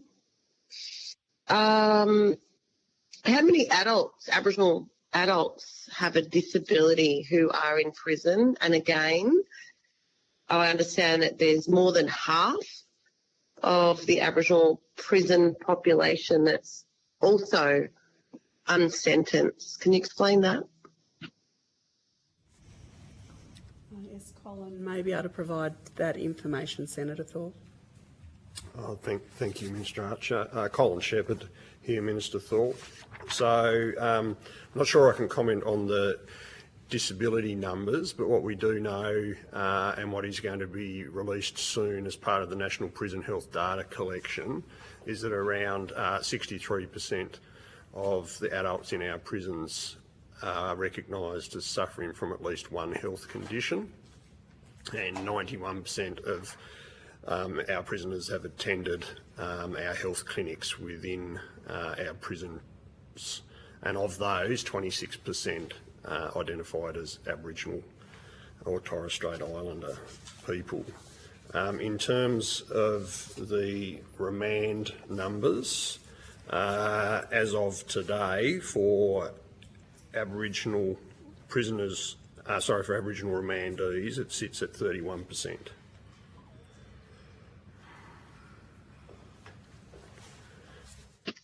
Thank you. And I do appreciate the accountability and transparency here, which is very unheard of in this country. So I'll ask my final question, and that is, why do we have so many Aboriginal people, both children and adults, in prison? Does that tell the government that there needs to be some kind of review of your police force? And if not, why not?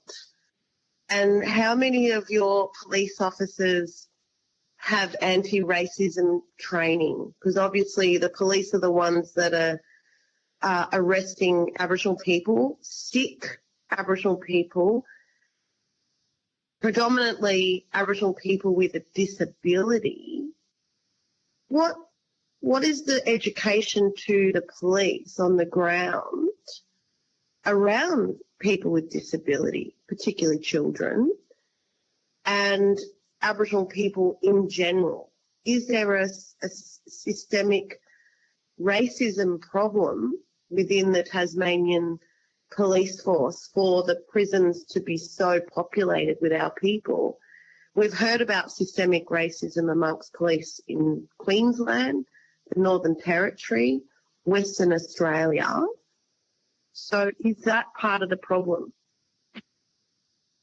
Look, I think, and as you've heard from Justice, there are increasing rates of incarceration across all demographics, and I think the reasons for that are multifactorial and complicated.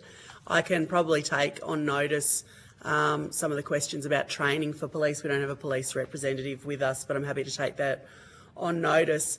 But it might also be helpful, Senator Thorpe, to talk about what the government is doing in terms of trying to divert young people in particular from being incarcerated. And so I might just ask Peter to talk about those diversionary programs that have been implemented post the Commission of Inquiry. Yeah, thanks, Minister. It's Peter here again. Look, over the last 2 to 3 years, there's been a significant increase in investment in community-based programs that support young people.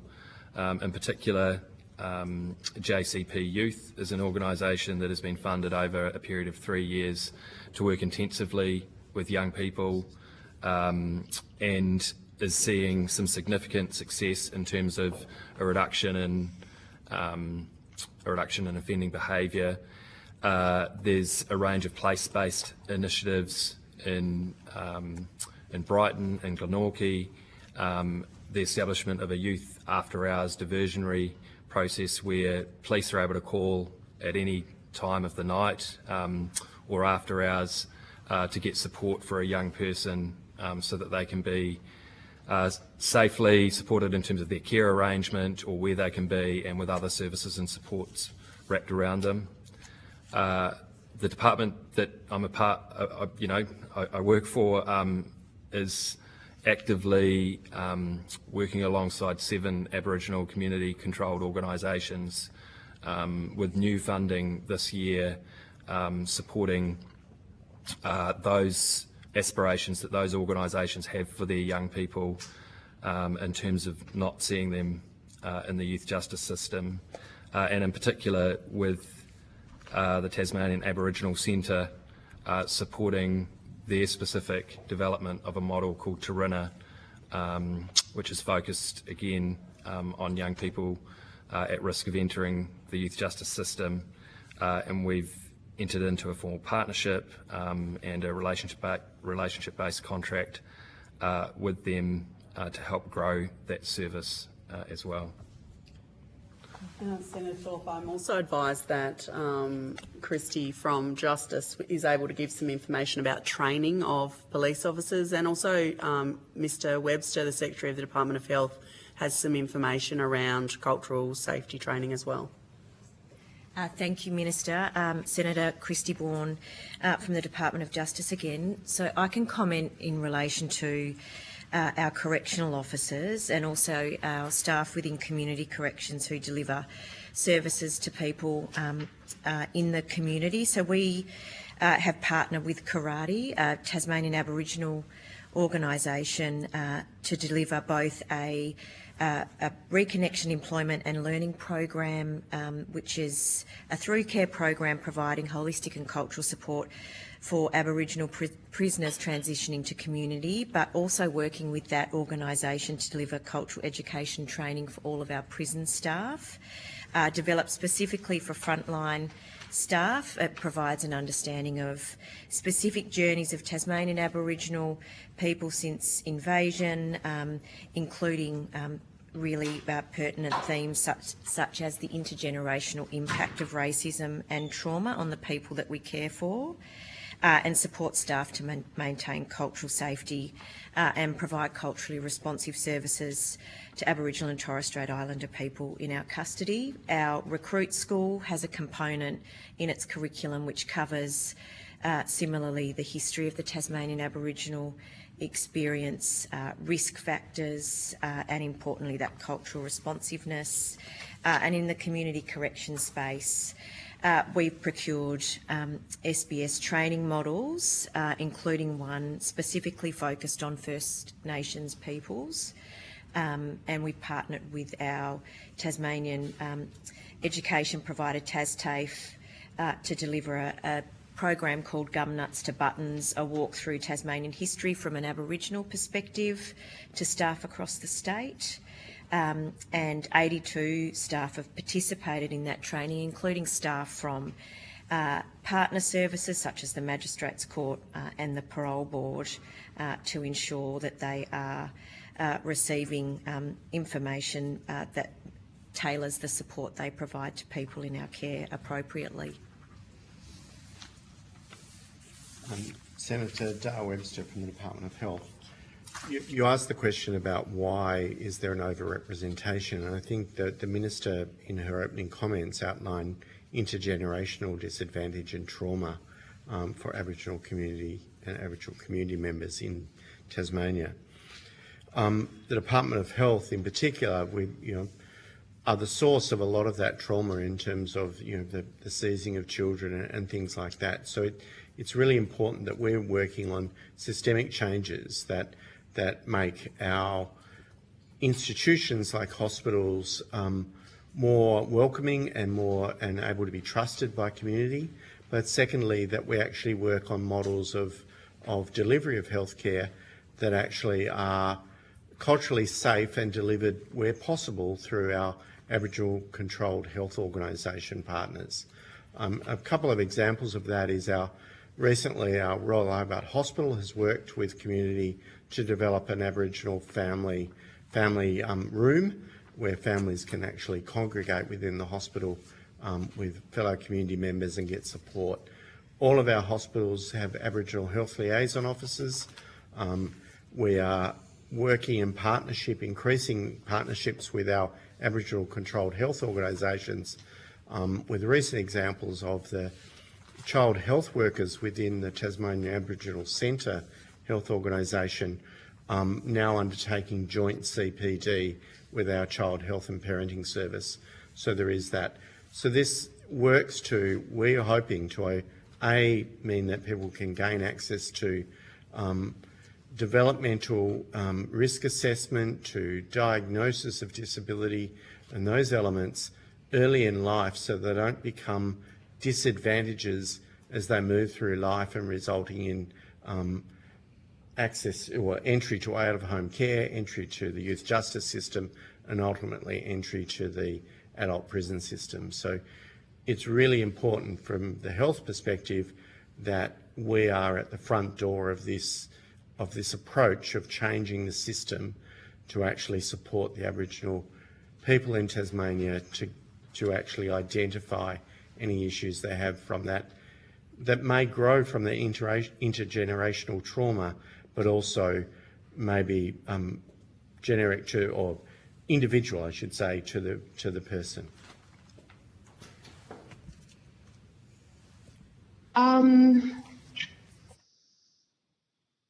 I'm pretty impressed with these responses, and I don't know whether you've just been doing a lot of prep for this inquiry, or like, we don't get this kind of transparency and accountability from the federal government or any other government for that matter. We've got Victoria tomorrow and the next day, but like, you've blown a bit of a hole through a lot of my questions with your responses. So I must say I'm very impressed with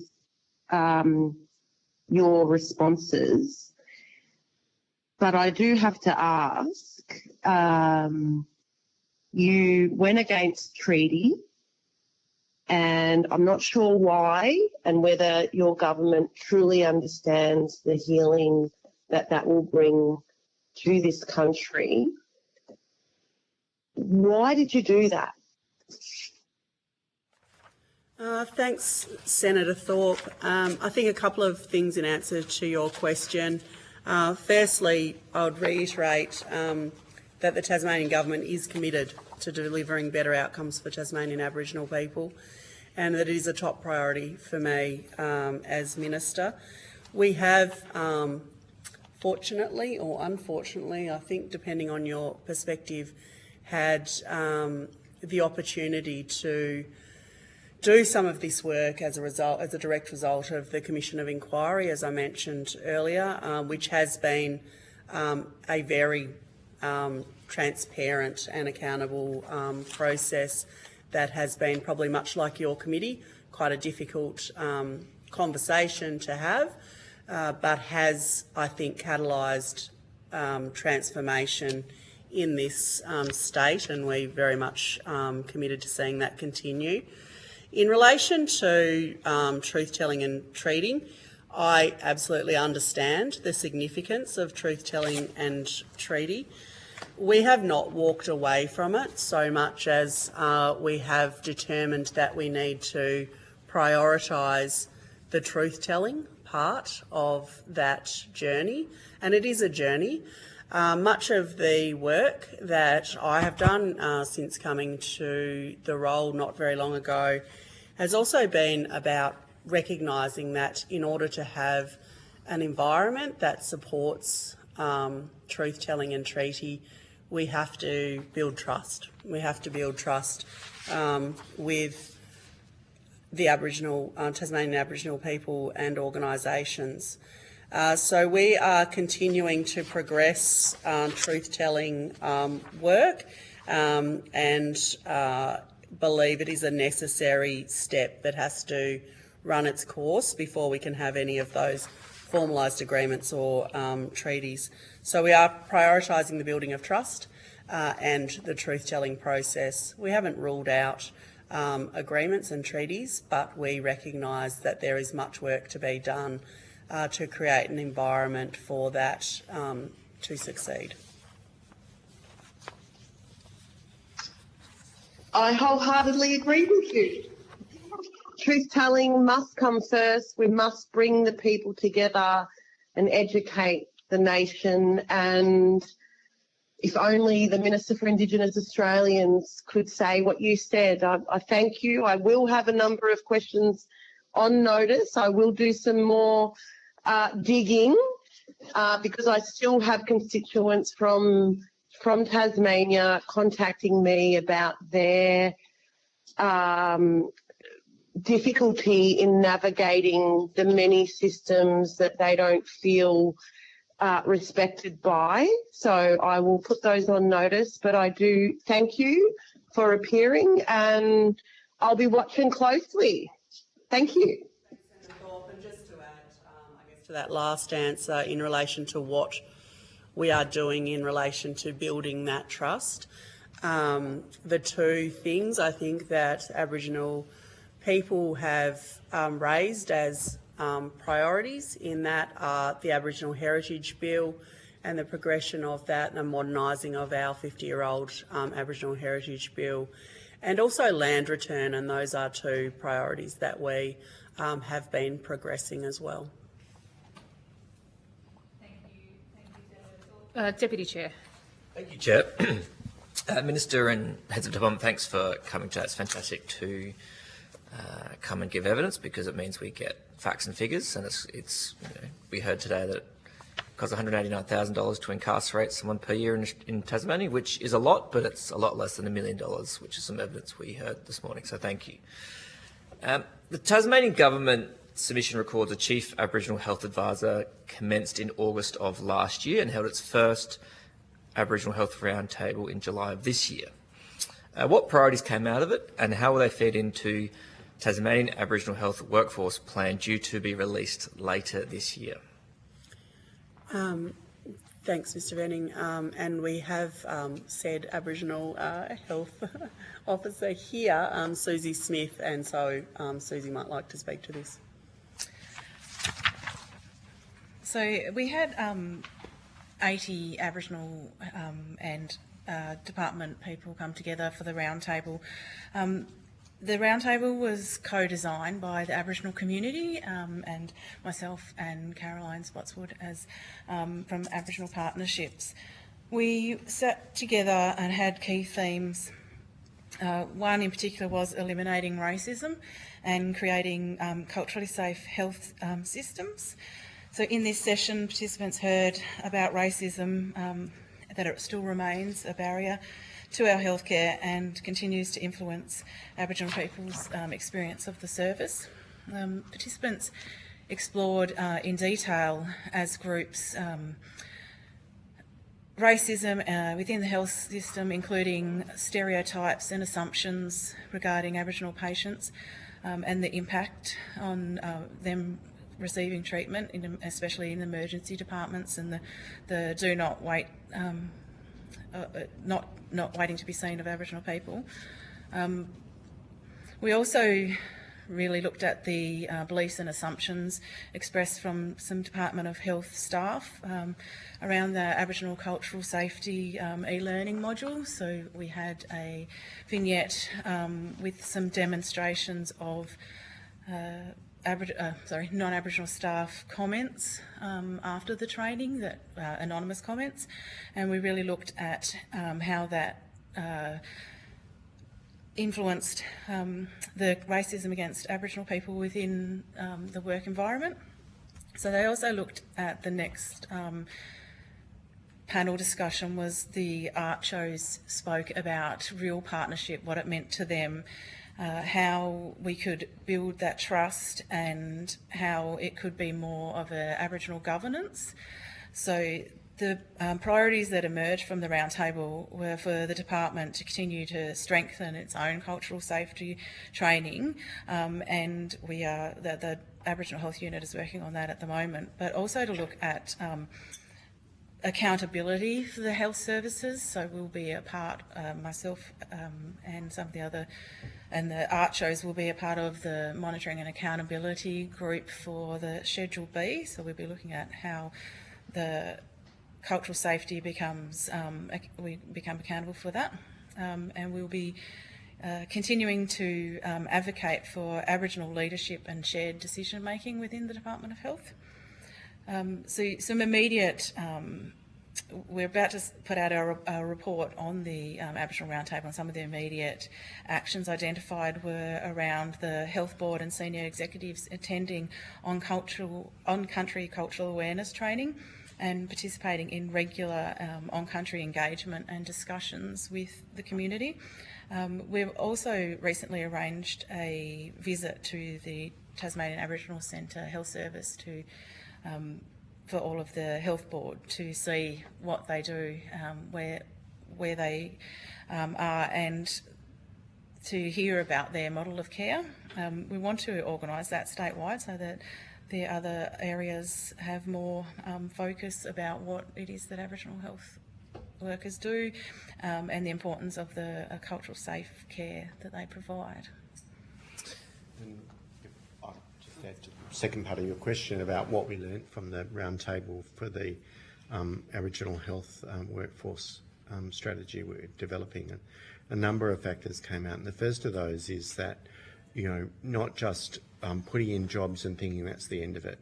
So, for instance, reviewing our Aboriginal Health Liaison Officer, and the feedback from the roundtable was, even in our small hospitals, we need to put in multiple Aboriginal Health Liaison Officers because the nature of kinship, but the nature of support they need requires that. So that was one of the lessons. I think the other thing is that, you know, if we're genuinely going to have our workforce understanding the needs of community, is working towards models where we actually have shared registrarships, shared training models for our clinical areas that are actually spending time in our Aboriginal controlled health organisations. So as, designing, registrar placements, for instance, or designing nurse rotations, child health rotations, those sorts of things. The other area is not focusing the workforce strategy on Aboriginal health workers, but actually on Aboriginal people in all areas of our workforce and how we actually grow that. And then the final area for our health workforce strategy is also acknowledging, as we employ Aboriginal people in roles such as nurses, doctors, etc. across our network, that they still have kinship relationships. That means that their work is different because of that, because if a community come to our hospitals, to our centres, and they identify a member of a kin within that centre, they expect that kin to almost be part of their care. So we need to account for that as well. Thank you, Mr Webster. Thank you, Ms Smith, and thanks, Minister. Mr, I might change tack slightly towards policing and justice.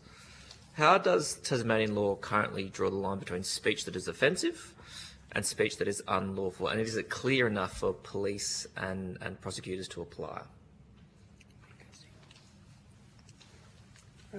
Christy? Perhaps, yeah, Christy can speak to it. Thanks. Thanks, Minister, and thanks, Mr Venning. I think in general terms, the state's Anti-Discrimination Act is one of the strongest in the country, particularly with regard to hate speech, if I can describe it that way, inciting hatred, and of course trying to deter, but also provide a framework that deals with or addresses where people allege that they've been discriminated against. The government very recently has also strengthened its sentencing laws to better recognise hate, prejudice and vulnerability as aggravating factors in sentencing. Previously, the Act provided already for sentence aggravation based on racially motivated hatred or prejudice. The new provisions extend that to a broader range of attributes that are now or suggested to be non-exhaustive, depending on the circumstances of a particular case, but also a further aggravating factor applies where a person is targeted because of actual or perceived vulnerability or circumstances including race, which means if, for example, an Aboriginal person is targeted because of their identity, that may be considered as an aggravating factor, even where there is no explicit evidence of racist motivation or hostility. So it's a broad framework. The centre of the approach is our Anti-Discrimination Act, which provides that distinction between different forms of conduct and further improvements to aggravating factors to try and capture the field, given, unfortunately, some behaviour that we see where those factors are based on a racist motivation or hostility. Thanks, Mrs. Bourne. Page 5 outlines Tasmania Police's new community engagement unit. Could you please explain how that initiative is helping build trust with Aboriginal communities? We'll have to take that question on notice, Mr. Manning. In terms, maybe back to health slightly, the Improving Aboriginal Cultural Respect across Tasmania's Health System Action Plan concludes in 2026. Will its final evaluation be made public, and what measurable evidence will demonstrate that Aboriginal patients experience less racism or greater confidence in the health system? Thanks, Mr. Manning. I might ask the Secretary to speak to this, and Susie may be able to add to it. So, Dale Webster, Department of Health, and thanks, Deputy Chair, for this question. Yes, it will be evaluated, and yes, that will be made public, as is the document, the action plan. I think importantly is that the evaluation will be undertaken with community to ensure that we're getting the feedback. Has there been change in the way that community feel welcomed to our centres and hospitals? But secondly, have we responded to the feedback they've given us through this process? Importantly, in bringing in the role of Chief Aboriginal Health Advisor, we've strengthened our relationship with the Aboriginal controlled health organisations and strengthened our relationship through them with community, so that we can actually build the information we need to say, what is the focus of the next action plan? So, it's all very well to say tick. We've got, 80% of our staff have done the training, tick. We've got our banners up at the start of hospitals that say, Ya Paningana, welcome, those sorts of things. But in reality, it's got to be, the evaluation has to focus on the qualitative aspects of it. Do Aboriginal people feel more comfortable coming to Department of Health for assistance? Thank you. Last one from me. Just more generally around closing the gap investments. How is the government measuring whether it's closing the gap investments are delivering practical improvements for Aboriginal Tasmanians? Thank you.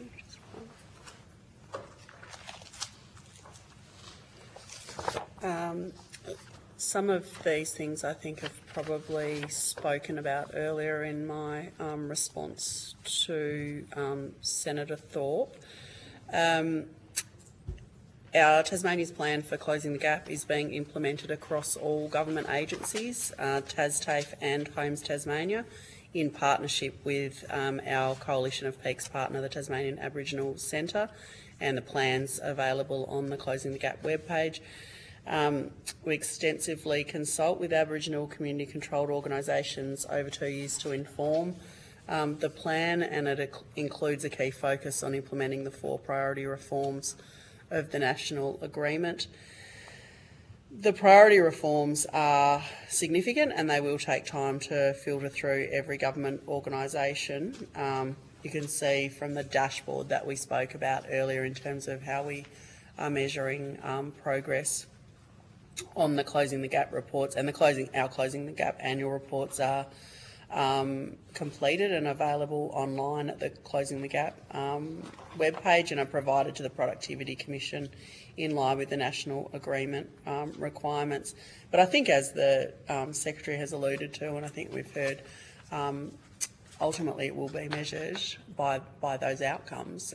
We are seeking to transform government across government agencies in order to achieve these outcomes, and I know there were overall figures, but Peter was speaking earlier about youth incarceration, for example, and we've seen in 2025, post the introduction of some of those Commission of Inquiry diversion programs, 14% decrease in youth offending, for example. So ultimately, the the outcomes that we will be seeing will be the proof of success, I guess. Thanks, Minister. Thank you. Senator Thorpe has told me she's got one follow-up question before I get to my question. Senator Thorpe. Thanks, Chair, for giving me this time. I just want to go back to the question around costs of imprisoning people in this country, particularly children. And I didn't, we talked about adults, but I just want to point out that it's $3,320 a day in 2025, or $1.2 million a day to lock a child up on average in the country. That's for a child. $1.2 million a day of taxpayers' money. Now, Tasmania, as I understand it, has even a higher cost, with the Productivity Commission data showing $4,346 per day to keep a single child in youth detention in Tasmania. So to come to Venning's point, brother, this equates to approximately $1.58 million per child annually. So I want to ask you, who's correct? What's going on here? Is this what it's costing? I think both things are true, Senator Thorpe, and Peter can speak to this more broadly, but I think there are two things. One is obviously economies of scale, just a smaller jurisdiction for a start, and I think secondly perhaps facility design, but I'll get Peter to speak to it. Yeah, thank you, Minister. If I could just clarification of the $4,346 per day as per the Productivity Commission data, and the annual amount of $1.58 million for a child to be locked up. Yeah, thank you. And those numbers that you will have through the Productivity Commission will be correct. And I wanted to put them in the context of very small numbers of children in a small state that we have in terms of those economies of scale. Would be a factor why it is more expensive here in Tasmania. We do have facility design issues, which is why we're moving to establish a new facility where lines of sight and safe care becomes more challenging. But what I really want to emphasise actually is a commitment to high staffing numbers. Over the last 6 months, we've been focused on getting to a point where essentially for every child there is a youth worker. We aim for having over 15 youth workers on the floor every day. There's a cost to that, but the experience for children and young people and the safety in the facility is improved when we have better staff numbers in terms of those ratios.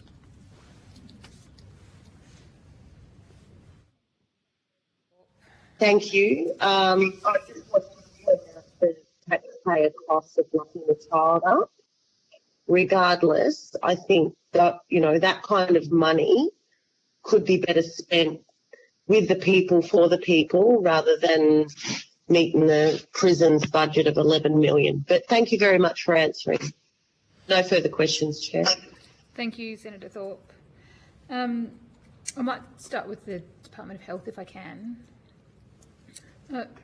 We've heard lots of evidence in this committee, in this inquiry process, about the impact that the referendum has had on their experience of racism in this country, and Tasmania is no exception to that. It's evidence we've heard this morning as well.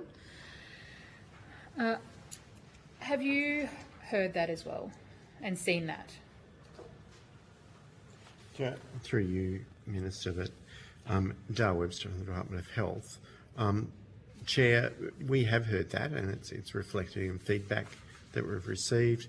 It's reflected in some of the increases in our mental health presentations and the reason for those presentations. But I'm pleased to report that our data is showing a tapering off of that being central to the presentations. But there was, definitely in the post period that was identified through the feedback that we were getting within our mental health area. Mm. And what do you understand about the health impacts of racism on First Nations people, both individually and at a community level? Senator Dale Webster from the Department of Health. Senator, the first of those is that we see it in the people not wanting to actually access our services, and I think that's an important thing because it impacts people throughout their lives. That intergenerational trauma, so it's there at birth, and we need to work hard to actually gain that trust within the department. So the first of that is there.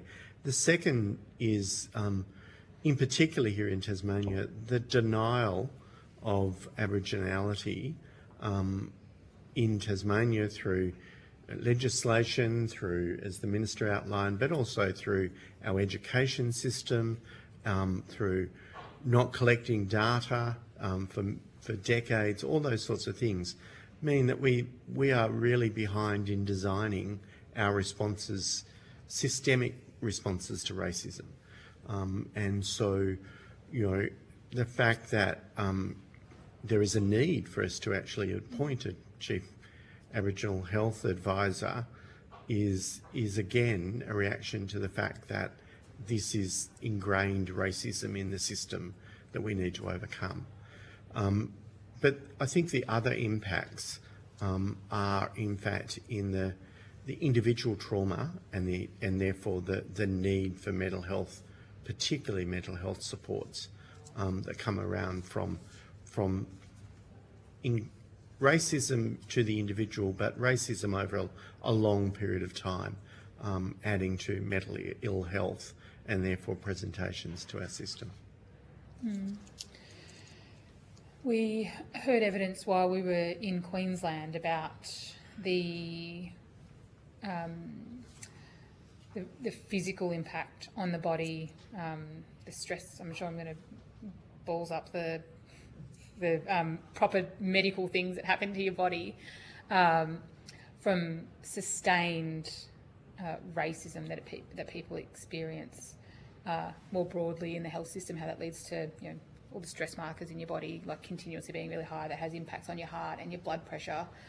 And I think people, when they think about the impact of racism, I think they do immediately go to the mental health impacts, and that is fair and reasonable for us to go to the mental health impacts. It does have a significant effect on people's mental health, but we also heard evidence about the physical impact on people's bodies. So were you going to? Yeah. Senator Dale Webster, for the record.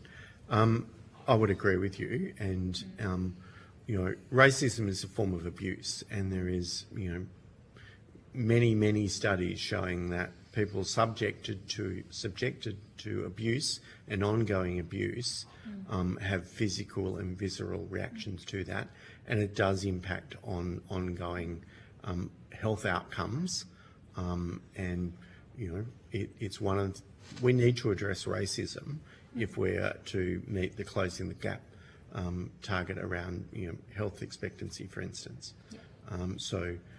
Life expectancy, I should say. So I would agree with you, and I think there are very many studies that would support that evidence given in Queensland. And I suppose my next question is then, so what do you do about it? So you've heard from, from people in your community, we've heard through the inquiry, the impacts of racism post-referendum. I think there'll be impacts on people's mental health and physical health again as we go into the next federal election in particular, with the rise of far-right parties and some of the really harmful rhetoric that politicians have that impacts on people's sense of belonging and identity in this country. How do you prepare in the systems and services that are for Tasmanian people, for Tasmanian Aboriginal people? How do you prepare? Do you scale up this, like the mental health supports in the lead up? Do you do some of that kind of preventative or I suppose I'm wondering, I suppose we could have predicted that there was going to be an impact on people's mental health and physical health with some of the rhetoric from the No campaign. That's certainly been some of the evidence that we've received, that it was really harmful to people. How do you prepare rather than just react for some of that stuff? Do you do some of that preemptive stuff in the service system? Do you fund ACOs better? Thanks, Senator. Dale Webster from the Department of Health. In relation to the national referendum, we actually provided support and information to staff about what may be happening within community.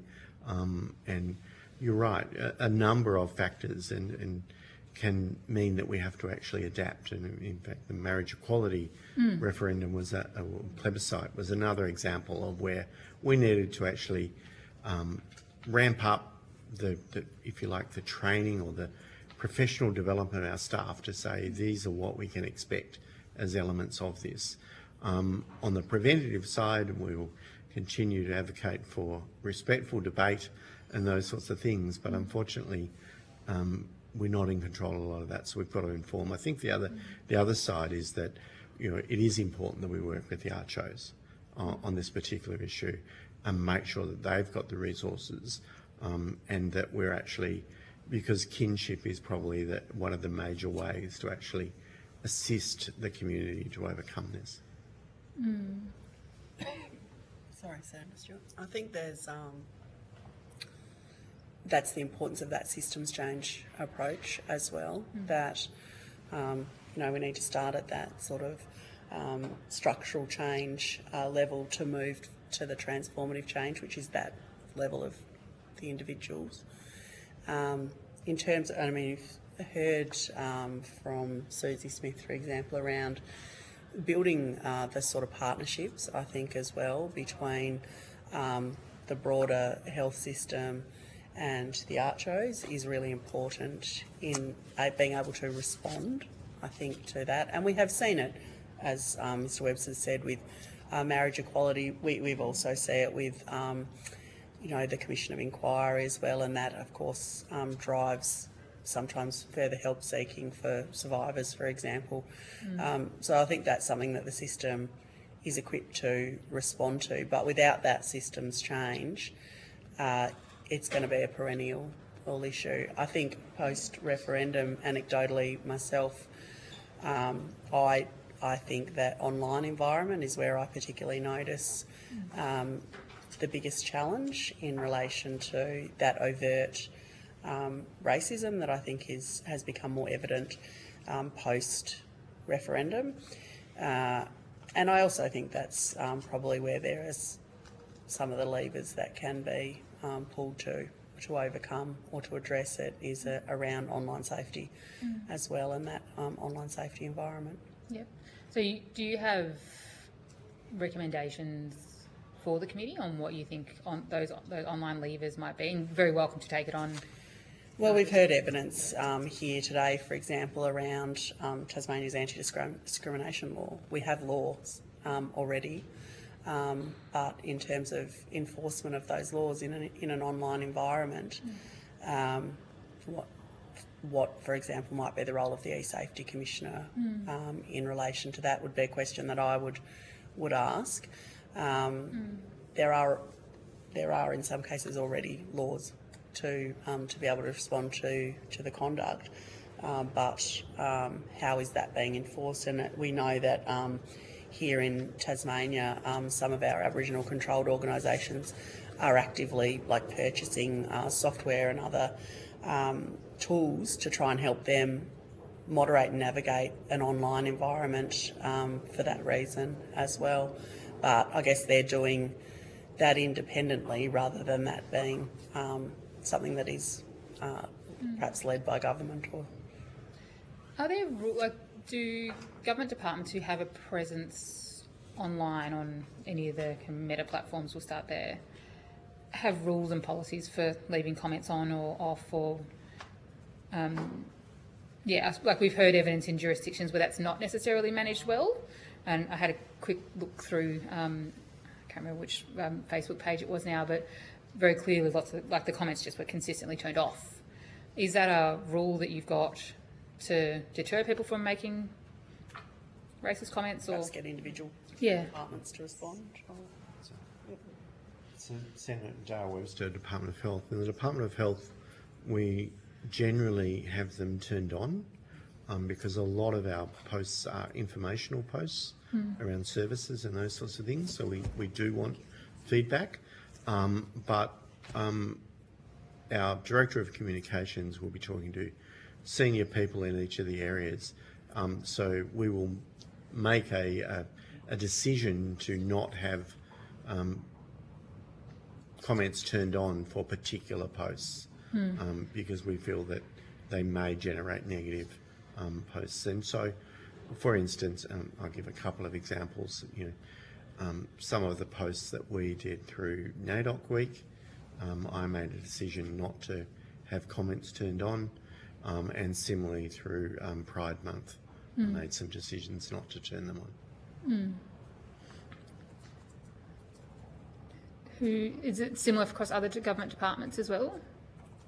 Yes, thank you, Chair. Department of Justice has a very similar approach to what Mr Webster's outlined. I think it's important to promote feedback and engagement with community, but obviously have the ability to mitigate risk, trauma, and as we're talking about today, potentially racist comments or other defamatory comments where we feel that that post might generate that unfortunate contribution.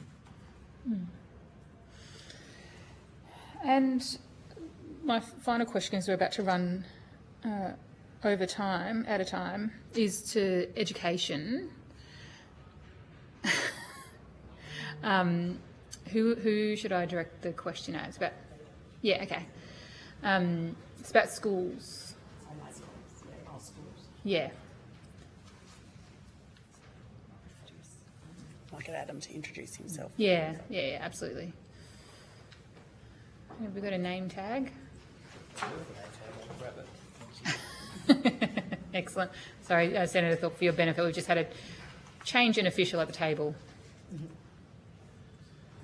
Yes, so I'm Adam Petito. I'm with the Department for Education, Children and Young People, and my role is Director of Inclusion and Support for Diverse Learners.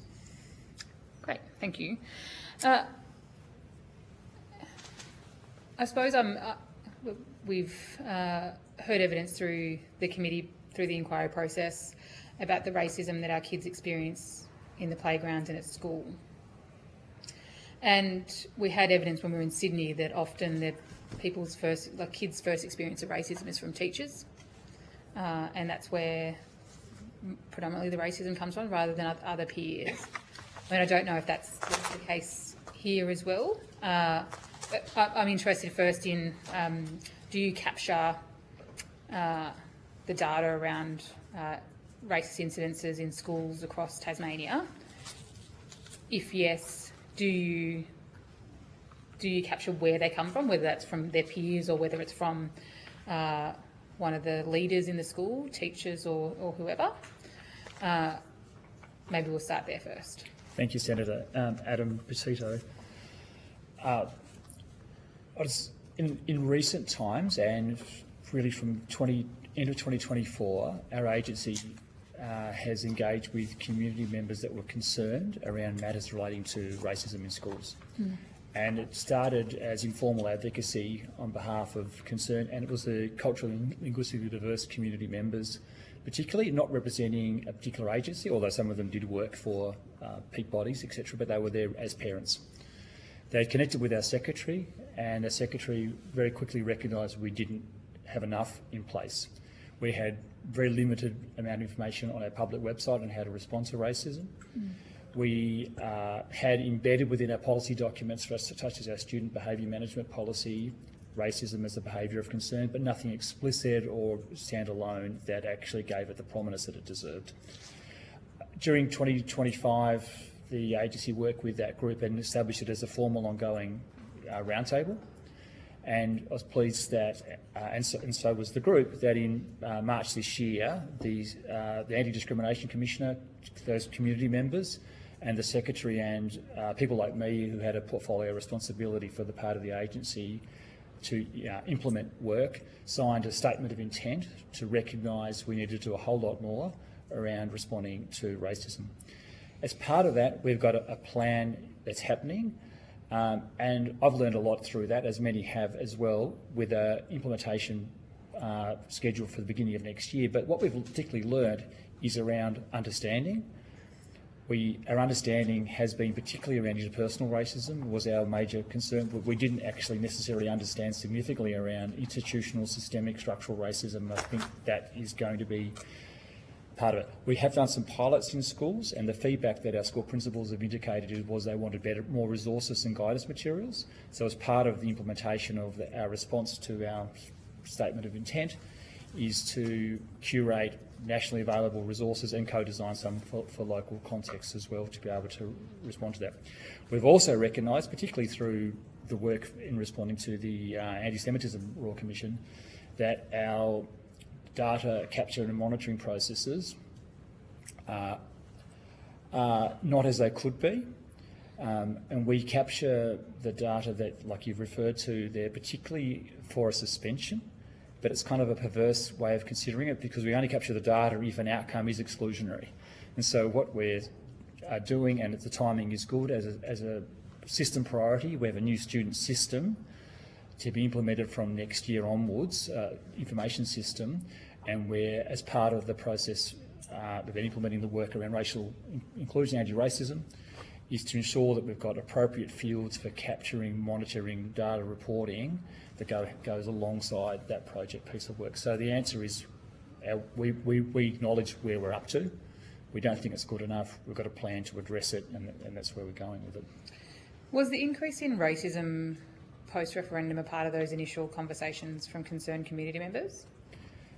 As you were talking about that roundtable happening in 2025, the referendum was in 2023? Yeah, we don't know.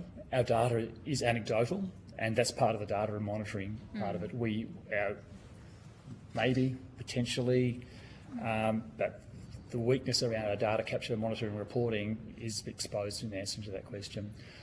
I suppose my concern is that while Department of Health were prepared in some instances, from some of the sound of it, for an increase in people making, there being extra presentations in mental health services, essentially you've left kids in the school, in the playground exposed and not prepared at all for the racism post-referendum and during the referendum. That may partially be true. So Adam Petito again, we did do, similar to the Secretary for the Department of Health, an education program with the referendum around what it might mean and the impacts and supports for children and young people within our schools.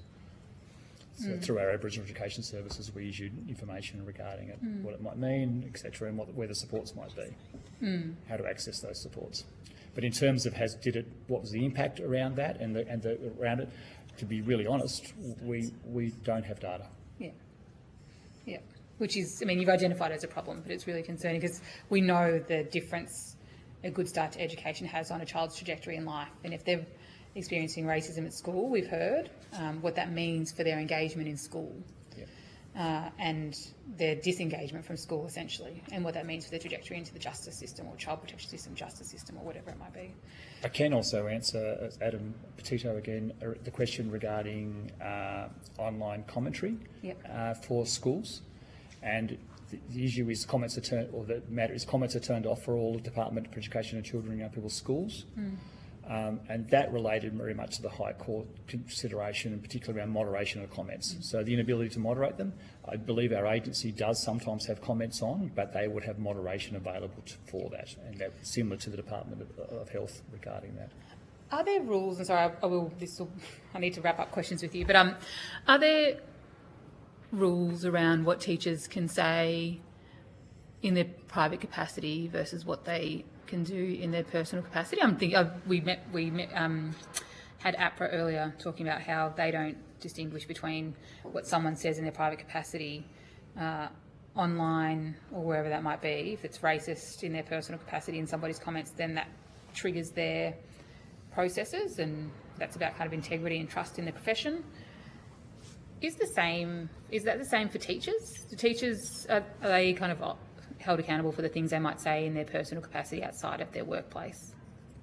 We have, Adam Petito again, we have a professional standards process associated with that in communication around how the conduct and expectations for staff online and in the regular environment. The Commission of Inquiry did sharpen up the interface between what's work and what's private, and note the crossover as you've just described. The separation is less now than it was once considered. So what I'm suggesting is our approach is closer to what you've aligned there. I would need to talk to our workplace relations team, who have more understanding of that than I do, but we do educate our staff regarding online commentary, being respectful, apolitical, etc. APRA were pretty clear in their evidence that there is no separation. If you are being racist online outside of your workplace, you are absolutely within scope to be held accountable for those comments and then be potential action taken against you in terms of your workplace professions. And they also were able to talk to, I suppose, what their accountability mechanisms are. What does that process look like for a teacher if somebody makes a complaint of racism against a teacher? Can you step me through what that process looks like?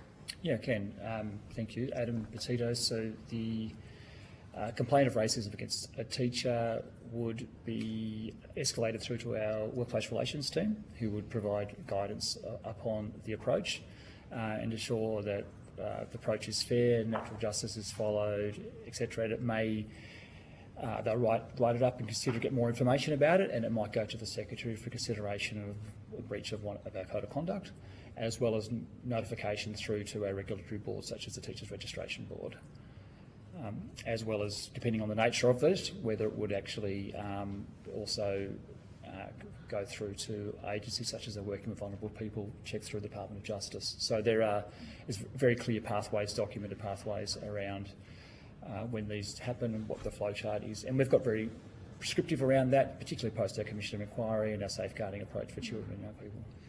I'm really interested in what that process looks like, but I think given time I'll put some of those questions on notice to you, because we have held you for a little bit longer than what we had on the program. But again, thank you very much for fronting up to the inquiry when certainly other departments and government agencies have not. So thank you very much for your participation and the really important evidence that you've given to the committee. We really appreciate it. Answers to questions on notice are due to the committee by the 26th of August. And you will each be sent a copy of the transcript of your evidence. And if, when you take a look at that, there are any errors in there, you can request that they be fixed. So thank you very much. And we will now suspend while we welcome our next witnesses.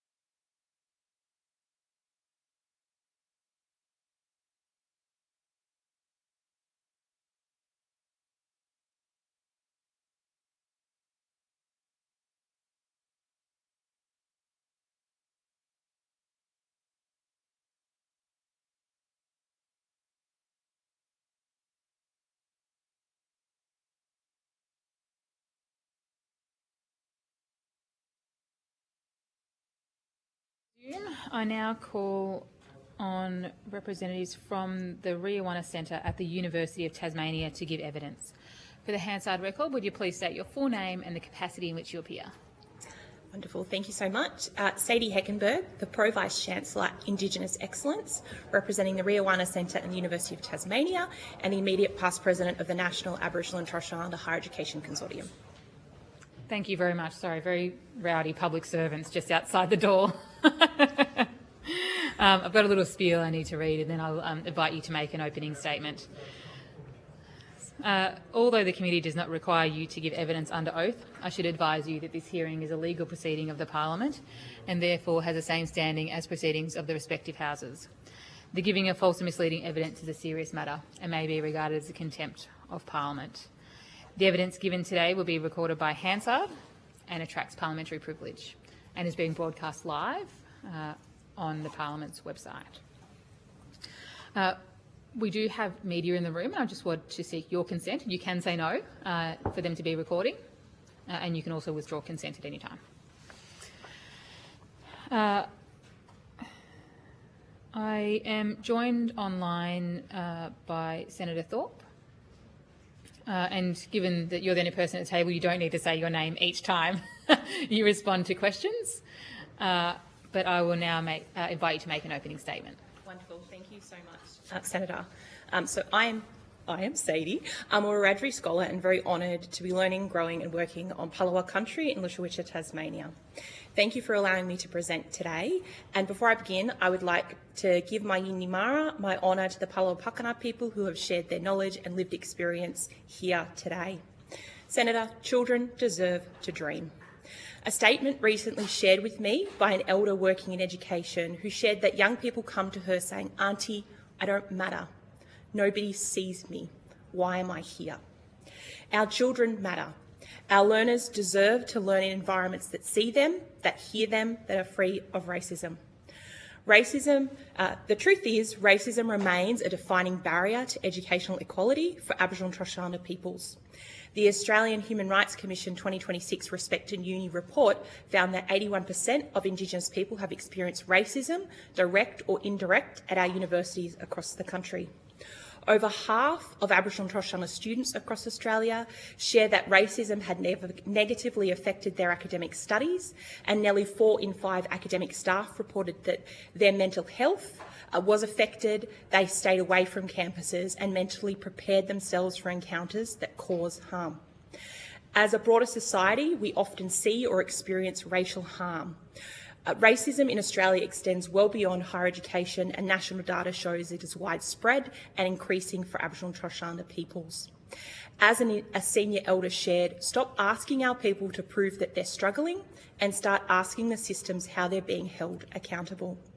The University of Tasmania is committed to acknowledging truth and accountability and to ensuring that our 59 Aboriginal and Torres Strait Islander staff and our 829 students are culturally safe within their education environment at university.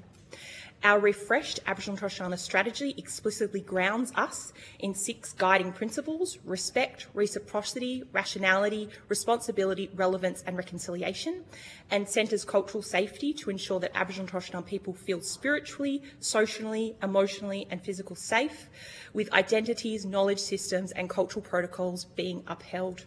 We are committed to embedding Indigenous representation across all governance mechanisms and to truth-telling as an institutional responsibility, and our commitment to being a place of empowerment for all Aboriginal and Torres Strait Islander peoples who choose to share their journey with us. We must enact the United Nations Declaration on the Rights of Indigenous Peoples to its fullest, which affirms Indigenous peoples' rights to education without discrimination and requires action taken with Indigenous peoples to combat prejudice and eliminate discrimination. I finish with a quote from the Uluru Statement of the Heart. When we have power over our own destiny, our children flourish. They will walk into worlds. Our culture will be a gift to their country. Thank you. Thank you, Professor Heckenberg. I'll go to Senator Thorpe for questions. Thank you, Chair. And thank you for that opening, and congratulations for the work that you do. Just on the UNDRIP, I put in a private senator's bill to have the government and the parliament acknowledge the United Nations Declaration on the Rights of Indigenous Peoples through the laws of this country. And the Labor government voted it down at the federal level, the government that we have now. What's your message to the Labor government on UNDRIP and how important that is to be upheld and not just a ticker box? We're signed up to it, but it actually means nothing. Thank you so much for the question, Senator Thorpe. The United Nations Declaration on the Rights of Indigenous Peoples is a pivotal document that ensures that Indigenous people globally and Aboriginal and Torres Strait Islander people nationally are ensured their rights as First Peoples of our country. Though I can't speak for the actions of any government, whether that is state or federal, I do implore all of us to think about how we can ensure that our international laws and our international policies are brought to a domestic setting. I am actually a High Commissioner of Human Rights Indigenous Fellow from a couple of years ago. And one of the things that I find is key and essential is that we as Aboriginal and Torres Strait Islander peoples understand our rights locally, domestically and internationally, and that we ensure that we are working together collaboratively and as a collective to change spaces, whether that is university policy, whether that is government policy, or whether that is national policy around our rights as Indigenous peoples. Australia is a signatory to the UNDRIP, but we have not ratified the UNDRIP. And it is quite vital, I feel, in my own personal capacity, that we do so, whether that is in the near future or whether that is built upon from other domestic work that we do. We must engage ourselves in an international basis with Indigenous people at the centre of the work that we do, and that needs to be visible in our domestic policy as well. Thank you. I take it that, yes, you support it being domesticated at the federal level and every other place. So thanks. Yes, can you tell me what some of the barriers that Palawa students faced in undertaking studies at uni? Thank you so much. This is actually a really huge amount of work that we're doing at the moment at the university and that I am personally incredibly passionate about. So we have quite a large number of barriers in Lutruwita, Tasmania, and of course throughout Australia in terms of accessing higher education, whether that be all tertiary education or all vet or university opportunities. So in Lutruwita, Tasmania, we actually have some areas that the children actually don't have a school that they can attend. Now, I can't speak for the Department of Education and I can't speak for the reality of right now, but as a couple of months ago, our young ones on Cape Barren Island had to be flown every day to Flinders to be able to go to school. So when we are employing planes to get our babies to school, but we are not necessarily providing teachers on our islands or on country, that is something that we really do need to look at as an island and as an education system. We need to ensure that we are scaffolding opportunity and ability to access education at all the different levels that we have. So I'm sure that senators are aware of the First Nations education policy. That policy has just gone through EMM and SPG as a draft and will go back through EMM in the next couple of months. And that's been a pivotal piece of work by Indigenous peak bodies throughout Australia to ensure that our young ones can access education from the age of 3 all the way up to post-secondary in a really intertwined manner. So what does our learner need at the age of 12 to allow them to be able to live their dreams at the age of 18, whether that's in a post-secondary option, whether that's in a university or whether that's in a TAFE or whether that's their career. I think that we right now as a state have a low rate of high school completions. Now, I didn't actually finish high school, so I wish and I hope that all of our young ones feel comfortable, feel safe and feel well to do so, but it's not necessarily an indicator of the ability to dream big and access your dreams. But we do need to ensure that there's information there. We do need to ensure that a service provision is available for all of our learners and that we're working together as one system, as an integrated system here in Lutruwita, Tasmania, to ensure that our learners know what is possible and how to achieve those dreams. Great, thank you. And I just want to acknowledge Auntie Alma Stackhouse from Cape Barren Island, who I had the pleasure of serving as a young woman. A recent survey across this country found that of the more than 2,000 Aboriginal university students and staff, 81% experience racism. What do students at your centre tell you of their experiences of racism at the University of Tasmania, and how does university management respond to anti-Aboriginal racism against students and staff? Thank you for the question. And the Respect at University survey, I think for quite a lot of people was eye-opening. I think for Aboriginal and Torres Strait Islander people, it was a truth-telling of our experiences. I am actually undertaking with our Aboriginal and Torres Strait Islander staff and students the creation of a definition of racism at our university. And so this week I actually spent time with our staff and students speaking of this. Our students speak of the fact that they are still finding environments both on our campuses, within their broader community, environments of exclusion or of indirect or direct racism. And we are exceptionally concerned by this. So at the University of Tasmania, half of our student cohort is actually based on the mainland. So our students are quite dispersed and they study in a very part-time manner. So we need to ensure that with their journey with us, whether that's 2 days or whether that's 20 years, that we're providing safe, inclusive environments for them. We took action straight away when we understood the situation that's occurring both at our university and across the nation. We have an anti-racism task force. We're changing the way that we report racism in our systems for our staff and our students. One of the conversations that we've been having is not only being able to define that you have encountered racism, not just as a psychosocial risk, but as a physical harm and as something bigger than what is defined in our system right now. But we're also talking about how do you report being culturally unsafe and how do you report potentially lateral violence as well. We want to make sure that we're using language that meets the needs of our staff and our students. And it's been a bigger conversation nationally about the fact that quite often as Aboriginal and Torres Strait Islander people, we might express ourselves as being culturally unsafe and we might not necessarily say, I am being bullied or this person is saying this thing.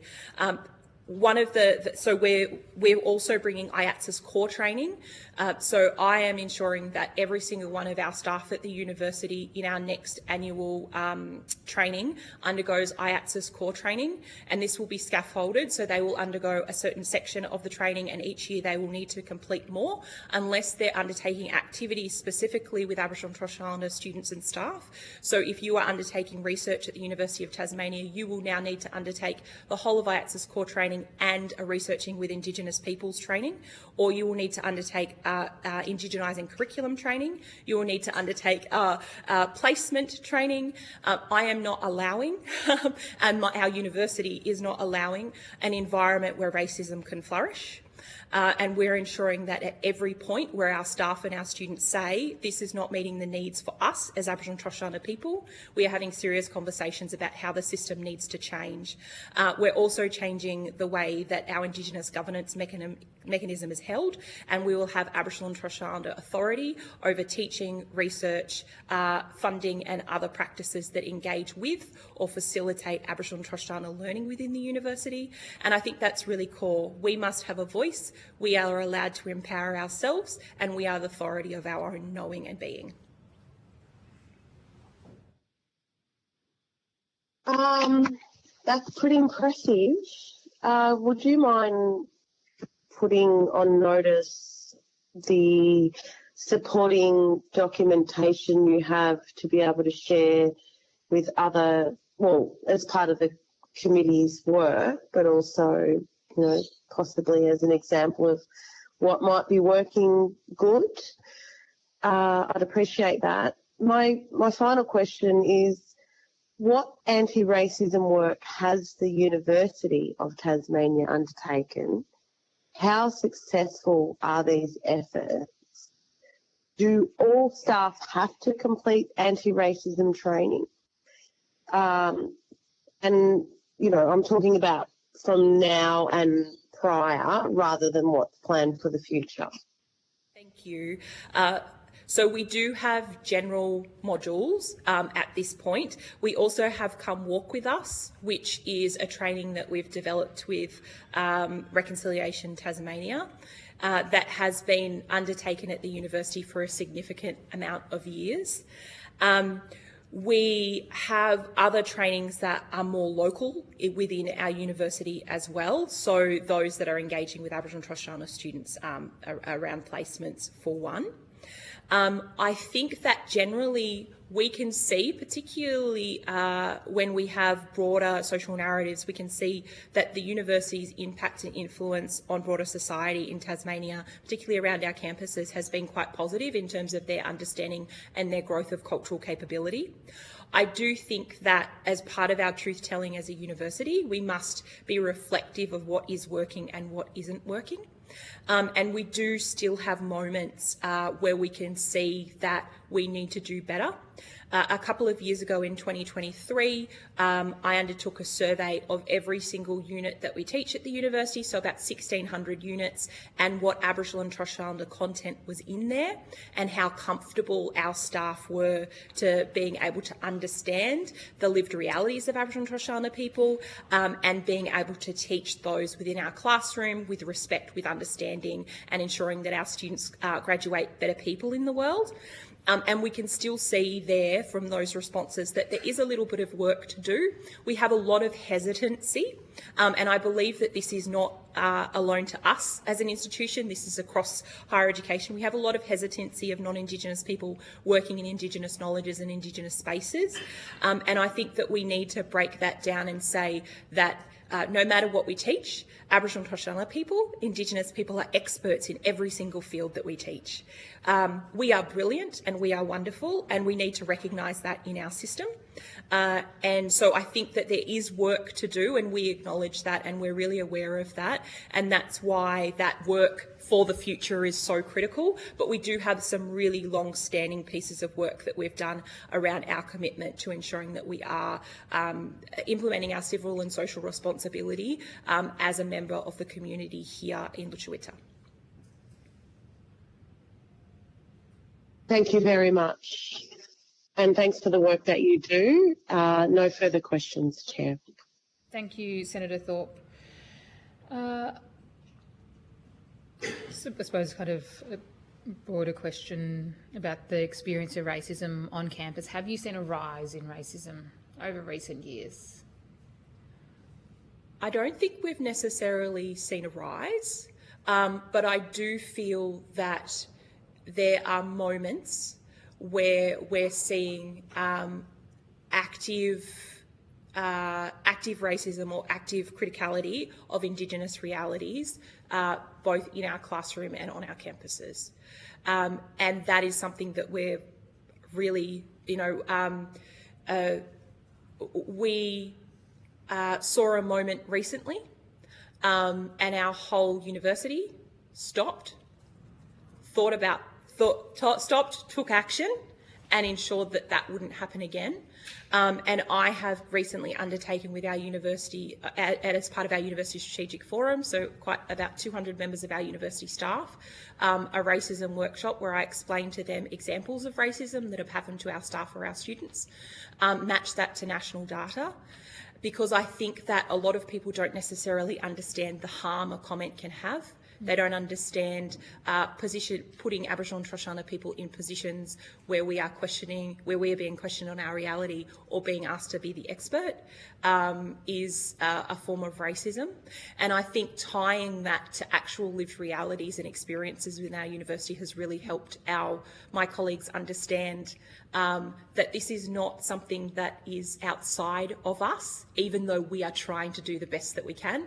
This is actually something that is part of us because we are a member of the community. We do have lots of people with lots of different thought processes come into our university, and that it's the role and the job of every single person in our university to ensure that we are creating safe spaces and we are raising people's cultural capability. And if somebody says something racist, we are saying, no, this is not acceptable, this is not welcome in our university. So is that mostly targeted at teachers and staff of the university? And then is there something different for student-to-student racism? I would say that it's both. So we do have deeper, I think that there are more moments where comments are given to our Aboriginal and Torres Strait Islander staff than our students. And I think that is because in our classrooms and in our environments, we are working towards creating as safe spaces as. So what do you mean by comments towards staff? Well, comments towards Aboriginal and Torres Strait Islander staff in the university from other staff members? Yes. Yes. Okay. Yeah. So both in a community sense and, of course, because we have people that work at our university who are from our community, and we're really acknowledging of that. And so you're talking about like what the experience is for employees in your workplace, and which is separate to then the teaching of students. The teaching of students, and so this is why we've really taken a very, very active step to ensure that all of our employees feel safe. Obviously, we were doing that before, but now we're working quite fast and with multiple different intentions to ensure that our employees feel safe. I think that we do though see less racism on our campuses than we do in broader society. And that our students are less safe in the broader public sphere when they're walking down the street than they are on our campuses. And so I think that it's our responsibility, once again, as part of that civic and social responsibility, to make sure that we are not only educating those within our remit, our environment, our staff and our students, but we're also doing work with the broader community to capacity build and to understand the lived realities of Aboriginal and Torres Strait Islander people, particularly Aboriginal people here in Lutruwita, Tasmania. So we're actually engaging quite a lot of public things now and into the future around how do we draw people in and capacity build and for them to understand. I know that it's not our job to give cultural awareness training to every citizen of Tasmania, but it is our job to create the opportunity to do so, and it's our responsibility as an education provider to ensure that we are not sitting and looking after just our own. We are looking after everybody so that our young ones, Aboriginal and Torres Strait Islander people, know they can walk out on the streets and feel safe, know that they can come into our university campuses and feel safe. So you've got evidence to say that when you teach people about Aboriginal peoples, you teach people about racism and being anti-racist, that there has been a decrease in the racist experiences or in your workplace towards other staff members, but then also for the students who come to your campus to learn? We believe so. We feel that we graduate students who are more understanding of different cultural nuances and cultural perspectives and understand the cultural and geographical diversity of Aboriginal and Torres Strait Islander peoples and people of different cultural backgrounds and understandings. And we also believe that by providing that training for our staff, that we're providing safer environments and more of an in-depth understanding of different lived realities of Aboriginal and Torres Strait Islander peoples within our workplace. And so, I think you kind of made reference to this earlier. What happens when somebody breaches, I suppose, what those expectations, what those standards are, like in your workplace? Yes. So I'm interested in you as a workplace. And then what happens if that comes from, a teacher towards a student or student to student? I'm interested in those different levels. What happens when somebody breaches the work, I suppose. Workplace. Yeah, no, definitely. So we have a reporting system. So what we do is we report up and we report harm that's happened, particularly if it's a racist harm or any kind of harm. At the moment, we're looking at, is that as effective as it can be? And implementing different ways that we can engage in an understanding with that reporting mechanism. So as I said, right now it talks about social emotional wellbeing, and so it goes through the head of the local area that harm has been caused in, and it then goes through to our people and wellbeing who are able to implement what needs to be done through the HR processes with a violation of safety to our staff. The same with our students. So we have a reporting mechanism for our students. One of the things that we really want to do is make sure that we're not leaving our students to just report up through student surveys, because that actually stops at the survey output rather than actually creating a consequence to the staff member or to the other person that may have potentially caused the student harm.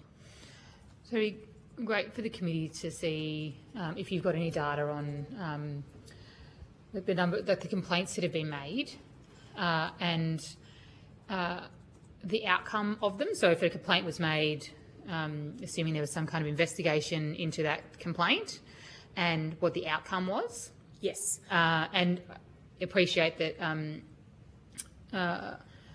there might be some sensitivities around that data, but would be grateful for information that you could provide us, because one of the things that people have told the inquiry is that one, that kind of complaints mechanisms are varying and a bit complex, but then also they might make a complaint, but there's often not a finding of racism or whatever the harm that was caused was. And then the other thing that people have said is that they're often not told what the outcome was. So they don't know, there's no visible accountability or consequences for somebody who has been the perpetrator of racism towards them. So I'm keen to understand your complaints process from that perspective, if I can. Yes, definitely, and happy to provide examples there. Yeah, and the data. So how many people made a complaint, what the outcome, what the finding was, all that. Yeah, and so at the kind of in the workplace, kind of colleague to colleague, teacher to student, and student to student. You might not have all that data, but it'd be useful if you've got it for us to see it. I definitely can, and I can share an example now of perfect. Please. Not an act of racism on an individual, but an act of racism on one of our sites. So we have a really important timeline in one of our buildings that was recently racially defaced. So they erased mentions of massacres, they erased mentions of people here from Lutruwita being put on reserves, and so as soon as we were alerted to that, unfortunately we were alerted to that by Aboriginal and Torres Strait Islander staff, so that created more harm. We went into action around what do we need to do here. So the erasure was then erased before we could action that. However, what we've done is we've gone through a process. So this was reported to myself. It was then reported to our Vice Chancellor. It was reported to our DVC that oversees that section of the university. We also reported it to the Anti-Racism Task Force on which I sit. We then took that process. The Vice-Chancellor then met with the staff affected. He also met with all of the Aboriginal and Torres Strait Islander staff. So I made a meeting with him with all of the staff, because of course this affects all staff from that perspective. We have then put in video cameras that face that work. We're now having conversations around whether that work is even in the most respectful place in that building. So we're going to be working with knowledge holders to work with them. We contacted the family of the staff, of the former staff member who had created that work, because we wanted them to be aware of this occurrence, and we also wanted them to be aware of the fact that we were taking action and for that not to be found out by third parties. We also now have a register at the university of every single cultural item that has the potential to be put in harm, and we're working through that registry of whether the item needs to be moved, whether it needs to have video footage, or what are the risk mitigations. For example, some are elements of cultural gardens, so they can't be moved. So what do we do there to ensure that they are safe? We take our cultural items and the harm that happens to those and our expressions of culture just as seriously as we do to any other harm that's caused. And so we're working through that, and then that became my presentation as well onto the broader university staff around what are the racist acts that are happening in our university and how we need to be moving forward, and how everybody needs to actually understand on a day-to-day basis the harm that might be affected to us or our staff and our students. So that to me was, as soon as this was reported, we went through the different processes of how do we ensure that this never ever happens again in our university, and what are all the different elements. And we've actually had a really big look at have our systems been correct before this? How could this happen without us being aware? Where were and I think that's really, really critical to us, because if this can happen to a physical thing, this can happen to our staff and our students. And unless it's happening in a really visible place, or they feel safe and well to be able to report, we're not going to know it's occurring. And so we have to change our systems, and we have to have people be able to trust that when they do report to us, it is going somewhere. And that the harm that's being caused to them and the pain that they are feeling they are having to feel again by reporting that harm isn't just so that we've got it on a piece of paper in a cabinet somewhere. And I think one of the things that I reflected on to my colleagues and to my senior people is, as I did say, this workshop is incredibly essential, but this also causes me pain. I'm the one who has to sit and share experiences of racism as an Aboriginal person for you to be able to understand what's happening. And I think that's where we need to get as a society more broadly, but also as our education providers that are quintessentially colonial institutions. We need to talk about the fact that as Aboriginal and Torres Strait Islander people, we should not having to put ourselves in harm's way to create understandings for other people just so that they are respectful or they are not racist. Thank you. And I had a similar question to Senator Thorpe about best practice on university campuses to keep Aboriginal and Torres Strait Islander staff safe and Aboriginal and Torres Strait Islander students safe. It sounds like you've created an environment of, I suppose, kind of talking through the challenges that you face in your workplace and as an educational institution that I'm not sure other universities are doing the same thing. So it'd be useful for us if anything that you can provide to the committee to give us I suppose, an example of what best practice might look like in these instances. Thank you.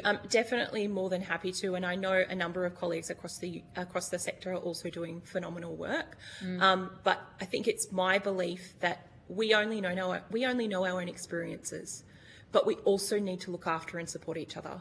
And so every single thing that I do at each iteration is shared with and co-designed with Aboriginal and Torres Strait Islander staff and students, because I only know my own perspective and my own way of being, and I really want to ensure that everything that we create as a university is a collaborative process and that's empowered for my staff and students, and that the university understands and respects, which it very much does, and I very much appreciate the fact that we have a right to determine our own future and our own realities within these institutions. And so every document that we have created have been collaborative. Our new strategy, which will hopefully go through our Senate and our Council this year, and our Aboriginal and Torres Strait Islander education plan, employment plan, cultural inclusion plan and research plans, as well as all the other documents I've created, have been over the last 2 years, because I wanted to ensure that every single word there was informed by and empowered by and supported by my Aboriginal and Torres Strait Islander staff, students and community. Thank you very much. That does conclude the time that we have for questions, but appreciate you being patient with us and starting a little bit later than we had on the program. You've taken some questions on notice. If you could please respond to those by the 26th of August, the Secretary will make sure that you've got that information as well. And you'll be sent a transcript from today, and if when you have a look through it there's any errors or anything you want to fix in there, you can request that that be fixed. So thank you very much for the evidence that you've given to the committee today. That brings us to the end of our proceedings in Tasmania. I want to thank the Secretariat and Broadcasting for everything they do to make these days run smoothly. I declare the hearing closed.